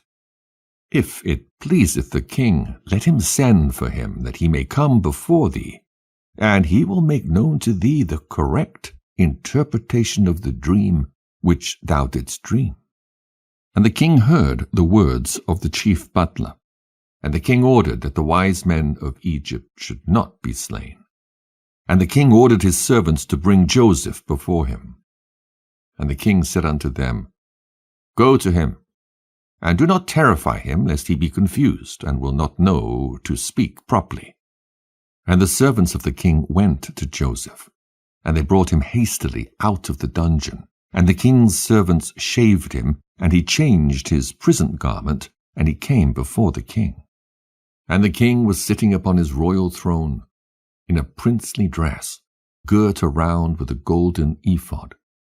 And the fine gold which was upon it sparkled, and the carbuncle and the ruby and the emerald, together with all the precious stones that were upon the king's head, dazzled the eye. And Joseph wondered greatly at the king. And the throne upon which the king sat was covered with gold and silver and with onyx stones, and it had 70 steps. And it was their custom throughout the land of Egypt that every man who came to speak to the king if he was a prince, or one that was estimable in the sight of the king, he ascended to the king's throne as far as the 31st step, and the king would descend to the 36th step and speak with him. If he was one of the common people, he ascended up to the 3rd step, and the king would descend to the 4th and speak to him. And their custom was, moreover, that any man who understood to speak all the 70 languages, he ascended the 70 steps and went up and spoke till he reached the king. And any man who could not complete the 70, he ascended as many steps as the languages which he knew to speak in. And it was customary in those days that no one should reign over them, but who understood to speak in the 70 languages. And when Joseph came before the king, he bowed down to the ground before the king, and he ascended to the 3rd step. And the king sat upon the 4th step, and spoke with Joseph. And the king said unto Joseph, I dreamed a dream, and there is no interpreter to interpret it properly. And I commanded this day that all the magicians of Egypt and the wise men thereof should come before me, and I related my dreams to them, and no one hath properly interpreted them to me. And after this, I this day heard concerning thee, that thou art a wise man, and canst correctly interpret every dream that thou hearest. And Joseph answered Pharaoh, saying, Let Pharaoh relate his dreams that he dreamed. Surely the interpretations belong to God. And Pharaoh related his dreams to Joseph, the dream of the kine, and the dream of the ears of corn. And the king left off speaking. And Joseph was then clothed with the Spirit of God before the king, and he knew all the things that would befall the king from that day forward, and he knew the proper interpretation of the king's dream, and he spoke before the king. And Joseph found favor in the sight of the king, and the king inclined his ears and his heart, and he heard all the words of Joseph. And Joseph said unto the king, Do not imagine that they are 2 dreams, for it is only one dream. For that which God has chosen to do throughout the land, he has shown to the king in his dream. And this is the proper interpretation of thy dream. The 7 good kine and ears of corn are 7 years, and the 7 bad kine and ears of corn are also 7 years. It is one dream. Behold, the 7 years that are coming, there will be a great plenty throughout the land. And after that, the 7 years of famine will follow them, a very grievous famine. And all the plenty will be forgotten from the land, and famine will consume the inhabitants of the land. The king dreamed one dream, and the dream was therefore repeated unto Pharaoh, because the thing is established by God, and God will shortly bring it to pass. Now therefore I will give thee counsel, and deliver thy soul and the souls of the inhabitants of the land from the evil of the famine, that thou seek throughout thy kingdom for a man, very discreet and wise, who knoweth all the affairs of government, and appoint him to superintend over the land of Egypt. And let the man whom thou placest over Egypt appoint officers under him, that they may gather in all the food of the good years that are coming, and let them lay up corn and deposit it in thy appointed stores. And let them keep that food for the 7 years of famine, that it may be found for thee and thy people and thy whole land, and that thou and thy land be not cut off by the famine. Let all the inhabitants of the land be also ordered that they gather in, every man, the produce of his field, of all sorts of food, during the 7 good years, and that they place it in their stores, that it may be found for them in the days of the famine, and that they may live upon it. This is the proper interpretation of thy dream, and this is the counsel given to save thy soul and the souls of all thy subjects. And the king answered and said unto Joseph, Who saith and who knoweth that thy words are correct? And he said unto the king, This shall be a sign for thee respecting all my words, that they are true, and that my advice is good for thee. Behold, thy wife sitteth this day upon the stool of delivery, and she will bear thee a son, and thou wilt rejoice with him. When thy child shall have gone forth from his mother's womb, thy firstborn son that has been born these 2 years back shall die, and thou wilt be comforted in the child that will be born unto thee this day. And Joseph finished speaking these words to the king. And he bowed down to the king, and he went out.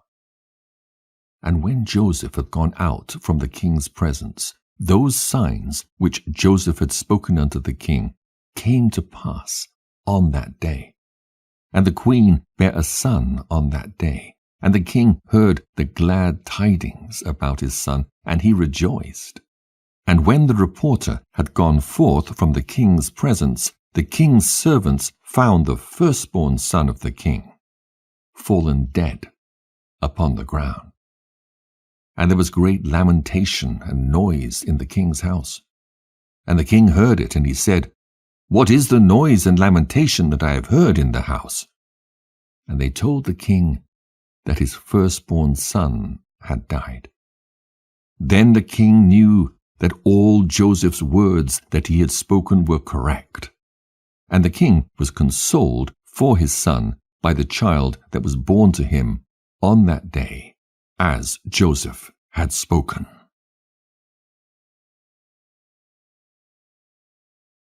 Jasher chapter 49. After these things the king sent and assembled all his officers and servants, and all the princes and nobles belonging to the king. And they all came before the king. And the king said unto them, Behold, you have seen and heard all the words of this Hebrew man, and all the signs which he declared would come to pass, and not any of his words have fallen to the ground. You know that he has given a proper interpretation of the dream, and it will surely come to pass. Now therefore take counsel, and know what you will do, and how the land will be delivered from the famine. Seek now, and see whether the like can be found, in whose heart there is wisdom and knowledge, and I will appoint him over the land. For you have heard what the Hebrew man has advised concerning this, to save the land therewith from the famine. And I know that the land will not be delivered from the famine, but with the advice of the Hebrew man, him that advised me. And they all answered the king and said, The counsel which the Hebrew has given concerning this is good. Now therefore, O Lord and King, behold, the whole land is in thy hand. Do that which seemeth good in thy sight.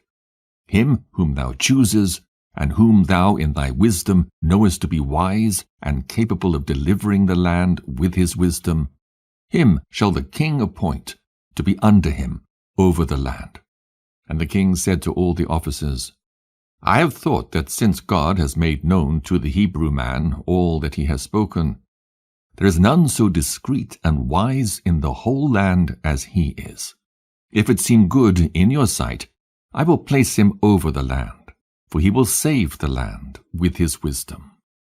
And all the officers answered the king and said, But surely it is written in the laws of Egypt, and it should not be violated, that no man shall reign over Egypt, nor be second to the king, but one who has knowledge of all the languages of the sons of men. Now therefore, our Lord and King, behold, this Hebrew man can only speak the Hebrew language. And how then can he be over us, the second under government, a man who does not even knoweth our language? Now we pray thee, send for him, and let him come before thee, and prove him in all things, and do as thou see fit. And the king said, It shall be done tomorrow, and the thing that you have spoken is good. And all the officers came on that day before the king. And on that night the Lord sent one of his ministering angels, and he came into the land of Egypt unto Joseph. And the angel of the Lord stood over Joseph. And behold, Joseph was lying in the bed at night in his master's house in the dungeon, for his master had put him back into the dungeon on account of his wife. And the angel roused him from his sleep. And Joseph rose up and stood upon his legs, and behold, the angel of the Lord was standing opposite to him. And the angel of the Lord spoke with Joseph, and he taught him all the languages of man in that night. And he called his name Jehoshaphat. And the angel of the Lord went from him. And Joseph returned and lay upon his bed. And Joseph was astonished at the vision which he saw. And it came to pass in the morning that the king sent for all his officers and servants, and they all came and sat before the king. And the king ordered Joseph to be brought, and the king's servants went and brought Joseph before Pharaoh. And the king came forth and ascended the steps of the throne. And Joseph spoke unto the king in all languages.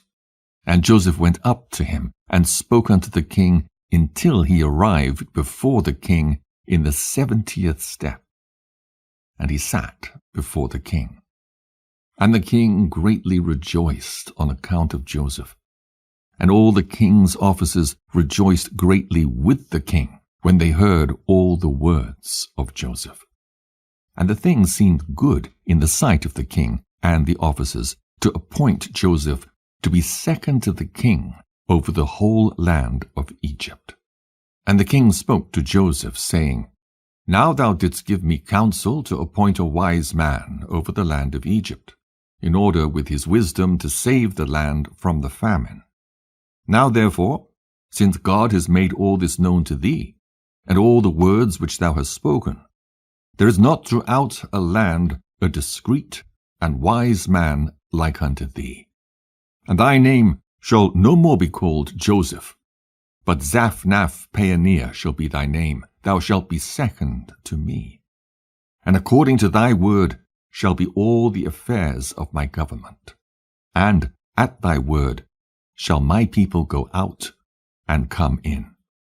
Also from under thy hand shall my servants and officers receive their salary which is given to them monthly, and to thee shall all the people of the land bow down. Only in my throne will I be greater than thou. And the king took off his ring from his hand, and put it upon the hand of Joseph. And the king dressed Joseph in a princely garment, and he put a golden crown upon his head, and he put a golden chain upon his neck. And the king commanded his servants, and they made him ride in the second chariot belonging to the king, that went opposite to the king's chariot.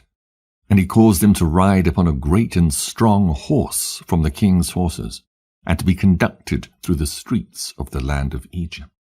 And the king commanded that all those that played upon timbrels, harps, and other musical instruments should go forth with Joseph, 1,000 timbrels, 1,000 mekaloth, and 1,000 nebelim went after him, and 5,000 men with drawn swords glittering in their hands.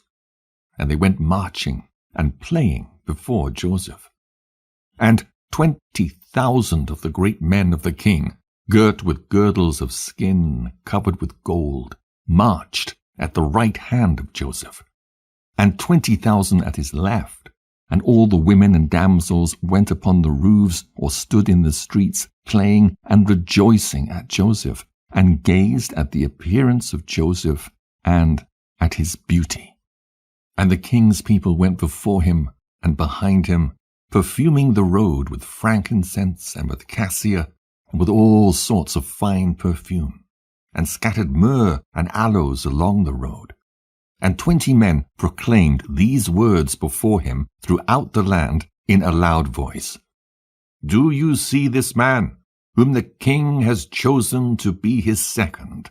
All the affairs of government shall be regulated by him, and he that transgresses his orders, or that does not bow down before him to the ground, shall die.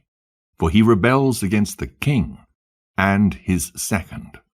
And when the heralds had ceased proclaiming, all the people of Egypt bowed down to the ground before Joseph and said, May the king live, also may his second live. And all the inhabitants of Egypt bowed down along the road. And when the heralds approached them, they bowed down, and they rejoiced with all sorts of timbrels, mechol, and nebel before Joseph.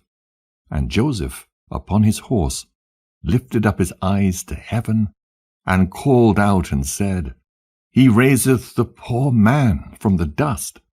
He lifteth up the needy from the dunghill. O Lord of hosts, happy is the man who trusteth in thee. And Joseph passed throughout the land of Egypt with Pharaoh's servants and officers, and they showed him the whole land of Egypt, and all the king's treasures. And Joseph returned, and came on that day before Pharaoh. And the king gave unto Joseph a possession in the land of Egypt, a possession of fields and vineyards. And the king gave unto Joseph 3,000 talents of silver, and 1,000 talents of gold, and onyx stones, and bdellium, and many gifts. And on the next day the king commanded all the people of Egypt to bring unto Joseph offerings and gifts, and that he that violated the command of the king should die. And they made a high place in the street of the city, and they spread out garments there. And whoever brought anything to Joseph put it into the high place. And all the people of Egypt cast something into the high place, one man a golden earring, and the other rings and earrings, and different vessels of gold and silver work, and onyx stones, and bdellium did he cast upon the high place. Every one gave something of what he possessed. And Joseph took all these, and placed them in his treasuries. And all the officers and nobles belonging to the king exalted Joseph, and they gave him many gifts, seeing that the king had chosen him to be his second. And the king sent to Potipharah, the son of Ahiram, priest of On, and he took his young daughter Osnath, and gave her unto Joseph for a wife. And the damsel was very comely, a virgin, one whom man had not known. And Joseph took her for a wife. And the king said unto Joseph, I am Pharaoh, and beside thee none shall dare to lift up his hand or his foot to regulate my people throughout the land of Egypt. And Joseph was 30 years old when he stood before Pharaoh. And Joseph went out from before the king, and he became the king's second in Egypt. And the king gave Joseph 100 servants to attend him in his house. And Joseph also sent and purchased many servants, and they remained in the house of Joseph. Joseph then built for himself a very magnificent house, like unto the houses of kings, before the court of the king's palace.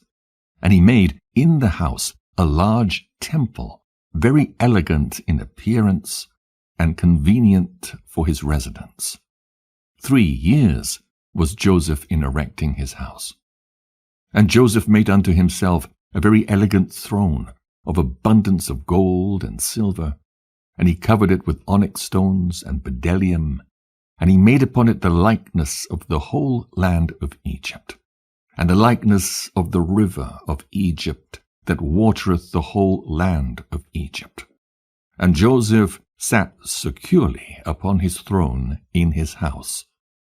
And the Lord increased Joseph's wisdom. And all the inhabitants of Egypt, and Pharaoh's servants and his princes, loved Joseph exceedingly, for this thing was from the Lord to Joseph. And Joseph had an army that made war, going out in hosts and troops to the number of 40,600 men, capable of bearing arms to assist the king and Joseph against the enemy, besides the king's officers and his servants and inhabitants of Egypt without number. And Joseph gave unto his mighty men, and to all his host, shields and javelins and caps and coats of mail and stones for slinging. Jasher chapter 50. At that time the children of Tarshish came against the sons of Ishmael and made war with them. And the children of Tarshish spoiled the Ishmaelites for a long time. And the children of Ishmael were small in number in those days, and they could not prevail over the children of Tarshish, and they were sorely oppressed.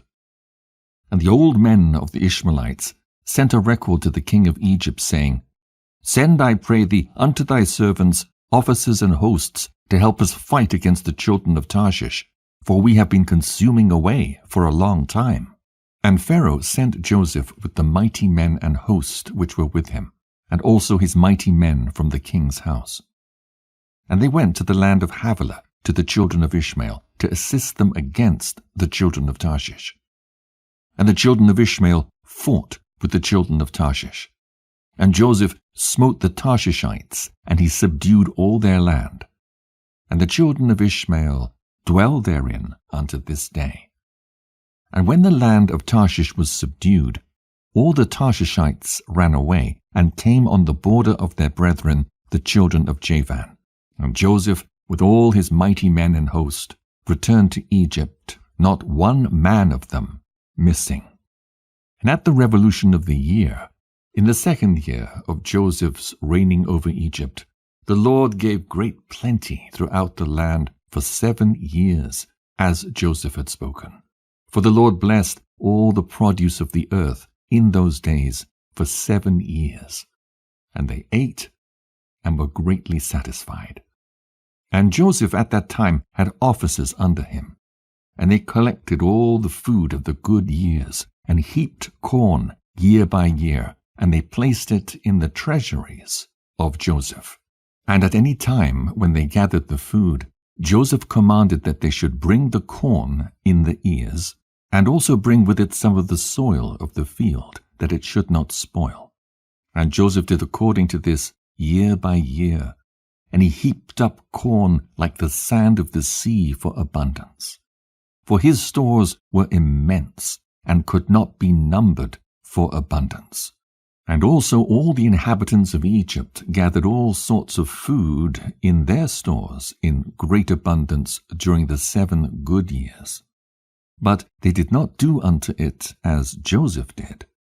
And all the food which Joseph and the Egyptians had gathered during the 7 years of plenty was secured for the land in stores for the 7 years of famine, for the support of the whole land. And all the inhabitants of Egypt filled each man his store and his concealed place with corn to be for support during the famine. And Joseph placed all the food that he had gathered in all the cities of Egypt, and he closed all the stores and placed sentinels over them. And Joseph's wife, Osnath, the daughter of Potipherah, bare him 2 sons, Manasseh and Ephraim. And Joseph was 34 years old when he begat them. And the lads grew up, and they went in his ways and in his instructions. They did not deviate from the way which their father taught them, either to the right or the left. And the Lord was with the lads. And they grew up and had understanding and skill in all wisdom and in all the affairs of government. And all the king's officers and his great men of the inhabitants of Egypt exalted the lads, and they were brought up amongst the king's children. And the 7 years of plenty that were throughout the land were at an end. And the 7 years of famine came after them, as Joseph had spoken. And the famine was throughout the land. And all the people of Egypt saw that the famine had commenced in the land of Egypt. And all the people of Egypt opened their stores of corn, for the famine prevailed over them. And they found all the food that was in their stores full of vermin, and not fit to eat. And the famine prevailed throughout the land. And all the inhabitants of Egypt came and cried before Pharaoh, for the famine was heavy upon them. And they said unto Pharaoh, Give food unto thy servants. And wherefore shall we die through hunger before thy eyes, even we and our little ones? And Pharaoh answered them, saying, And wherefore do you cry unto me? Did not Joseph command that the corn should be laid up during the 7 years of plenty for the years of famine? And wherefore did you not hearken to his voice? And the people of Egypt answered the king, saying, As thy soul liveth, our lord, thy servants have done all that Joseph ordered. For thy servants also gathered in all the produce of their fields during the 7 years of plenty, and laid it in the stores unto this day. And when the famine prevailed over thy servants, we opened our stores, and behold, all our produce was filled with vermin, and was not fit for food. And when the king heard all that had befallen the inhabitants of Egypt, the king was greatly afraid on account of the famine, and he was much terrified. And the king answered the people of Egypt, saying, Since all this has happened unto you, go unto Joseph, do whatever he shall say unto you. Transgress not his commands. And all the people of Egypt went forth and came unto Joseph, and said unto him, Give unto us food. And wherefore shall we die before thee through hunger? For we gathered in our produce during the 7 years, as thou didst command, and we put it in store, and thus has it befallen us. And when Joseph heard all the words of the people of Egypt, and what had befallen them, Joseph opened all his stores of the produce, and he sold it unto the people of Egypt. And the famine prevailed throughout the land. And the famine was in all countries. But in the land of Egypt was their produce for sale. And all the inhabitants of Egypt came unto Joseph to buy corn, for the famine prevailed over them, and all their corn was spoiled. And Joseph daily sold it to all the people of Egypt. And all the inhabitants of the land of Canaan, and the Philistines, and those beyond Jordan, and the children of the east, and all the cities of the lands far and nigh, heard there was corn in Egypt. And they all came to Egypt to buy corn, for the famine prevailed over them. And Joseph opened the stores of corn, and placed officers over them, and they daily stood and sold to all that came. And Joseph knew that his brethren also would come to Egypt to buy corn, for the famine prevailed throughout the earth. And Joseph commanded all his people that they should cause it to be proclaimed throughout the land of Egypt, saying, It is the pleasure of the king, of his second, and of their great men, that any person who wishes to buy corn in Egypt shall not send his servants to Egypt to purchase, but his sons, and also any Egyptian or Canaanite who shall come from any of the stores from buying corn in Egypt, and shall go and sell it throughout the land, he shall die. For no one shall buy but for the support of his household. And any man leading 2 or 3 beasts shall die.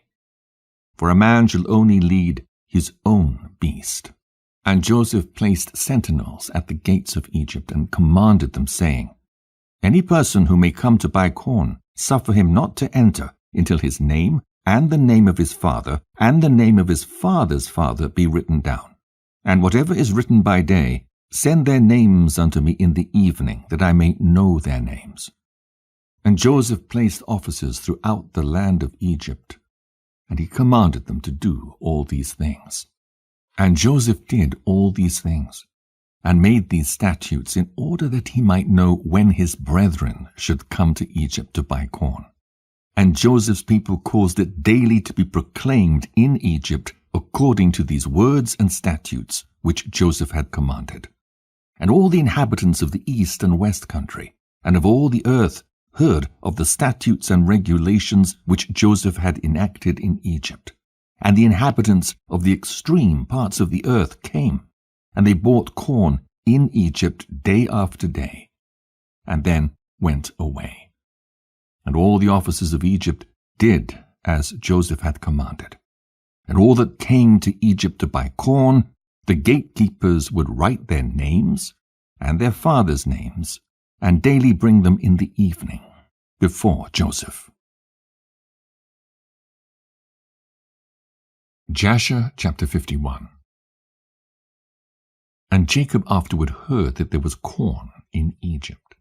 And he called unto his sons to go to Egypt to buy corn, for upon them also did the famine prevail. And he called unto his sons, saying, Behold, I hear that there is corn in Egypt, and all the people of the earth go there to purchase. Now therefore, why will you show yourselves satisfied before the whole earth? Go you also down to Egypt, and buy us a little corn amongst those that come there, that we may not die. And the sons of Jacob hearkened to the voice of their father. And they rose up to go down to Egypt, in order to buy corn amongst the rest that came there. And Jacob their father commanded them, saying, When you come into the city, do not enter together in one gate, on account of the inhabitants of the land. And the sons of Jacob went forth, and they went to Egypt. And the sons of Jacob did all as their father had commanded them. And Jacob did not send Benjamin, for he said, lest an accident might befall him on the road like his brother. And 10 of Jacob's sons went forth. And whilst the sons of Jacob were going on the road, they repented of what they'd done to Joseph. And they spoke to each other, saying, We know that our brother Joseph went down to Egypt. And now we will seek him where we go. And if we find him, we will take him from his master for a ransom, and if not, by force, and we will die for him. And the sons of Jacob agreed to this thing, and strengthened themselves on account of Joseph, to deliver him from the hand of his master. And the sons of Jacob went to Egypt. And when they came near to Egypt, they separated from each other, and they came through 10 gates of Egypt. And the gatekeepers wrote their names on that day, and brought them to Joseph in the evening. And Joseph read the names from the hand of the gatekeepers of the city, and he found that his brethren had entered at the 10 gates of the city. And Joseph at that time commanded that it should be proclaimed throughout the land of Egypt, saying, Go forth, all ye store guards, close all the corn stores, and let only one remain open, that those who come may purchase from it. And all the officers of Joseph did so at that time, and they closed all the stores, and left only one open. And Joseph gave the written names of his brethren to him that was set over the open store. And he said unto him, Whosoever shall come to thee to buy corn, ask his name, and when men of these names shall come before thee, seize them, and send them. And they did so. And when the sons of Jacob came into the city, they joined together in the city to seek Joseph before they bought themselves corn. And they went to the walls of the harlots, and they sought Joseph in the walls of the harlots for 3 days, for they thought that Joseph would come in the walls of the harlots, for Joseph was very comely and well favored. And the sons of Jacob sought Joseph for 3 days, and they could not find him. And the man who was set over the open store sought for those names which Joseph had given him, and he did not find them. And he sent to Joseph, saying, These 3 days have passed, and those men whose names thou didst give unto me have not come. And Joseph sent servants to seek the men in all Egypt, and to bring them before Joseph. And Joseph's servants went and came into Egypt, and could not find them. And went to Goshen, and they were not there. And then went to the city of Ramses, and could not find them. And Joseph continued to send 16 servants to seek his brothers. And they went and spread themselves in the 4 corners of the city. And 4 of the servants went into the house of the harlots, and they found the 10 men there, seeking their brother. And those 4 men took them and brought them before him, and they bowed down to him to the ground. And Joseph was sitting upon his throne in his temple, clothed with princely garments, and upon his head was a large crown of gold, and all the mighty men were sitting around him. And the sons of Jacob saw Joseph, and his figure and comeliness and dignity of countenance seemed wonderful in their eyes, and they again bowed down to him to the ground. And Joseph saw his brethren, and he knew them, but they knew him not, for Joseph was very great in their eyes, therefore they knew him not. And Joseph spoke to them, saying, From whence come ye? And they all answered and said, Thy servants have come from the land of Canaan to buy corn, for the famine prevails throughout the earth. And thy servants heard that there was corn in Egypt, so they've come amongst the other comers to buy corn for their support. And Joseph answered them, saying, If you have come to purchase as you say, why do you come through 10 gates of the city? It can only be that you've come to spy through the land.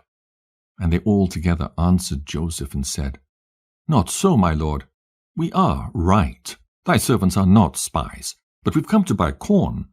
For thy servants are all brothers, the sons of one man in the land of Canaan. And our father commanded us, saying, When you come to the city, do not enter together at one gate, on account of the inhabitants of the land. And Joseph again answered them and said, That is the thing which I spoke unto you. You have come to spy through the land. Therefore you all came through 10 gates of the city. You have come to see the nakedness of the land. Surely every one that cometh to buy corn goeth his way. And you are already 3 days in the land.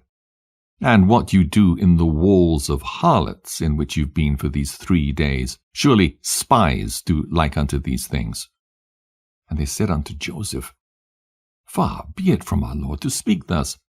For we are 12 brothers, the sons of our father Jacob in the land of Canaan, the son of Isaac, the son of Abraham the Hebrew. And behold, the youngest is with our father this day in the land of Canaan, and one is not, for he was lost from us.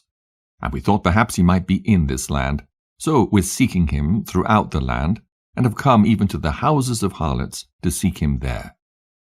And Joseph said unto them, And have you then sought him throughout the earth, that there only remained Egypt for you to seek him in? And what also should your brother do in the houses of harlots, although he were in Egypt? Have you not said that you are from the sons of Isaac, the son of Abraham? And what shall the sons of Jacob do then in the houses of harlots? And they said unto him, Because we heard that Ishmaelites stole him from us, and it was told unto us that they sold him in Egypt. And thy servant, our brother, is very comely and well favored, so we thought he would surely be in the houses of harlots. Therefore thy servants went there to seek him and give ransom for him. And Joseph still answered them, saying, Surely you speak falsely and utter lies, to say of yourselves that you are the sons of Abraham. As Pharaoh liveth, you are spies. Therefore have you come to the houses of harlots, that you should not be known. And Joseph said unto them, And now if you find him, and his master requireth of you a great price, will you give it for him? And they said, It shall be given. And he said unto them, And if his master will not consent to part with him for a great price, what will you do unto him on his account? And they answered him, saying, If he will not give him unto us, we will slay him, and take our brother, and go away. And Joseph said unto them, That is the thing which I have spoken to you. You are spies, for you are come to slay the inhabitants of the land. For we heard that 2 of your brethren smote all the inhabitants of Shechem in the land of Canaan on account of your sister. And you now come to do the like in Egypt on account of your brother. Only hereby shall I know that you are true men, if you will send home one from amongst you to fetch your youngest brother from your father, and to bring him here unto me. And by doing this thing, I will know that you are right. And Joseph called to 70 of his mighty men, and he said unto them, Take these men, and bring them into the ward. And the mighty men took the 10 men. They lay hold of them, and put them into the ward. And they were in the ward 3 days. And on the 3rd day Joseph had them brought out of the ward. And he said unto them, Do this for yourselves, if you be true men, so that you may live.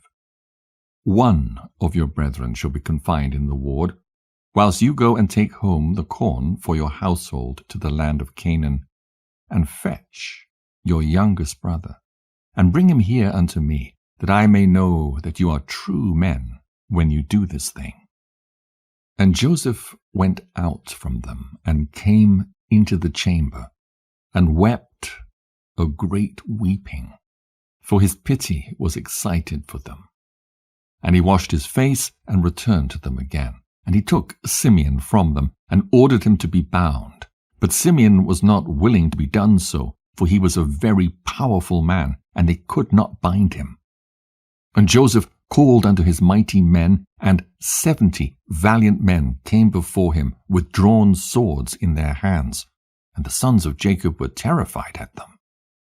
And Joseph said unto them, Seize this man, and confine him in prison until his brethren come to him. And Joseph's valiant men hastened, and they all laid hold of Simeon to bind him. And Simeon gave a loud and terrible shriek, and the cry was heard at a distance.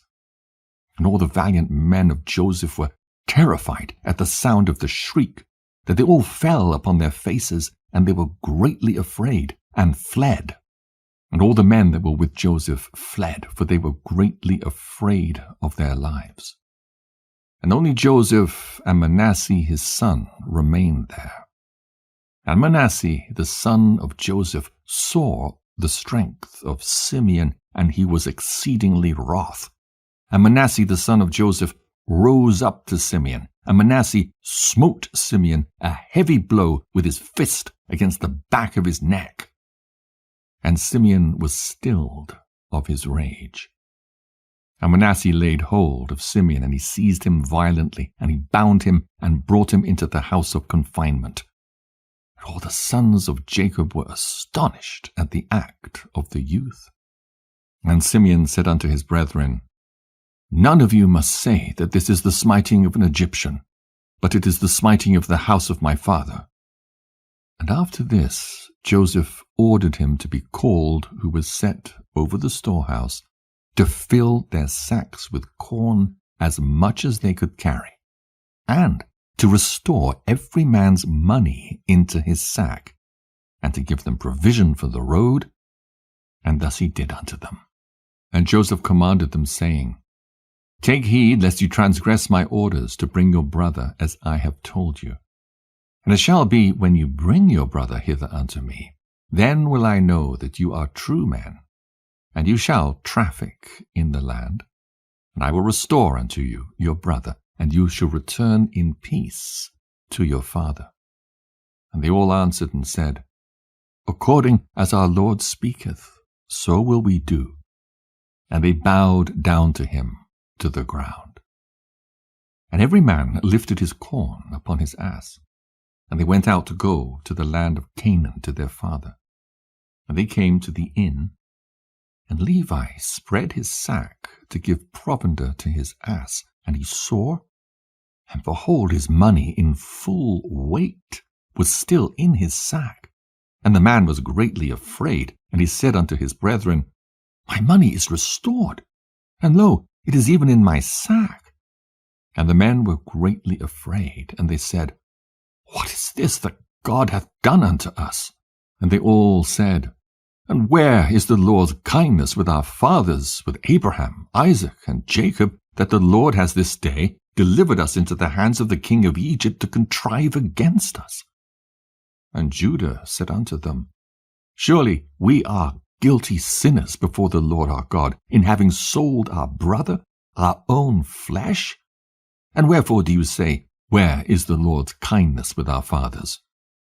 And Reuben said unto them, Said I not unto you, Do not sin against the lad? And you would not listen to me.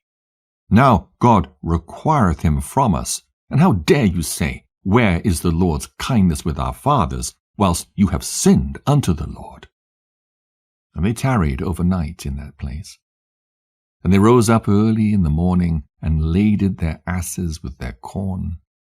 And they led them, and went on, and came to their father's house in the land of Canaan. And Jacob and his household went out to meet his sons.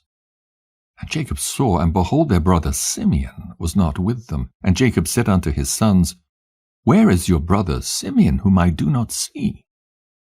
And his sons told him all that had befallen them in Egypt.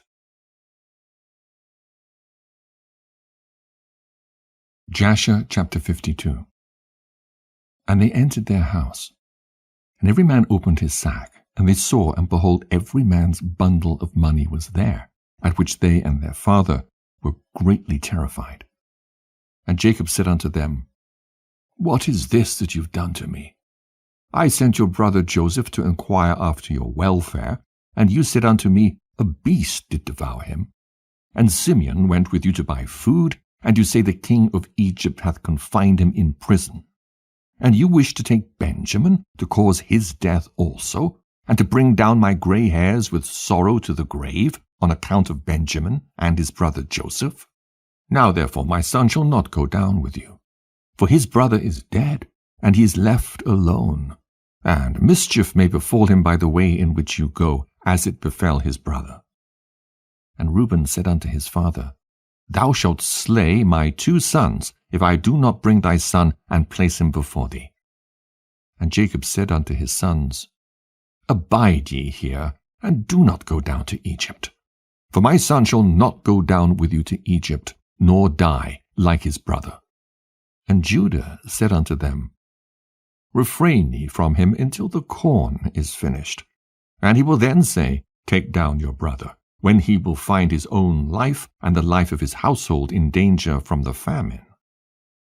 And in those days the famine was sore throughout the land. And all the people of the earth went and came to Egypt to buy food, for the famine prevailed greatly amongst them. And the sons of Jacob remained in Canaan 1 year and 2 months, until their corn was finished. And it came to pass, after their corn was finished, the whole household of Jacob was pinched with hunger. And all the infants of the sons of Jacob came together, and they approached Jacob. And they all surrounded him, and they said unto him, Give unto us bread, and wherefore shall we perish through hunger in thy presence?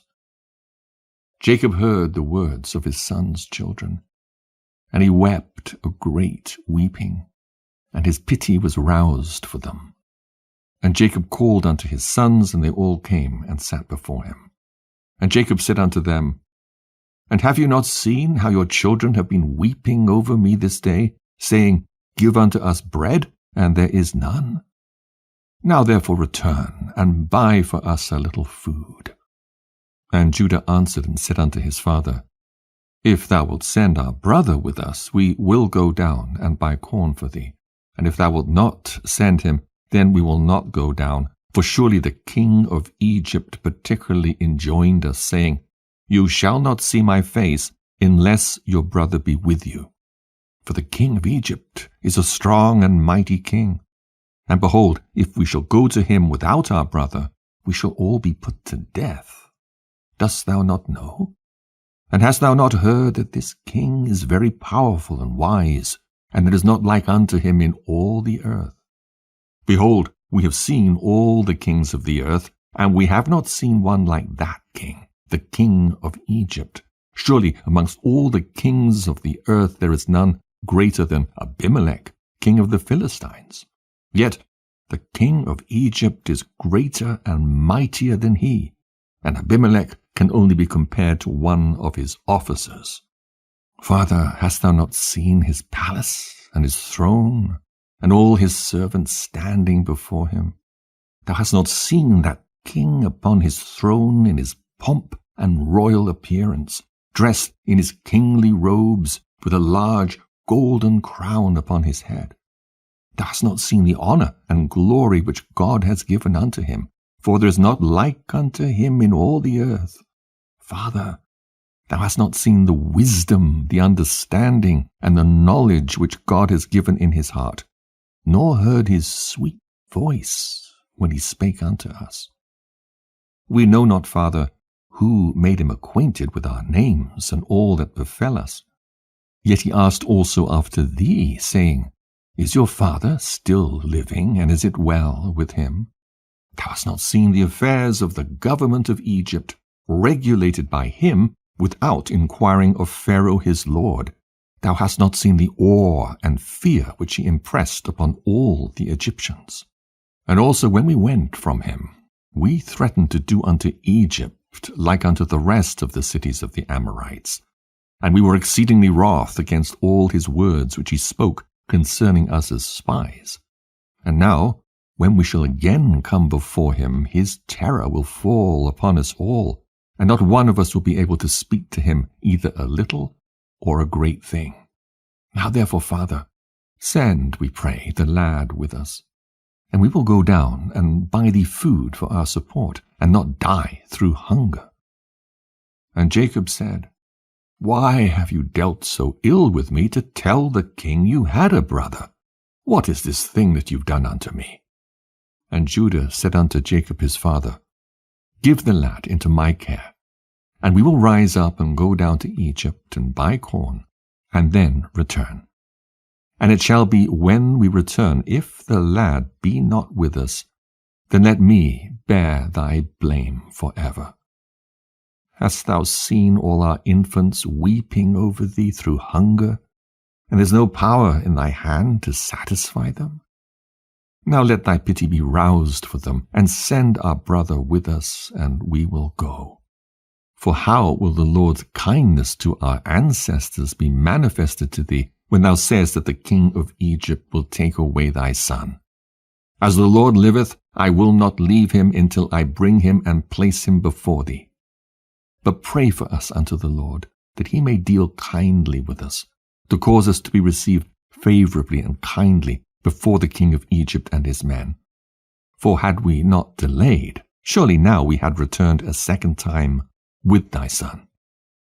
And Jacob said unto his sons, I trust in the Lord God that he may deliver you and give you favor in the sight of the king of Egypt and in the sight of all his men.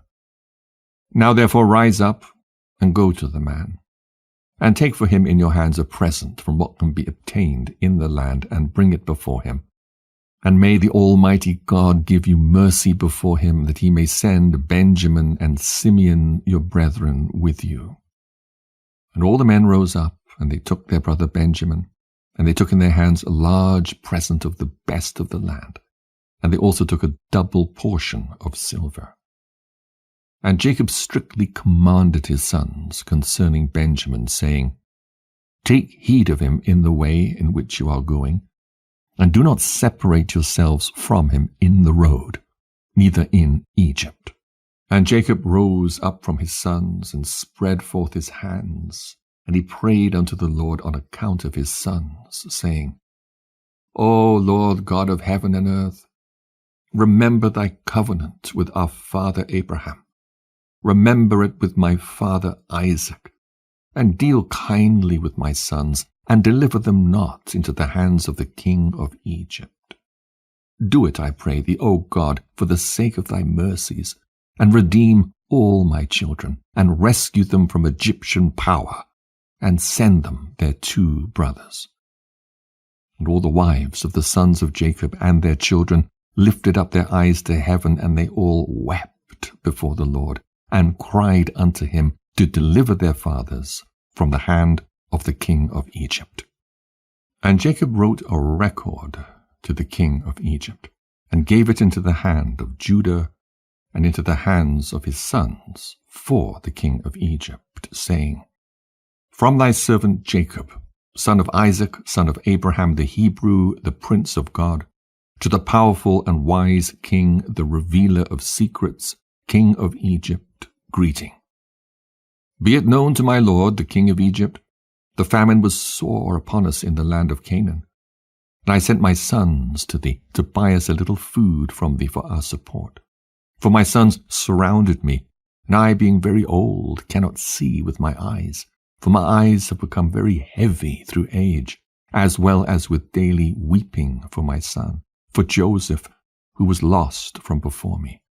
And I commanded my sons that they should not enter the gates of the city when they came to Egypt, on account of the inhabitants of the land. And I also commanded them to go about Egypt to seek for my son Joseph. Perhaps they might find him there. And they did so, and thou didst consider them as spies of the land. Have we not heard concerning thee that thou didst interpret Pharaoh's dream, and didst speak truly unto him? How then dost thou not know in thy wisdom whether my sons are spies or not? Now therefore, my lord and king, behold, I have sent my son before thee, as thou didst speak unto my sons. I beseech thee to put thy eyes upon him until he is returned in peace with his brethren. For dost thou not know, or hast thou not heard, that which our God did unto Pharaoh when he took my mother Sarah, and what he did unto Abimelech, king of the Philistines, on account of her, and also what our father Abraham did unto the 9 kings of Elam, how he smote them all with a few men that were with him, and also what my 2 sons Simeon and Levi did unto the 8 cities of the Amorites, how they destroyed them on account of their sister Dinah, and also on account of their brother Benjamin they consoled themselves for the loss of his brother Joseph. What will they then do for him when they see the hand of any people prevailing over them for his sake? Dost thou not know, O king of Egypt, that the power of God is with us, and that also God ever heareth our prayers, and forsaketh us not all the days? And when my sons told me of thy dealings with them, I called not unto the Lord on account of thee. For then thou wouldst have perished with thy men before my son Benjamin came before thee. But I thought that as Simeon my son was in thy house, perhaps thou mightest deal kindly with him. Therefore I did not this thing unto thee. Now therefore, behold, Benjamin my son cometh unto thee with my sons. Take heed of him, and put thy eyes upon him. And then will God place his eyes over thee, and throughout thy kingdom. Now I have told thee all that is in my heart, and behold, my sons are coming to thee with their brother. Examine the face of the whole earth for their sake, and send them back in peace with their brethren. And Jacob gave the record to his sons into the care of Judah, to give it unto the king of Egypt. Jasher chapter 53. And the sons of Jacob rose up, and took Benjamin and the whole of the presents, and they went and came to Egypt. And they stood before Joseph. And Joseph beheld his brother Benjamin with them, and he saluted them. And these men came to Joseph's house. And Joseph commanded the superintendent of his house to give to his brethren to eat. And he did so unto them.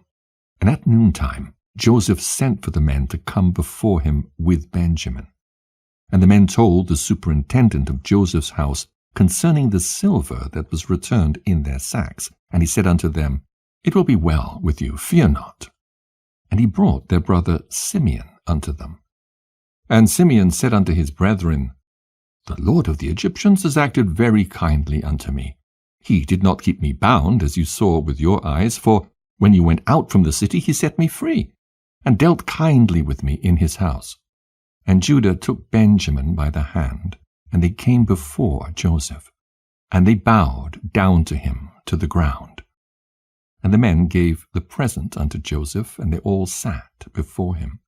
And Joseph said unto them, Is it well with you? Is it well with your children? Is it well with your aged father? And they said, It is well. And Judah took the record which Jacob had sent, and gave it into the hand of Joseph. And Joseph read the letter, and he knew his father's writing. And he wished to weep, and he went into an inner room, and he wept a great weeping. And he went out. And he lifted up his eyes, and beheld his brother Benjamin. And he said, Is this your brother, of whom you spoke unto me? And Benjamin approached Joseph. And Joseph placed his hand upon his head, and he said unto him, May God be gracious unto thee, my son. And when Joseph saw his brother, the son of his mother, he again wished to weep, and he entered the chamber, and he wept there. And he washed his face and went out and refrained from weeping. And he said, Prepare food. And Joseph had a cup from which he drank, and it was of silver, beautifully inlaid with onyx stones and bdellium. And Joseph struck the cup in the sight of his brethren, whilst they were sitting to eat with him. And Joseph said unto the men, I know by this cup that Reuben, the firstborn, Simeon and Levi and Judah, Issachar and Zebulun are children from one mother. Seat yourselves to eat according to your births. And he also placed the others according to their births. And he said, I know that this your youngest brother has no brother, and I, like him, have no brother. He shall therefore sit down to eat with me. And Benjamin went up before Joseph and sat upon the throne. And the men beheld the acts of Joseph, and they were astonished at them. And the men ate and drank at that time with Joseph, and he then gave presents unto them. And Joseph gave one gift unto Benjamin. And Manasseh and Ephraim saw the acts of their father, and they also gave presents unto him. And Osnath gave him one present, and there were 5 presents in the hand of Benjamin. And Joseph brought them out wine to drink, and they would not drink. And they said, From the day on which Joseph was lost, we have not drunk wine, nor eaten any delicacies. And Joseph swore unto them, and he pressed them hard, and they drank plentifully with him on that day. And Joseph afterward turned to his brother Benjamin to speak with him, and Benjamin was still sitting upon the throne before Joseph. And Joseph said unto him, Hast thou begotten any children? And he said, Thy servant has 10 sons, and these are their names, Bela, Becher, Ashbel, Gera, Naaman, Achai, Rosh, Muppim, Chuppim, and Ord. And I call their names after my brother, whom I have not seen. And he ordered them to bring before him his map of the stars, whereby Joseph knew all the times. And Joseph said unto Benjamin, I have heard that the Hebrews are acquainted with all wisdom. Dost thou know anything of this? And Benjamin said, Thy servant is knowing also in all the wisdom which my father taught me. And Joseph said unto Benjamin, Look now at this instrument, and understand where thy brother Joseph is in Egypt, who, you said, went down to Egypt. And Benjamin beheld that instrument with the map of the stars of heaven, and he was wise, and looked therein to know where his brother was. And Benjamin divided the whole land of Egypt into 4 divisions. And he found that he who was sitting upon the throne before him was his brother Joseph. And Benjamin wondered greatly. And when Joseph saw that his brother Benjamin was so much astonished, he said unto Benjamin, What hast thou seen, and why art thou astonished? And Benjamin said unto Joseph, I can see by this that Joseph my brother sitteth here with me upon the throne. And Joseph said unto him, I am Joseph thy brother. Reveal not this thing unto thy brethren. Behold, I will send thee with them when they go away, and I will command them to be brought back again into the city, and I will take thee away from them. And if they dare their lives and fight for thee, then shall I know that they have repented of what they did unto me, and I will make myself known to them. And if they forsake thee when I take thee, then shalt thou remain with me, and I will wrangle with them, and they shall go away, and I will not become known to them. At that time Joseph commanded his officer to fill their sacks with food, and to put each man's money into his sack, and to put the cup in the sack of Benjamin, and to give them provision for the road. And they did so unto them. And on the next day the men rose up early in the morning, and they loaded their asses with their corn, and they went forth with Benjamin, and they went to the land of Canaan with their brother Benjamin. They had not gone far from Egypt, when Joseph commanded him that was set over his house, saying, Rise, pursue these men before they get too far from Egypt, and say unto them, Why have you stolen my master's cup? And Joseph's officer rose up, and he reached them, and he spoke unto them all the words of Joseph. And when they heard this thing, they became exceedingly wroth, and they said, He with whom thy master's cup shall be found shall die, and we will also become slaves. And they hastened, and each man brought down his sack from his ass. And they looked in their bags, and the cup was found in Benjamin's bag. And they all tore their garments, and they returned to the city. And they smote Benjamin in the road, continually smiting him until he came into the city. And they stood before Joseph. And Judah's anger was kindled, and he said, "This man has only brought me back to destroy Egypt this day." And the men came to Joseph's house. And they found Joseph sitting upon his throne, and all the mighty men standing at his right and left. And Joseph said unto them, "What is this act that you have done, that you took away my silver cup and went away? But I know that you took my cup in order to know thereby in what part of the land your brother was." And Judah said, "What shall we say to our Lord? What shall we speak, and how shall we justify ourselves? God has this day found the iniquity of all thy servants. Therefore has he done this thing to us this day." And Joseph rose up and caught hold of Benjamin, and took him from his brethren with violence. And he came to the house, and locked the door at them. And Joseph commanded him that was set over his house, that he should say unto them, "Thus saith the king, Go in peace to your father. Behold, I have taken the man in whose hand my cup was found." Jasher chapter 54. And when Judah saw the dealings of Joseph with them, Judah approached him and broke open the door, and came with his brethren before Joseph. And Judah said unto Joseph, "Let it not seem grievous in the sight of my lord. May thy servant, I pray thee, speak a word before thee." And Joseph said unto him, "Speak." And Judah spoke before Joseph, and his brethren were there standing before them. And Judah said unto Joseph, "Surely when we first came to our lord to buy food, thou didst consider us spies of the land. And we brought Benjamin before thee, and thou still makest sport of us this day. Now therefore let the king hear my words, and send, I pray thee, our brother, that he may go along with us to our father, lest thy soul perish this day with all the souls of the inhabitants of Egypt. Dost thou not know what 2 of my brethren, Simeon and Levi, did unto the city of Shechem, and unto 7 cities of the Amorites, on account of our sister Dinah, and also what they would do for the sake of their brother Benjamin? And I, with my strength, who am greater and mightier than both of them, come this day upon thee and thy land, if thou art unwilling to send our brother. Hast thou not heard what our God, who made choice of us, did unto Pharaoh on account of Sarah our mother, whom he took away from our father, that he smote him and his household with heavy plagues, that even unto this day the Egyptians relate this wonder to each other? So will our God do unto thee on account of Benjamin, whom thou hast this day taken from his father, and on account of the evils which thou this day heapest over us in thy land. For our God will remember his covenant with our father Abraham, and bring evil upon thee, because thou hast grieved the soul of our father this day.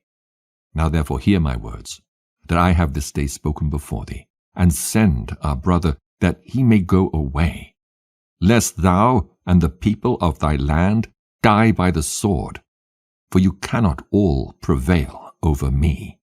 And Joseph answered Judah, saying, Why hast thou opened wide thy mouth?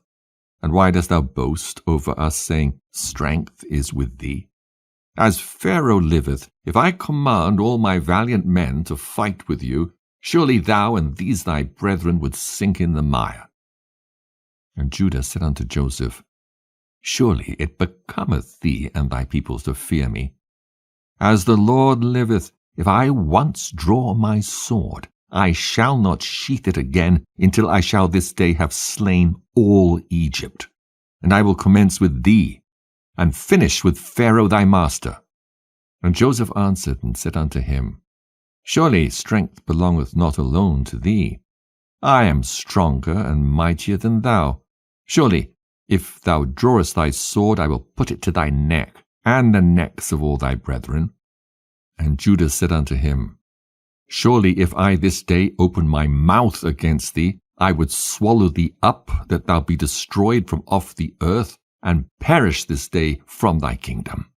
And Joseph said, Surely if thou openest thy mouth, I have power and might to close thy mouth with a stone, until thou shalt not be able to utter a word. See how many stones are before us? Truly, I can take a stone and force it into thy mouth and break thy jaw. And Judah said, God is witness between us, that we have not hitherto desired to battle with thee. Only give us our brother, and we will go from thee.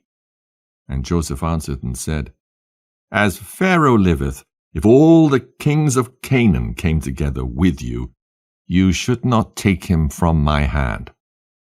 Now therefore, go your way to your father, and your brother shall be unto me for a slave, for he has robbed the king's house.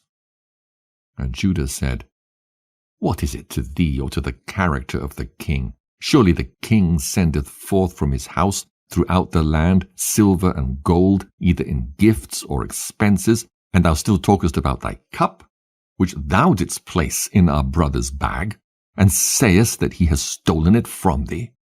God forbid that our brother Benjamin or any of the seed of Abraham should do this thing to steal from thee or from anyone else, whether king, prince, or any man. Now therefore cease this accusation, lest the whole earth hear thy words, saying, For a little silver the king of Egypt wrangled with the men, and he accused them, and took their brother for a slave.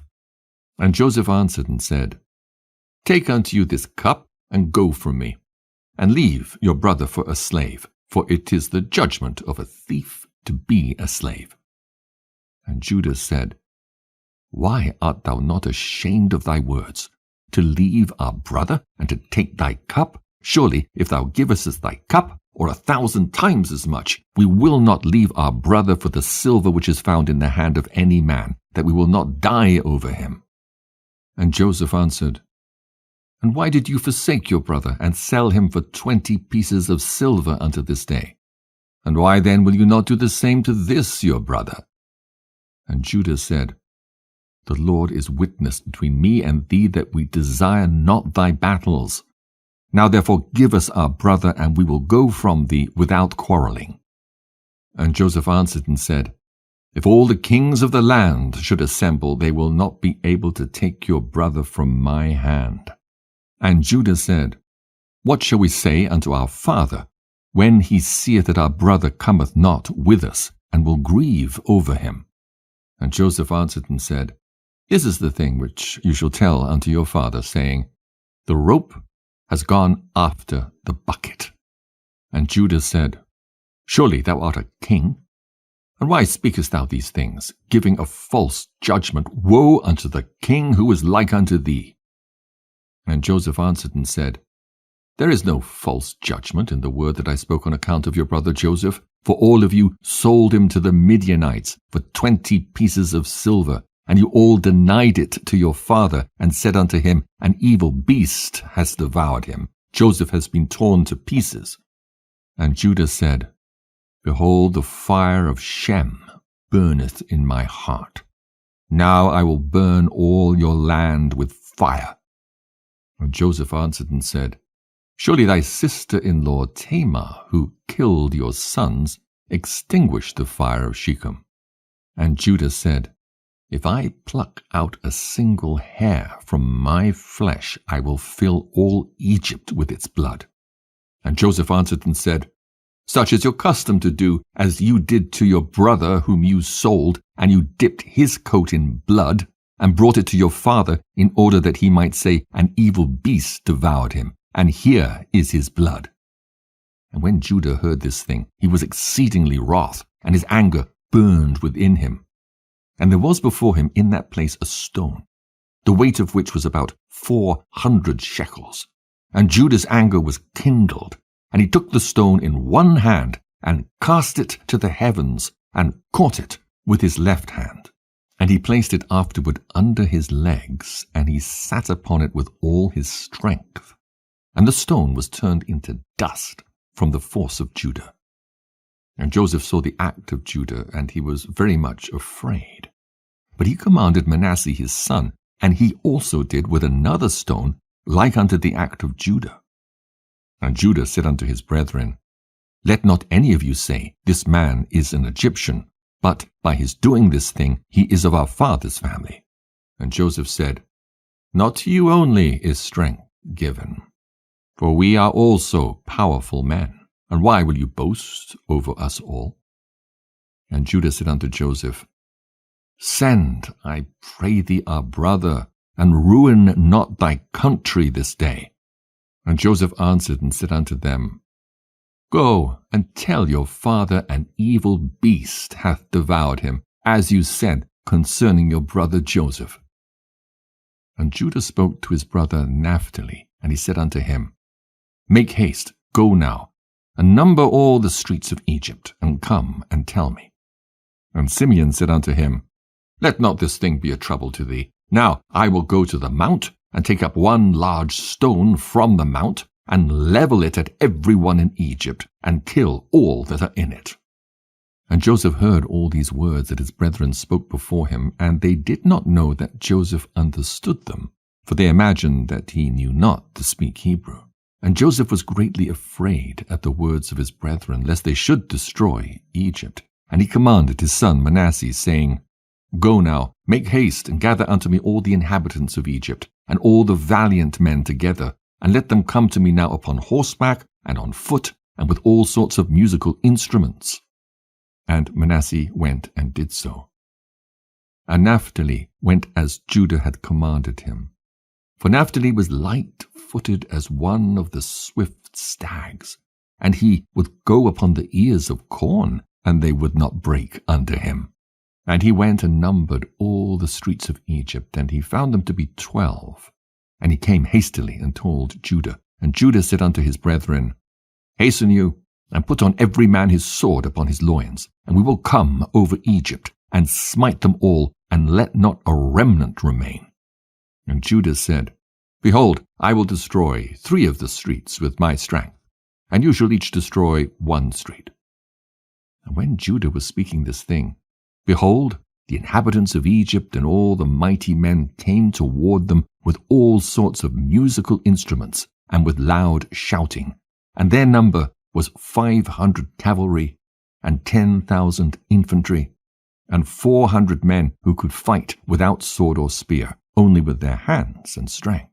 And all the mighty men came with great storming and shouting, and they all surrounded the sons of Jacob and terrified them, and the ground quaked at the sound of their shouting. And when the sons of Jacob saw these troops, they were greatly afraid of their lives. And Joseph did so in order to terrify the sons of Jacob to become tranquilized.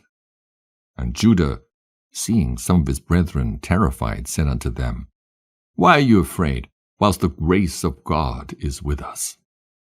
And when Judah saw all the people of Egypt surrounding them at the command of Joseph to terrify them, only Joseph commanded them, saying, Do not touch any of them. Then Judah hastened and drew his sword, and uttered a loud and bitter scream. And he smote with his sword, and he sprang upon the ground, and he still continued to shout against all the people.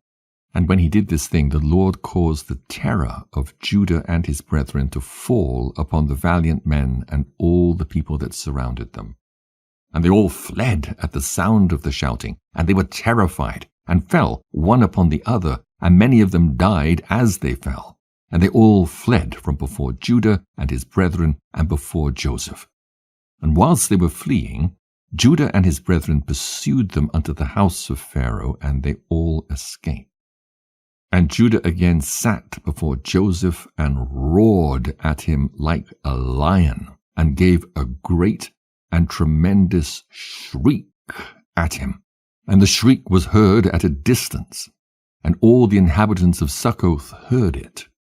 And all Egypt quaked at the sound of the shriek, and also the walls of Egypt and of the land of Goshen fell in from the shaking of the earth.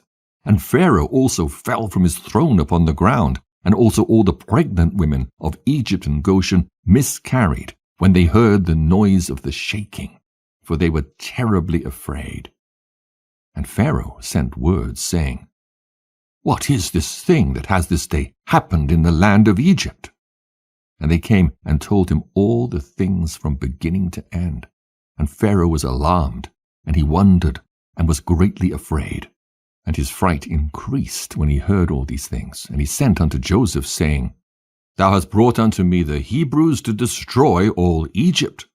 What wilt thou do with that thievish slave? Send him away, and let him go with his brethren, and let us not perish through their evil, even we, you, and all Egypt. And if thou desirest not to do this thing, cast off from thee all my valuable things, and go with them to their land, if thou delightest in it. For they will this day destroy my whole country, and slay all my people. Even all the women of Egypt have miscarried through their screams. See what they've done, merely by their shouting and speaking. Moreover, if they fight with the sword, they will destroy the land. Now therefore choose that which thou desirest, whether me or the Hebrews, whether Egypt or the land of the Hebrews. And they came and told Joseph all the words of Pharaoh that he had said concerning him. And Joseph was greatly afraid at the words of Pharaoh. And Judah and his brethren were still standing before Joseph, indignant and enraged. And all the sons of Jacob roared at Joseph like the roaring of the sea and its waves. And Joseph was greatly afraid of his brethren on account of Pharaoh. And Joseph sought a pretext to make himself known unto his brethren, lest they should destroy all Egypt. And Joseph commanded his son Manasseh. And Manasseh went and approached Judah, and placed his hand upon his shoulder. And the anger of Judah was stilled. And Judah said unto his brethren, Let no one of you say that this is the act of an Egyptian youth, for this is the work of my father's house. And Joseph, seeing and knowing that Judah's anger was stilled, he approached to speak unto Judah in the language of mildness. And Joseph said unto Judah, Surely you speak truth, and have this day verified your assertions concerning your strength. And may your God, who delighteth in you, increase your welfare. But tell me truly, why, from amongst all thy brethren, dost thou wrangle with me on account of the lad, as none of them have spoken one word to me concerning him? And Judah answered Joseph, saying, Surely thou must know that I was security for the lad to his father, saying, If I brought him not unto him, I should bear his blame forever. Therefore have I approached thee from amongst all my brethren, for I saw that thou wast unwilling to suffer him to go from thee. Now therefore may I find grace in thy sight, that thou shalt send him to go with us. And behold, I will remain as a substitute for him, to serve thee in whatever thou desirest. For wheresoever thou shalt send me, I will go to serve thee with great energy. Send me now to a mighty king who has rebelled against thee, and thou shalt know what I will do unto him and unto his land. Although he may have cavalry and infantry, or an exceeding mighty people, I will slay them all, and bring the king's head before thee. Dost thou not know, or hast thou not heard, that our father Abraham, with his servant Eliezer, smote all the kings of Elam with their hosts in one night? They left not one remaining. And ever since that day, our father's strength was given unto us for an inheritance, for us and our seed forever. And Joseph answered and said, You speak truth, and falsehood is not in your mouth. For it was also told unto us that the Hebrews have power, and that the Lord their God delighteth much in them, and who then can stand before them? However, on this condition will I send your brother, if you will bring before me his brother the son of his mother, of whom you said he'd gone from you down to Egypt. And it shall come to pass, when you bring unto me his brother, I will take him in his stead, because not one of you was security for him to your father. And when he shall come to me, I will then send with you his brother, for whom you have been security. And Judah's anger was kindled against Joseph when he spoke this thing, and his eyes dropped blood with anger, and he said unto his brethren, How doth this man this day seek his own destruction and that of all Egypt? And Simeon answered Joseph, saying, Did we not tell thee at first that we knew not the particular spot to which he went, and whether he be dead or alive? And wherefore speaketh my Lord like unto these things? And Joseph, observing the countenance of Judah, discerned that his anger began to kindle when he spoke unto him, saying, Bring unto me your other brother instead of this brother. And Joseph said unto his brethren, Surely you said that your brother was either dead or lost. Now, if I should call him this day, and he should come before you, would you give him unto me instead of his brother?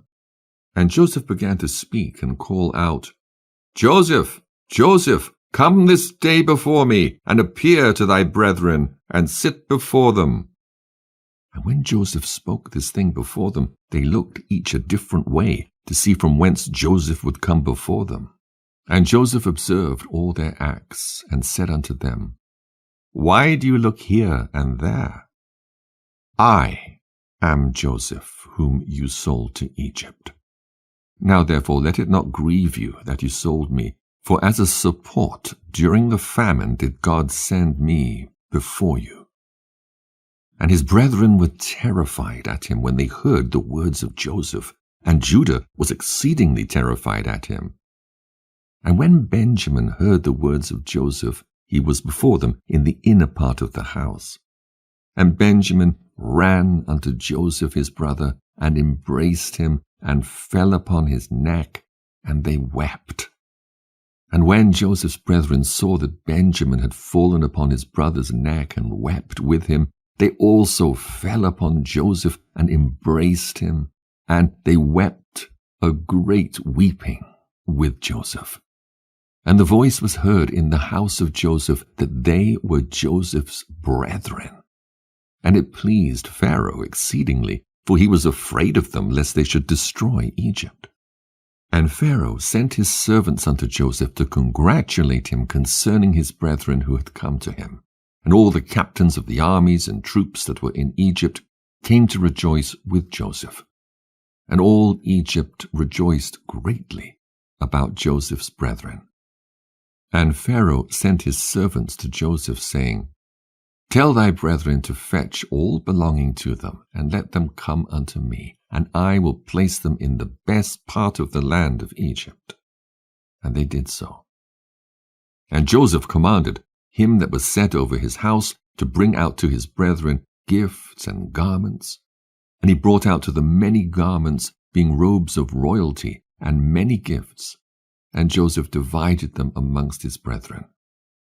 And he gave unto each of his brethren a change of garments of gold and silver, and 300 pieces of silver. And Joseph commanded them all to be dressed in these garments, and to be brought before Pharaoh. And Pharaoh, seeing that all Joseph's brethren were valiant men, and of beautiful appearance, he greatly rejoiced. And they afterward went out from the presence of Pharaoh to go to the land of Canaan, to their father, and their brother Benjamin was with them. And Joseph rose up and gave unto them 11 chariots from Pharaoh. And Joseph gave unto them his chariot, upon which he rode on the day of his being crowned in Egypt, to fetch his father to Egypt. And Joseph sent to all his brothers' children garments according to their numbers, and 100 pieces of silver to each of them. And he also sent garments to the wives of his brethren from the garments of the king's wives. And he sent them. And he gave unto each of his brethren 10 men to go with them to the land of Canaan to serve them, to serve their children and all belonging to them in coming to Egypt. And Joseph sent by the hand of his brother Benjamin 10 suits of garments for his 10 sons, a portion above the rest of the children of the sons of Jacob. And he sent to each 50 pieces of silver and 10 chariots on the account of Pharaoh. And he sent to his father 10 asses laden with all the luxuries of Egypt, and 10 she-asses laden with corn and bread and nourishment for his father, and to all that were with him as provisions for the road. And he sent to his sister Dinah garments of silver and gold and frankincense and myrrh and aloes and women's ornaments in great plenty. And he sent the same from the wives of Pharaoh to the wives of Benjamin. And he gave unto all his brethren, also to their wives, all sorts of onyx stones and bdellium, and from all the valuable things amongst the great people of Egypt. Nothing of all the costly things was left, but what Joseph sent of to his father's household. And he sent his brethren away, and they went. And he sent his brother Benjamin with them. And Joseph went out with them to accompany them on the road unto the borders of Egypt. And he commanded them concerning his father and his household to come to Egypt. And he said unto them, Do not quarrel on the road, for this thing was from the Lord, to keep a great people from starvation. For there will be yet 5 years of famine in the land. And he commanded them, saying, When you come unto the land of Canaan, do not come suddenly before my father in this affair, but act in your wisdom. And Joseph ceased to command them, and he turned and went back to Egypt. And the sons of Jacob went to the land of Canaan with joy and cheerfulness to their father Jacob. And they came unto the borders of the land, and they said unto each other, What shall we do in this matter before our father? For if we come suddenly to him and tell him the matter, he will be greatly alarmed at our words, and will not believe us. And they went along until they came nigh unto their houses. And they found Sirach, the daughter of Asher, going forth to meet them. And the damsel was very good and subtle, and knew how to play upon the harp. And they called unto her, and she came before them, and she kissed them. And they took her, and gave unto her a harp, saying, Go now before our father, and sit before him, and strike upon the harp, and speak these words. And they commanded her to go to their house. And she took the harp, and hastened before them, and she came and sat near Jacob. And she played well, and sang, and uttered in the sweetness of her words, Joseph my uncle is living, and he ruleth throughout the land of Egypt, and is not dead. And she continued to repeat and utter these words. And Jacob heard her words, and they were agreeable to him. He listened while she repeated them twice, thrice, and joy entered the heart of Jacob at the sweetness of her words. And the Spirit of God was upon him, and he knew all her words to be true. And Jacob blessed Sirach when she spoke these words before him, and he said unto her, My daughter, may death never prevail over thee, for thou hast revived my spirit. Only speak yet before me, as thou hast spoken, for thou hast gladdened me with all thy words. And she continued to sing these words. And Jacob listened, and it pleased him, and he rejoiced, and the Spirit of God was upon him. And whilst he was yet speaking with her, behold, his sons came to him with horses and chariots and royal garments and servants running before them. And Joseph rose up to meet them, and saw his sons dressed in royal garments, and he saw all the treasures that Joseph had sent to them.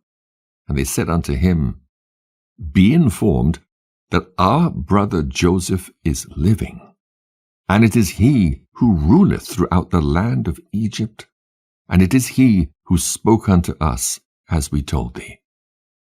And Jacob heard all the words of his sons, and his heart palpitated at their words, for he could not believe them until he saw all that Joseph had given them, and what he had sent him, and all the signs which Joseph had spoken unto them. And they opened out before him, and they showed him all that Joseph had sent. They gave unto each what Joseph had sent him, and he knew that they had spoken the truth. And he rejoiced exceedingly on account of his son. And Jacob said, "It is enough for me that my son Joseph is still living. I will go and see him before I die." And his sons told him all that had befallen them.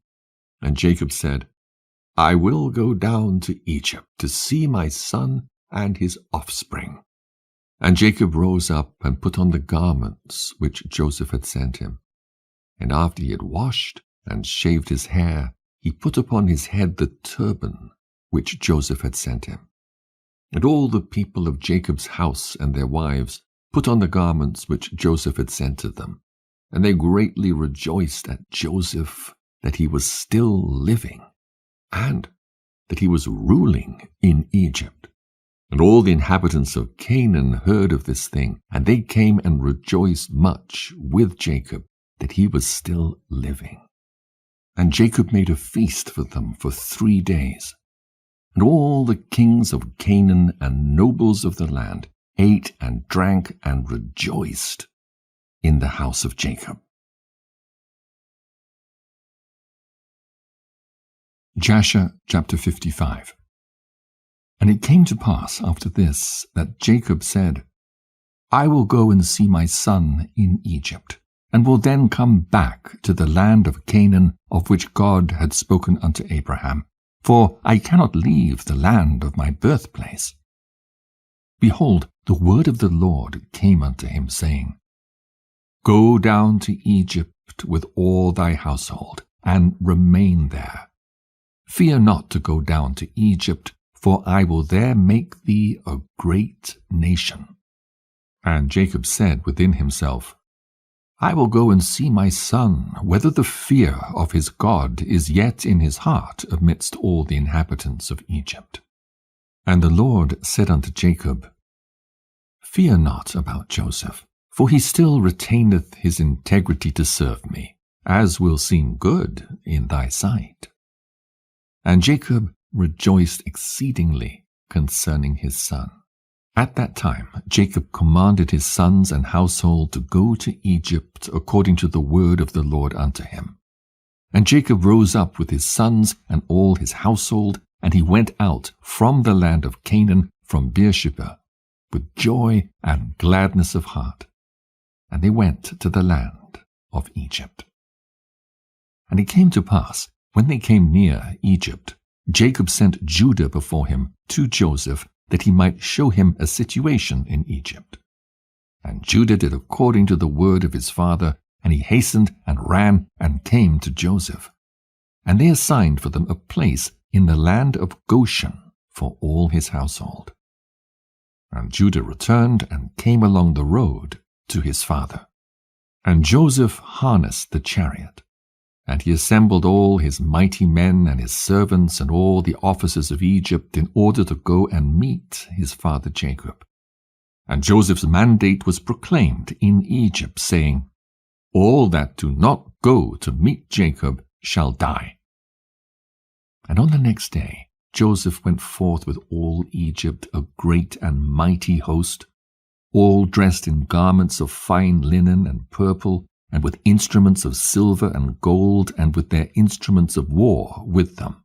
And they all went to meet Jacob with all sorts of musical instruments, with drums and timbrels, strewing myrrhs and aloes all along the road. And they all went after this fashion, and the earth shook at their shouting. And all the women of Egypt went upon the roofs of Egypt and upon the walls to meet Jacob. And upon the head of Joseph was Pharaoh's regal crown, for Pharaoh had sent it unto him to put on at the time of his going to meet his father. And when Joseph came within 50 cubits of his father, he alighted from the chariot, and he walked toward his father. And when all the officers of Egypt and her nobles saw that Joseph had gone on foot toward his father, they also alighted, and walked on foot towards Jacob. And when Jacob approached the camp of Joseph, Jacob observed the camp that was coming toward him with Joseph, and it gratified him. And Jacob was astonished at it. And Jacob said unto Judah, "Who is that man whom I see in the camp of Egypt, dressed in kingly robes with a very red garment upon him and a royal crown upon his head, who has alighted from his chariot and is coming toward us? And Judah answered his father, saying, He is thy son, Joseph the king. And Jacob rejoiced in seeing the glory of his son. And Joseph came nigh unto his father, and he bowed to his father. And all the men of the camp bowed to the ground with him before Jacob. And behold, Jacob ran and hastened to his son Joseph, and fell upon his neck, and kissed him, and they wept. And Joseph also embraced his father, and kissed him, and they wept. And all the people of Egypt wept with them. And Jacob said unto Joseph, Now I will die cheerfully after I have seen thy face, that thou art still living, and with glory.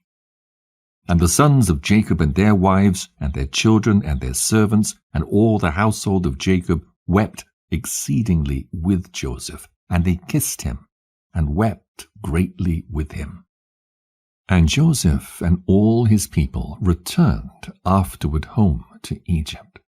And Jacob and his sons, and all the children of his household, came with Joseph to Egypt. And Joseph placed them in the best part of Egypt, in the land of Goshen. And Joseph said unto his father and unto his brethren, I will go up and tell Pharaoh, saying, My brethren and my father's household and all belonging to them have come unto me. And behold, they are in the land of Goshen. And Joseph did so. And he took from his brethren Reuben, Issachar, Zebulun, and his brother Benjamin, and he placed them before Pharaoh. And Joseph spoke unto Pharaoh, saying, My brethren and my father's household, and all belonging to them, together with their flocks and cattle, have come unto me from the land of Canaan to sojourn in Egypt, for the famine was sore upon them. And Pharaoh said unto Joseph, Place thy father and brethren in the best part of the land. Withhold not from them all that is good, and cause them to eat the fat of the land. And Joseph answered, saying, Behold, I have stationed them in the land of Goshen, for they are shepherds. Therefore let them remain in Goshen to feed their flocks, apart from the Egyptians.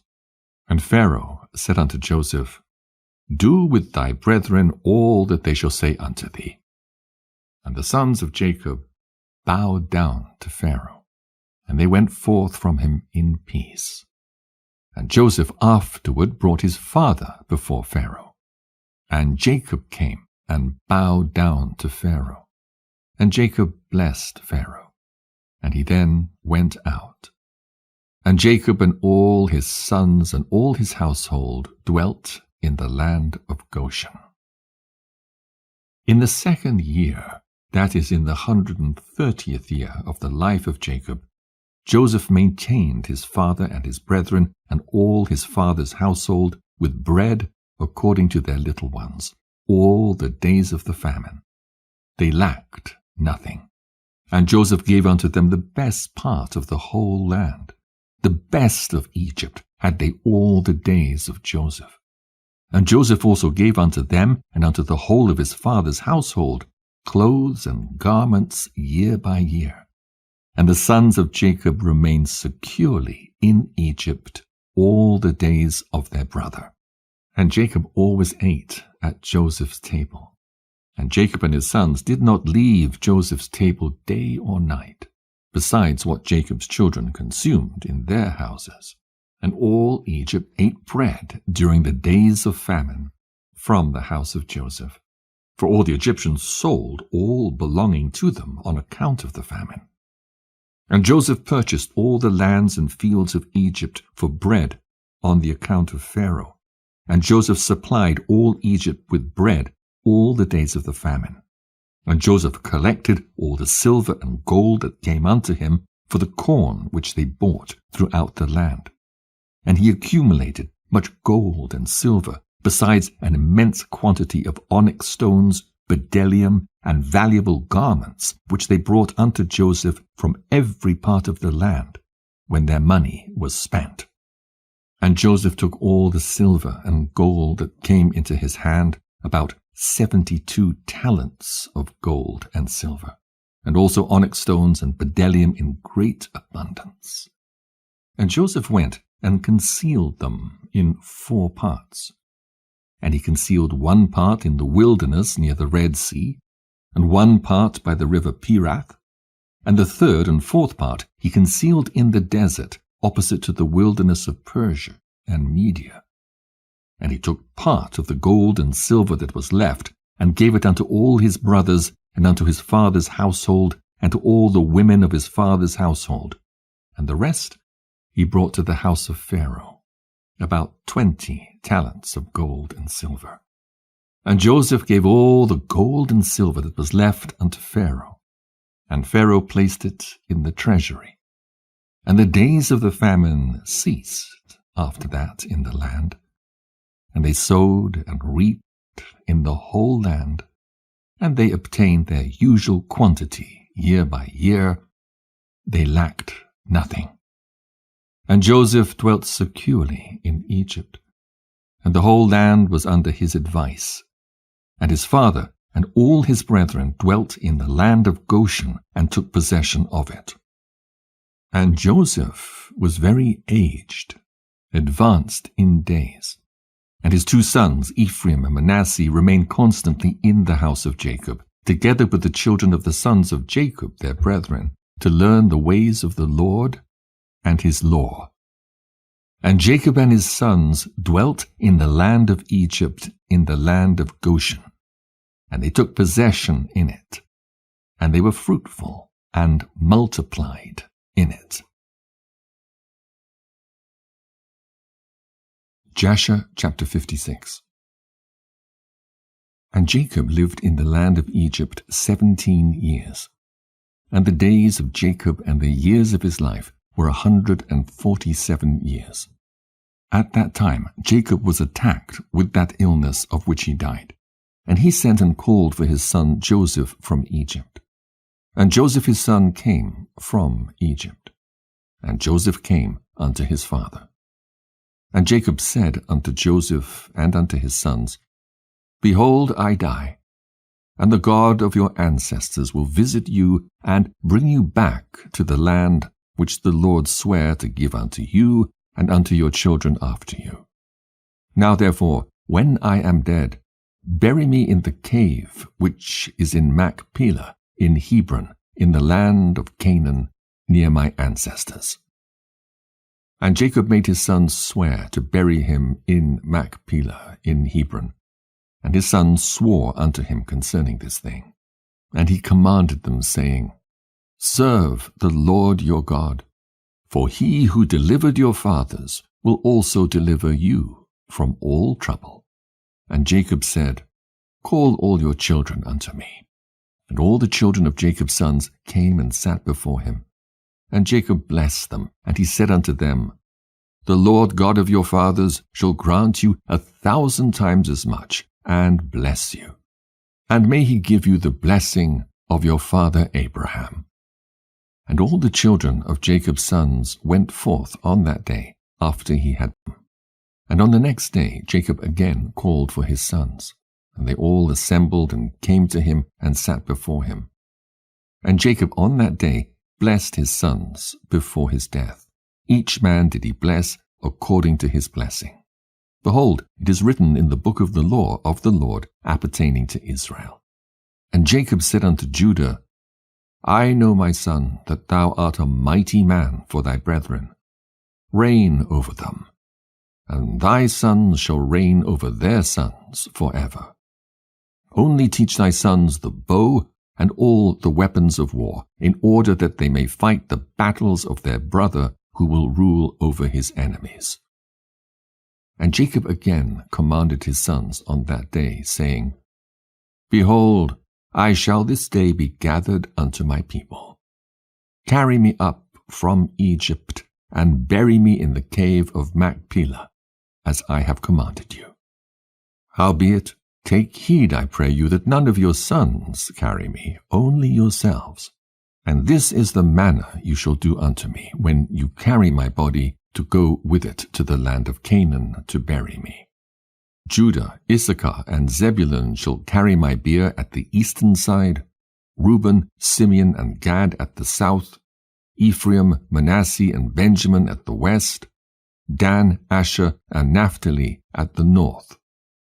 Let not Levi carry with you, for he and his sons will carry the ark of the covenant of the Lord with the Israelites in the camp. Neither let Joseph my son carry, for as a king, so let his glory be. However, Ephraim and Manasseh shall be in their stead. Thus shall you do unto me when you carry me away. Do not neglect anything of all that I command you. And it shall come to pass when you do this unto me, that the Lord will remember you favorably, and your children after you forever. And you, my sons, honor each his brother and his relative, and command your children and your children's children after you to serve the Lord God of your ancestors all the days, in order that you may prolong your days in the land, you and your children and your children's children forever, when you do what is good and upright in the sight of the Lord your God, to go in all his ways. And thou, Joseph, my son, forgive, I pray thee, the prongs of thy brethren and all their misdeeds in the injury that they heaped upon thee. For God intended it for thine and thy children's benefit. And, O my son, leave not thy brethren to the inhabitants of Egypt, neither hurt their feelings. For behold, I consign them to the hand of God, and in thy hand to guard them from the Egyptians. And the sons of Jacob answered their father, saying, O our father, all that thou hast commanded us, so will we do. May God only be with us. And Jacob said unto his sons, So may God be with you, when you keep all his ways. Turn not from his ways, either to the right or the left, in performing what is good and upright in his sight. For I know that many and grievous troubles will befall you in the latter days in the land, yea, your children and children's children. Only serve the Lord, and he will save you from all trouble. And it shall come to pass, when you shall go after God to serve him, and will teach your children after you and your children's children to know the Lord, then will the Lord raise up unto you and your children a servant from amongst your children. And the Lord will deliver you through his hand from all affliction, and bring you out of Egypt, and bring you back to the land of your fathers, to inherit it securely. And Jacob ceased commanding his sons, and he drew his feet into the bed. He died, and was gathered to his people. And Joseph fell upon his father, and he cried out and wept over him, and he kissed him, and he called out in a bitter voice, and he said, O my father, my father!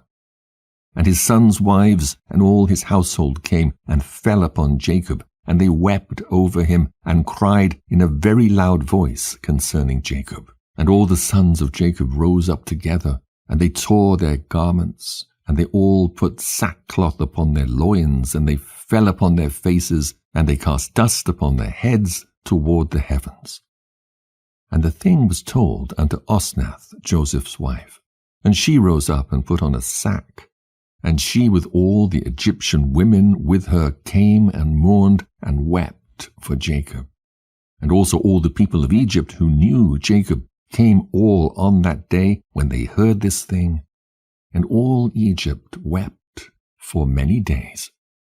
And also from the land of Canaan did the women come unto Egypt when they heard that Jacob was dead, and they wept for him in Egypt for 70 days.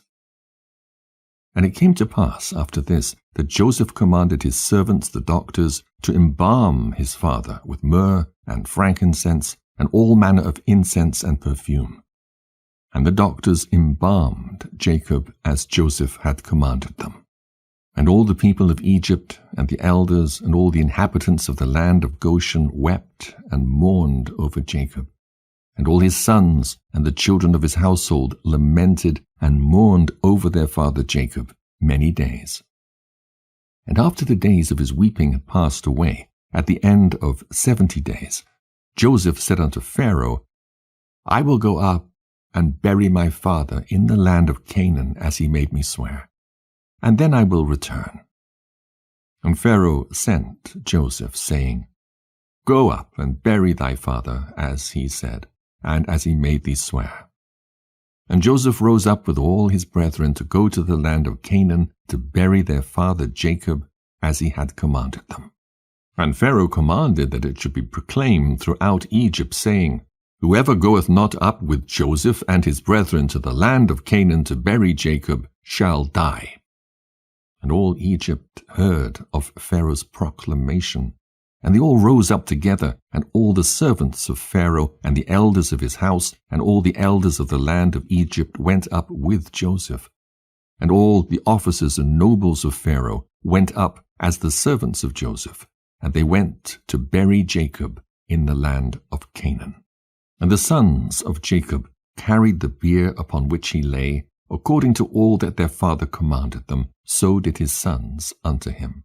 And the bier was of pure gold, and was inlaid round about with onyx stones and bdellium, and the covering of the bier was gold woven work, joined with threads, and over them were hooks of onyx stones and bdellium. And Joseph placed upon the head of his father Jacob a large golden crown, and he put a golden scepter in his hand. And they surrounded the bier, as was the custom of kings during their lives. And all the troops of Egypt went before him in this array. At first all the mighty men of Pharaoh, and the mighty men of Joseph, and after them the rest of the inhabitants of Egypt. And they were all girded with swords, and equipped with coats of mail, and the trappings of war were upon them. And all the weepers and mourners went at a distance opposite to the bier, going and weeping and lamenting, and the rest of the people went after the bier. And Joseph and his household went together near the bier, barefooted and weeping. And the rest of Joseph's servants went around him. Each man had his ornaments upon him, and they were all armed with their weapons of war. And 50 of Jacob's servants went in front of the bier. And they strewed along the road myrrh and aloes and all manner of perfume. And all the sons of Jacob that carried the bier walked upon the perfumery. And the servants of Jacob went before them, strewing the perfume along the road. And Joseph went up with a heavy camp. And they did after this manner every day until they reached the land of Canaan. And they came to the threshing floor of Atad, which was on the other side of Jordan. And they mourned an exceeding great and heavy mourning in that place. And the kings of Canaan heard of this thing, and they all went forth, each man from his house, 31 kings of Canaan. And they all came with their men to mourn and weep over Jacob. And all these kings beheld Jacob's bier, and behold, Joseph's crown was upon it. And they also put their crowns upon the bier, and encircled it with crowns. And all these kings made in that place a great and heavy mourning with the sons of Jacob and Egypt over Jacob. For all the kings of Canaan knew the valor of Jacob and his sons. And the report reached Esau, saying, Jacob died in Egypt, and his sons and all Egypt are conveying him to the land of Canaan to bury him. And Esau heard this thing, and he was dwelling in Mount Seir. And he rose up with his sons and all his people and all his household, a people exceedingly great, and they came to mourn and weep over Jacob. And it came to pass, when Esau came, he mourned for his brother Jacob. And all Egypt and all Canaan again rose up and mourned a great mourning with Esau over Jacob in that place. And Joseph and his brethren brought their father Jacob from that place, and they went to Hebron to bury Jacob in the cave by his fathers. And they came unto Kiriath Arba to the cave. And as they came, Esau stood with his sons against Joseph and his brethren as a hindrance in the cave, saying, Jacob shall not be buried therein, for it belongeth to us and to our father. And Joseph and his brethren heard the words of Esau's sons, and they were exceedingly wroth. And Joseph approached unto Esau, saying, What is this thing which they have spoken? Surely my father Jacob bought it from thee for great riches after the death of Isaac, now 25 years ago. And also all the land of Canaan he bought from thee and from thy sons and thy seed after thee. And Jacob bought it for his sons and his seed after him for an inheritance forever. And why speakest thou these things this day? And Esau answered, saying, Thou speakest falsely and utterest lies. For I sold not anything belonging to me in all this land, as thou sayest. Neither did my brother Jacob buy aught belonging to me in this land. And Esau spoke these things in order to deceive Joseph with his words. For Esau knew that Joseph was not present in those days when Esau sold all belonging to him in the land of Canaan to Jacob. And Joseph said unto Esau, Surely my father inserted these things with thee in the record of purchase, and testified the record with witnesses, and behold, it is with us in Egypt. And Esau answered, saying unto him, Bring the record. All that thou wilt find in the record, so will we do. And Joseph called unto Naphtali his brother, and he said, Hasten quickly, stay not, and run, I pray thee, to Egypt, and bring all the records, the record of the purchase, the sealed record, and the open record, and also all the first records in which all the transactions of the birthright are written. Fetch thou, and thou shalt bring them unto us hither, that we may know from them all the words of Esau and his sons which they spoke this day. And Naphtali hearkened to the voice of Joseph, and he hastened and ran to go down to Egypt. And Naphtali was lighter on foot than any of the stags that were upon the wilderness, for he would go upon ears of corn without crushing them. And when Esau saw that Naphtali had gone to fetch the records, he and his sons increased their resistance against the cave. And Esau and all his people rose up against Joseph and his brethren to battle. And all the sons of Jacob and the people of Egypt fought with Esau and his men. And the sons of Esau and his people were smitten before the sons of Jacob. And the sons of Jacob slew of Esau's people 40 men. And Chushim, the son of Dan, the son of Jacob, was at that time with Jacob's sons. But he was about 100 cubits distant from the place of battle, for he remained with the children of Jacob's sons by Jacob's bier to guard it. And Chushim was dumb and deaf. Still he understood the voice of consternation amongst men. And he asked, saying, Why do you not bury the dead? And what is this great consternation? And they answered him the words of Esau and his sons.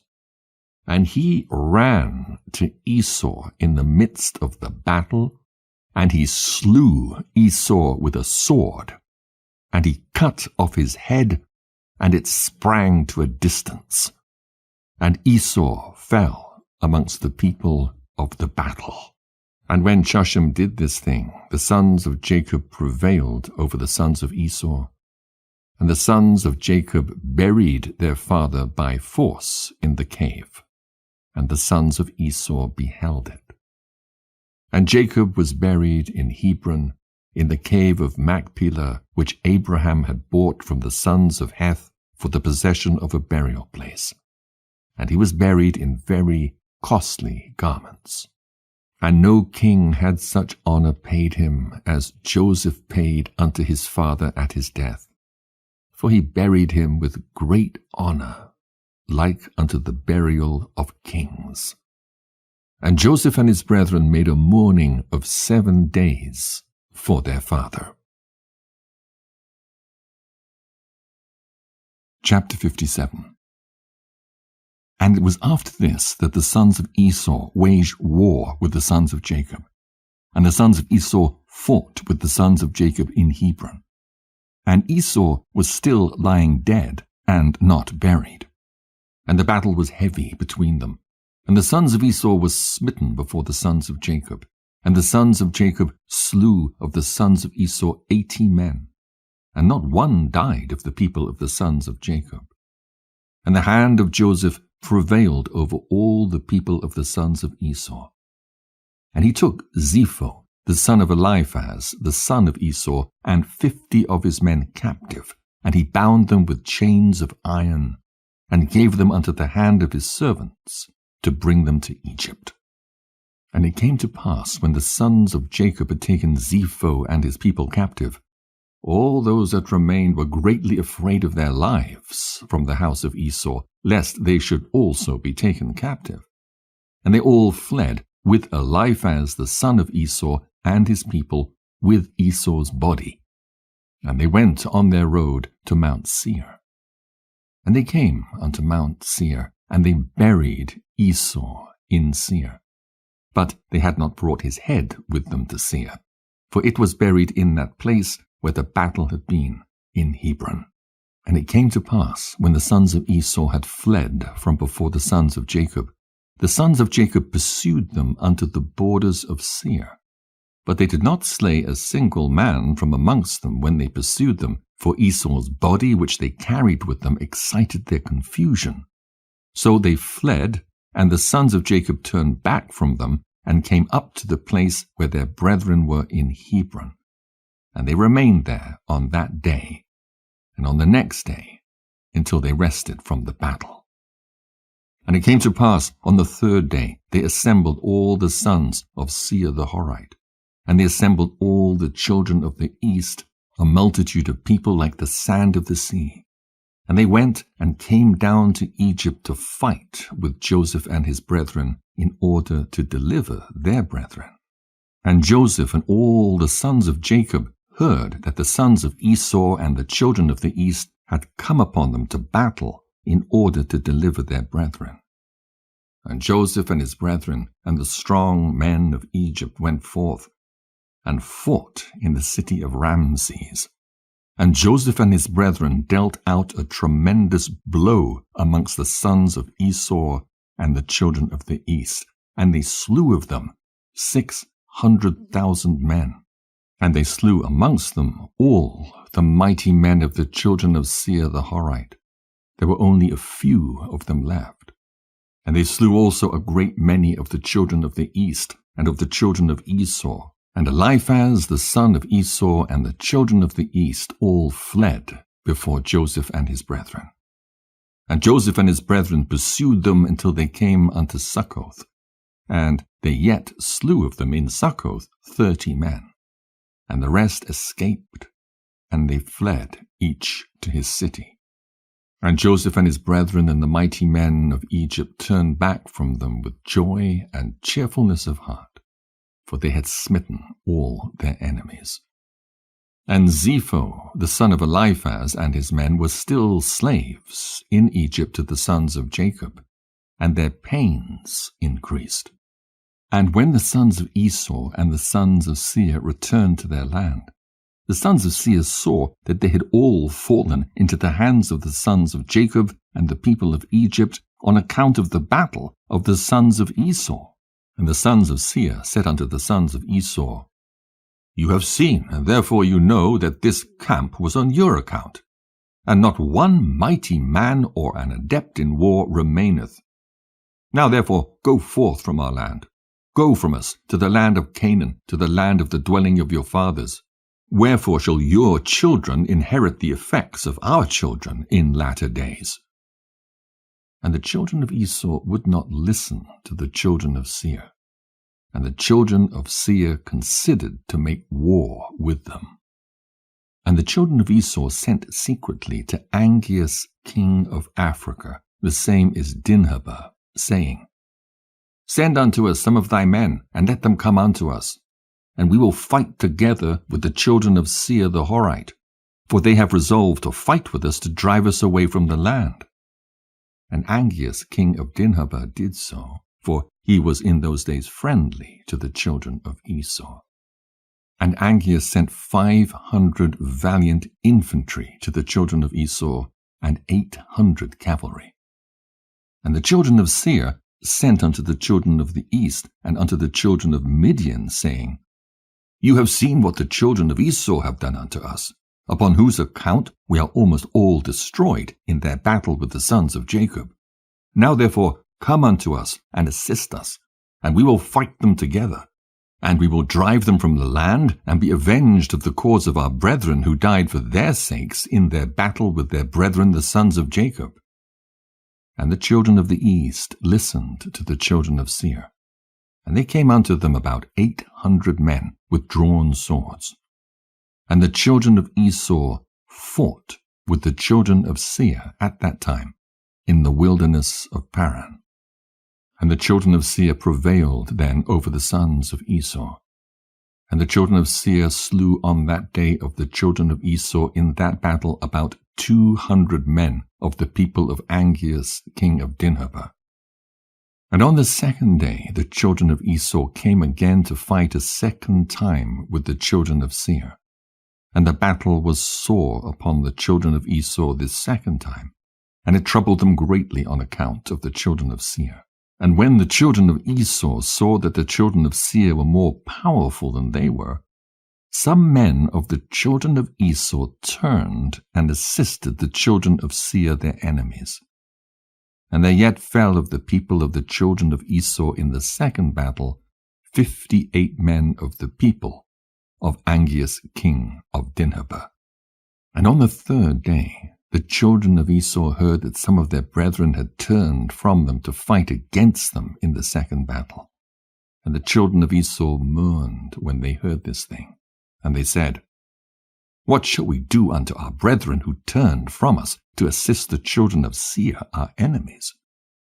And the children of Esau again sent unto Angeas king of Dinhabah, saying, Send unto us again other men, that with them we may fight with the children of Seir, for they have already twice been heavier than we were.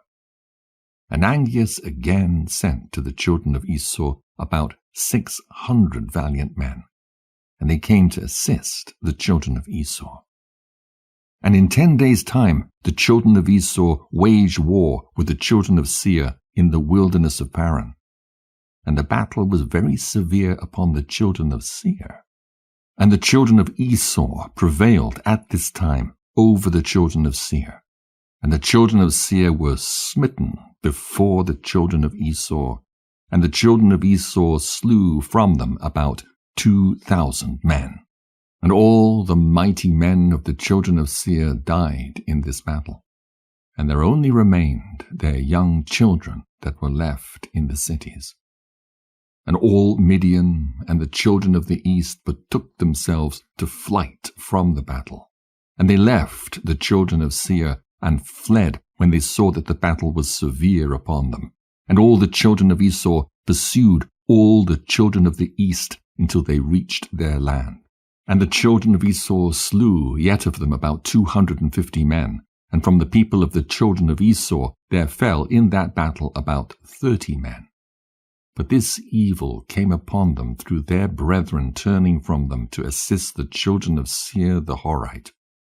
And the children of Esau again heard of the evil doings of their brethren, and they again mourned on account of this thing.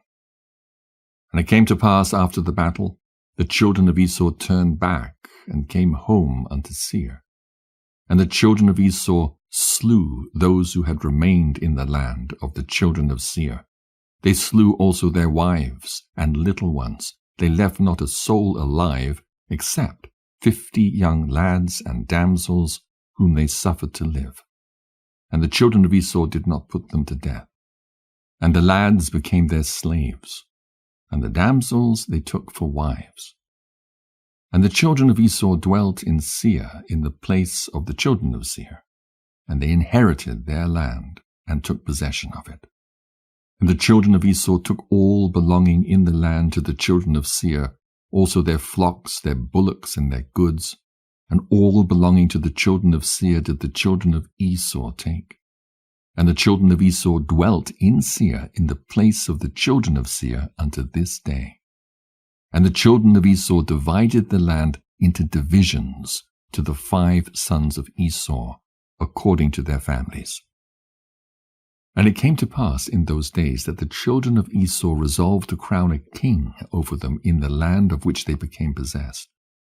And they said to each other, Not so, for he shall reign over us in our land, and we shall be under his counsel, and he shall fight our battles against our enemies.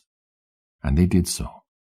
And all the children of Esau swore, saying, that none of their brethren should ever reign over them, but a strange man who is not of their brethren.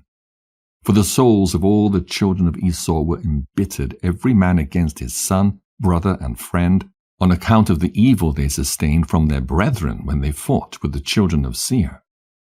Therefore the sons of Esau swore, saying, from that day forward they would not choose a king from their brethren, but one from a strange land unto this day. And there was a man there from the people of Angeas, king of Dinhabah. His name was Bela, the son of Beor, who was a very valiant man, beautiful and comely, and wise in all wisdom, and a man of sense and counsel. And there was none of the people of Angeas like unto him. And all the children of Esau took him, and anointed him, and they crowned him for a king. And they bowed down to him, and they said unto him, May the king live! May the king live! And they spread out the sheet, and they brought him each man earrings of gold and silver, or rings or bracelets. And they made him very rich in silver and in gold, in onyx stones and bdellium, and they made him a royal throne. And they placed a regal crown upon his head, and they built a palace for him, and he dwelt therein. And he became king over all the children of Esau. And the people of Angeas took their hire for their battle from the children of Esau, and they went, and returned at that time to their master in Dinhabah. And Bela reigned over the children of Esau 30 years. And the children of Esau dwelt in the land instead of the children of Seir. And they dwelt securely in their stead unto this day. Jasher chapter 58. And it came to pass in the 32nd year of the Israelites going down to Egypt, that is in the 71st year of the life of Joseph, in that year died Pharaoh king of Egypt, and Magron his son reigned in his stead. And Pharaoh commanded Joseph before his death to be a father to his son Magron, and that Magron should be under the care of Joseph and under his counsel. And all Egypt consented to this thing, that Joseph should be king over them. For all the Egyptians loved Joseph as heretofore. Only Magron, the son of Pharaoh, sat upon his father's throne, and he became king in those days in his father's stead. Magron was 41 years old when he began to reign, and 40 years he reigned in Egypt. And all Egypt called his name Pharaoh after the name of his father, as it was their custom to do in Egypt to every king that reigned over them. And it came to pass, when Pharaoh reigned in his father's stead, he placed the laws of Egypt and all the affairs of government in the hand of Joseph, as his father had commanded him. And Joseph became king over Egypt, for he superintended over all Egypt. And all Egypt was under his care and under his counsel. For all Egypt inclined to Joseph after the death of Pharaoh, and they loved him exceedingly to reign over them. But there were some people amongst them who did not like him, saying, No stranger shall reign over us. Still the whole government of Egypt devolved in those days upon Joseph after the death of Pharaoh, he being the regulator, doing as he liked throughout the land without anyone interfering. And all Egypt was under the care of Joseph. And Joseph made war with all his surrounding enemies, and he subdued them. Also all the land and all the Philistines unto the borders of Canaan did Joseph subdue, and they were all under his power, and they gave a yearly tax unto Joseph. And Pharaoh, king of Egypt, sat upon his throne in his father's stead, but he was under the control and counsel of Joseph, as he was at first under the control of his father. Neither did he reign but in the land of Egypt only under the counsel of Joseph, But Joseph reigned over the whole country at that time, from Egypt unto the great river Perath. And Joseph was successful in all his ways, and the Lord was with him. And the Lord gave Joseph additional wisdom and honor and glory and love toward him in the hearts of the Egyptians and throughout the land. And Joseph reigned over the whole country 40 years. And all the countries of the Philistines and Canaan and Zidon, and on the other side of Jordan, brought presents unto Joseph all his days. And the whole country was in the hand of Joseph. And they brought unto him a yearly tribute as it was regulated. For Joseph had fought against all his surrounding enemies and subdued them. And the whole country was in the hand of Joseph. And Joseph sat securely upon his throne in Egypt. And also all his brethren, the sons of Jacob, dwelt securely in the land all the days of Joseph. And they were fruitful and multiplied exceedingly in the land. And they served the Lord all their days, as their father Jacob had commanded them. And it came to pass at the end of many days and years, when the children of Esau were dwelling quietly in their land, with Bela their king, that the children of Esau were fruitful and multiplied in the land. And they resolved to go and fight with the sons of Jacob and all Egypt, and to deliver their brother Zepho, the son of Eliphaz, and his men, for they were yet in those days slaves to Joseph. And the children of Esau sent unto all the children of the east, and they made peace with them. And all the children of the east came unto them to go with the children of Esau to Egypt to battle. And they came also unto them of the people of Angeas, king of Dinhabah. And they also sent unto the children of Ishmael, and they also came unto them. And all this people assembled, and came unto Seir to assist the children of Esau in their battle. And the camp was very large and heavy with people, numerous as the sand of the sea, about 800,000 men, infantry and cavalry. And all these troops went down to Egypt to fight with the sons of Jacob. And they encamped by Ramses. And Joseph went forth with his brethren, with the mighty men of Egypt, about 600 men. And they fought with them in the land of Ramses. And the sons of Jacob at that time again fought with the children of Esau in the 50th year of the sons of Jacob going down to Egypt. That is the 30th year of the reign of Bela over the children of Esau in Seir. And the Lord gave all the mighty men of Esau and the children of the east into the hand of Joseph and his brethren. And the people of the children of Esau and the children of the east were smitten before Joseph. And of the people of Esau and the children of the east that were slain, there fell before the sons of Jacob about 200,000 men. And their king, Bela, the son of Beor, fell with them in the battle. And when the children of Esau saw that their king had fallen in battle and was dead, their hands became weak in the combat. And Joseph and his brethren and all Egypt were still smiting the people of the house of Esau. And all Esau's people were afraid of the sons of Jacob and fled from before them. And Joseph and his brethren and all Egypt pursued them a day's journey. And they slew yet from them about 300 men, continuing to smite them in the road. And they afterward turned back from them. And Joseph and all his brethren returned to Egypt not. Hello, I just got back in from the farm. I'm going to end the show and I'm going to take a nap, and then we'll see you in about an hour and a half. Love you guys. See you later. Bye.